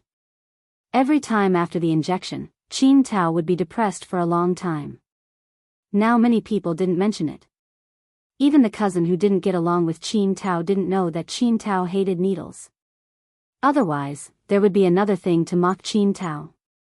It can't be an injection, otherwise I would have felt it. Even if I missed it once, I wouldn't miss it every time. Qin Tao said with certainty. If it wasn't those abnormal masters, the needle would inevitably penetrate the blood vessels or nerves. Qin Tao was very sensitive to needles. Mao once laughed at Qin Tao. In the past, when they went to a club for acupuncture, the master there repeatedly promised that it would never hurt. But Qin Tao jumped up and ran away after 2 needles. Moreover, Qin Tao also said that the spearhead had been there for a long time. This was a long-term process. That was to say, if someone really wanted to use this method to harm him, it wouldn't be as simple as 1 or 2 needles. So I'm annoyed. Now I gradually can't control my emotions. In the beginning, I could suppress my emotions by self-suggestion, but now I can't suppress it at all. I can become irritable once the fire ignites. Qin Tao said as he poured another glass of ice water. Qin Tao's IQ was not high. Although he was at the bottom of the class like Mao was strong in the wrong way, and Qin Tao was an out-and-out foppish person. It was hard for him to hold back until now to tell Mao. Forget it. If you can't figure it out for the time being, then don't think about it. I'll find someone to check it out. Mao said. Qin Tao directly spent the night in Mao's private room and didn't go to the hotel. The next day, when Jingtan passed by the 3rd floor, the door was closed. Mao probably went out to check on Qin Tao. Although Jingtan wanted to help, he couldn't do anything now. During the day when there was no one at home, Jingtan secretly surfed the internet at home if he didn't want to go out for a walk. Or he would go to some of the colored magazines hidden by Jiao Yuan. On this day, after Jingtan finished reading the magazines hidden by Jiao Yuan, he glanced at a stack of other magazines on the table. These were subscribed to by Jiao Pa usually. Jiao Yuan and little Pomelo would also read them. Jingtan was suddenly interested and flipped through the top magazine. As he flipped through, Jingtan paused. It was a debate between experts. The so-called debate was a professional and civilized quarrel between the two sides with reasons and evidence. Will the revolution in the field of hypodermic injection finally lead to victory? Needleless injection, also known as jet injection, referred to the use of mechanical devices to generate an instantaneous high pressure to push the medicine to form a high-pressure jet.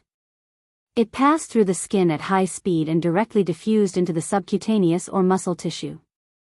The jet was extremely fast, some even faster than the speed of sound. Because it was so fast, people would not feel pain.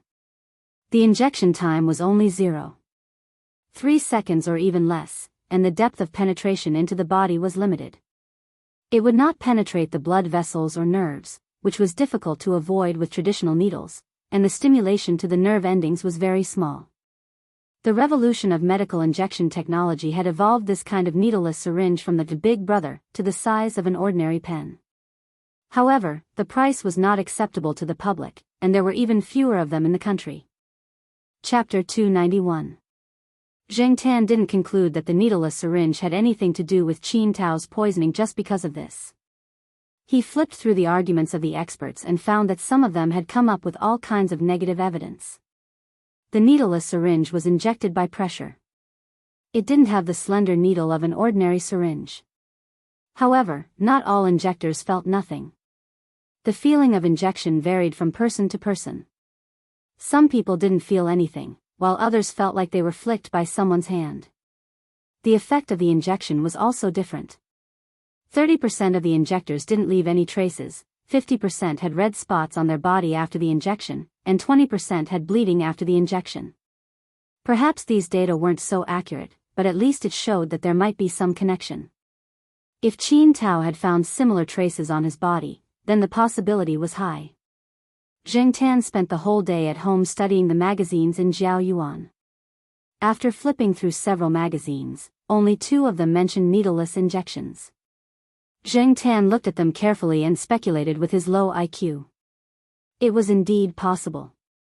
If only he could confirm those doubts from Qin Tao. Science magazines were indeed good things.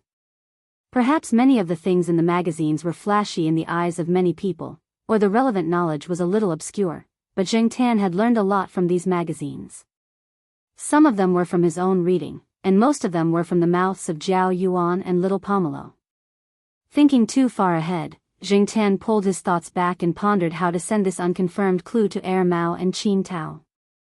In fact, Zhengtan wanted to directly throw the magazine in front of Qin Tao and Mao and loudly say, "Look, I found a suspected clue." Unfortunately, Zhengtan couldn't. After thinking about it, Zhengtan put away the magazine in Zhao Yuan and ran to the small forest on the edge of the community. He turned on his phone. Zhengtan had heard Qin Tao's phone number before. After coming to Chuhua, Qin Tao changed his number. When he called someone in triumph, the other party couldn't see the caller ID, so Qin Tao told him the number. Zhengtan didn't know if his memory was correct, so he decided to give it a try. When the phone was turned on, it was the same as usual. There were harassing messages and missed calls from Lu Ba, but it was much better than before. Zhengtan waited for the various notifications on his phone to stop before he entered the number he had memorized. Zhengtan remembered one of the numbers wrongly. Originally, Zhengtan had planned to change the sender of the message to Mao if Qin Tao's number was not correct. Unexpectedly, it really worked. After trying 5 times, the person who answered the phone was finally Qin Tao. When Qin Tao shouted, "Hello," he seemed a little impatient and could not hide his irritation. After confirming it, Zhengtan hung up directly.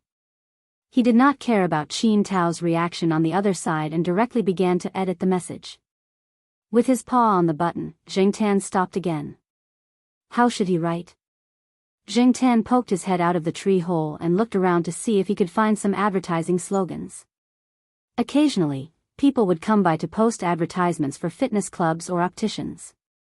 Zhengtan planned to use them as a reference.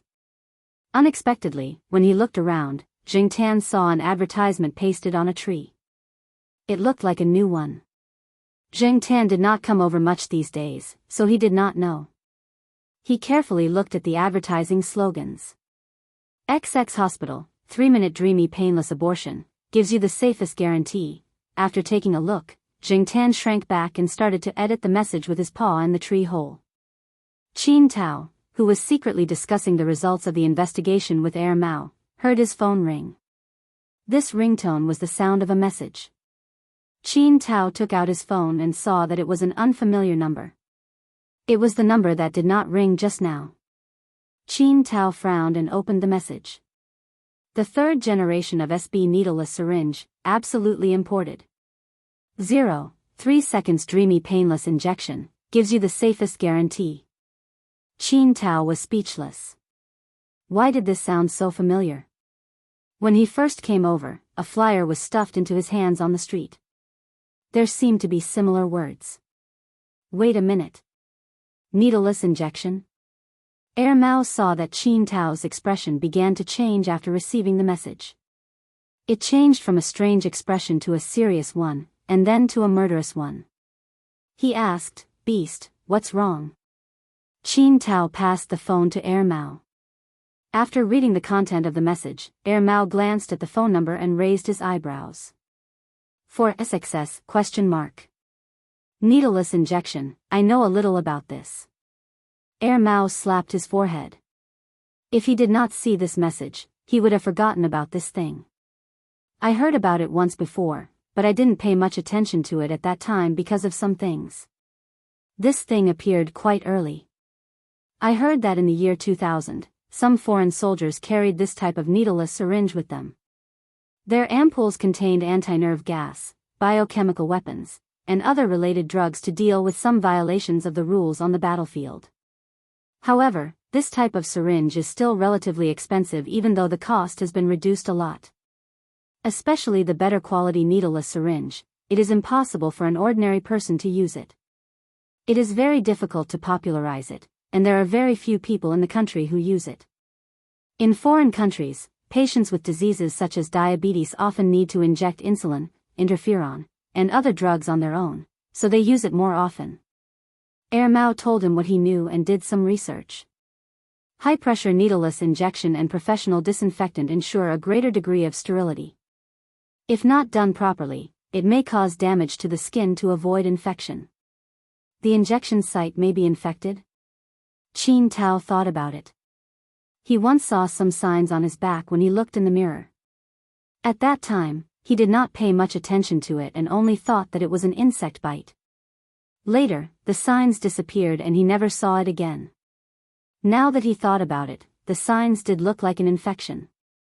This kind of thing is small in size and easy to carry. Even patients with impaired vision can use it. It doesn't require much acupuncture skills. After Zheng Tan sent the text message, he was afraid that the other side would call to order, so he turned off his phone and returned to the courtyard. At night, when he saw that there were people in Mao's house, Zheng Tan went to take a walk. There were only Qin Tao and Mao, and they were discussing something. Mao's investigation speed was very fast, and Qin Tao's side was not idle either. Zheng Tan guessed from the words in their conversation that these two should have gained a lot. The suspects behind Qin Tao's back were also circled. The girlfriend who had sex, the caregiver who he thought he could trust, and some people who had a conflict of interest with Qin Tao. Qin Tao would never believe that the first two were not instructed by someone. As for who gave the idea, Qin Tao had some suspects in his heart. Those bastards. Qin Tao controlled his emotions, but he could not help but have blue veins on his forehead. Compared to the manic Qin Tao, this guy was now considered calm, otherwise he would have flipped the table. Looking at the information in his hand, Qin Tao laughed self-deprecatingly. 3 feet of ice was not formed in a day. Zheng Tan carefully pondered this sentence. Did this mean that Qin Tao had realized his stupidity for a long time? Otherwise, how could he have been schemed against by the people around him without realizing it? Those people did this directly to cripple Qin Tao. When those who could support him were disappointed, if Qin Tao still courted death, his future would be clouded and would never be clear again. He did not know if Qin Tao would change after this incident. Zheng Tan could not watch Mao and Qin Tao every day to see the progress of the investigation. He could only speculate how things were going by the expressions and aura of Mao and Qin Tao when he occasionally saw them. Looking at the recent performance of these two people, the progress should be smooth. On this day, Zheng Tan went to the kindergarten to watch the children in Zhuo Kitten's class show off their skills. During the talent show class, some children who were 3 years old or younger stood in front of the classroom one by one to show off their skills. There were quite a lot of children who memorized the 3-character classic and ancient poems at such a young age. Zheng Tan did not know if it was because children nowadays were precocious or because of education, but they were much better than he was when he was young. Although he could not remember what he was like when he was young, he heard people say that he could not compare to the children here. As for Zhuo Kitten, this little guy did not seem to be interested in showing off his skills at all. When Zheng Tan did not come, he held his chin in a daze. When Zheng Tan came closer, he walked to the window where Zheng Tan was. Sometimes, he would whisper to Zheng Tan. After the talent show class, it was free time. The children mostly went to the slide and other places. Zhuo Kitten followed Zheng Tan and talked to him. He talked non-stop, and Zheng Tan was only responsible for listening. A man and a cat stood in the corner. Suddenly, they heard a voice. "Hey, Black Charcoal. Whose kid is this? Are you two familiar with each other?" Qin Tao was in a better mood now. He had found someone to share and found some things. The questions and frustrations that had been bottled up in his heart for a long time now had an outlet. He did not have to worry about holding it in until he went crazy. Now that he saw Zheng Tan, he was still in the mood to joke. After Qin Tao walked over, he sat on the edge of the flower bed next to the fence and looked at the child standing next to Zheng Tan in the courtyard. Seeing that the child was not afraid of him, Qin Tao had a rare thought of teasing him. He knew that his temperament had changed greatly after he was hit and it was hard to control. Many children and animals were more sensitive to the inexplicable irritable aura around him. They would avoid it if they could, and if they could not avoid it, they would be a little timid. But the child in front of him was not. "Little guy, what's your name? Qin Tao asked. Kitten. Oh, that's a good name, but it's not as nice as my name. Zheng Tan looked at Qin Tao from the corner of his eyes. This man was almost 30 years old, but he let the 3-year-old Zhua Kitten call him brother. Usually, when these children saw Mao, they would directly call him uncle. Qin Tao crossed his legs and waited for Zhua Kitten to take the initiative to ask for his name. Unfortunately, Zhua Kitten did not show any interest. You're not afraid of me? Qin Tao asked again. Zhua Kitten shook her head. Why? Your brother Black's friend. I'm not afraid, Zhua Kitten said. After listening for a long time and understanding the meaning of Zhua Kitten's words, Qin Tao was even more curious, but he did not ask again. I'm being bullied. Can you help me scold the bad guys? If you scold me, I'll buy you a bag of lollipops. Qin Tao said as he took out a cigarette from his pocket. After lighting it, he blew smoke rings. Zhua Kitten gently bit her finger. Scold what? Qin Tao, come, take a deep breath and repeat after me. They're all a bunch of bastards.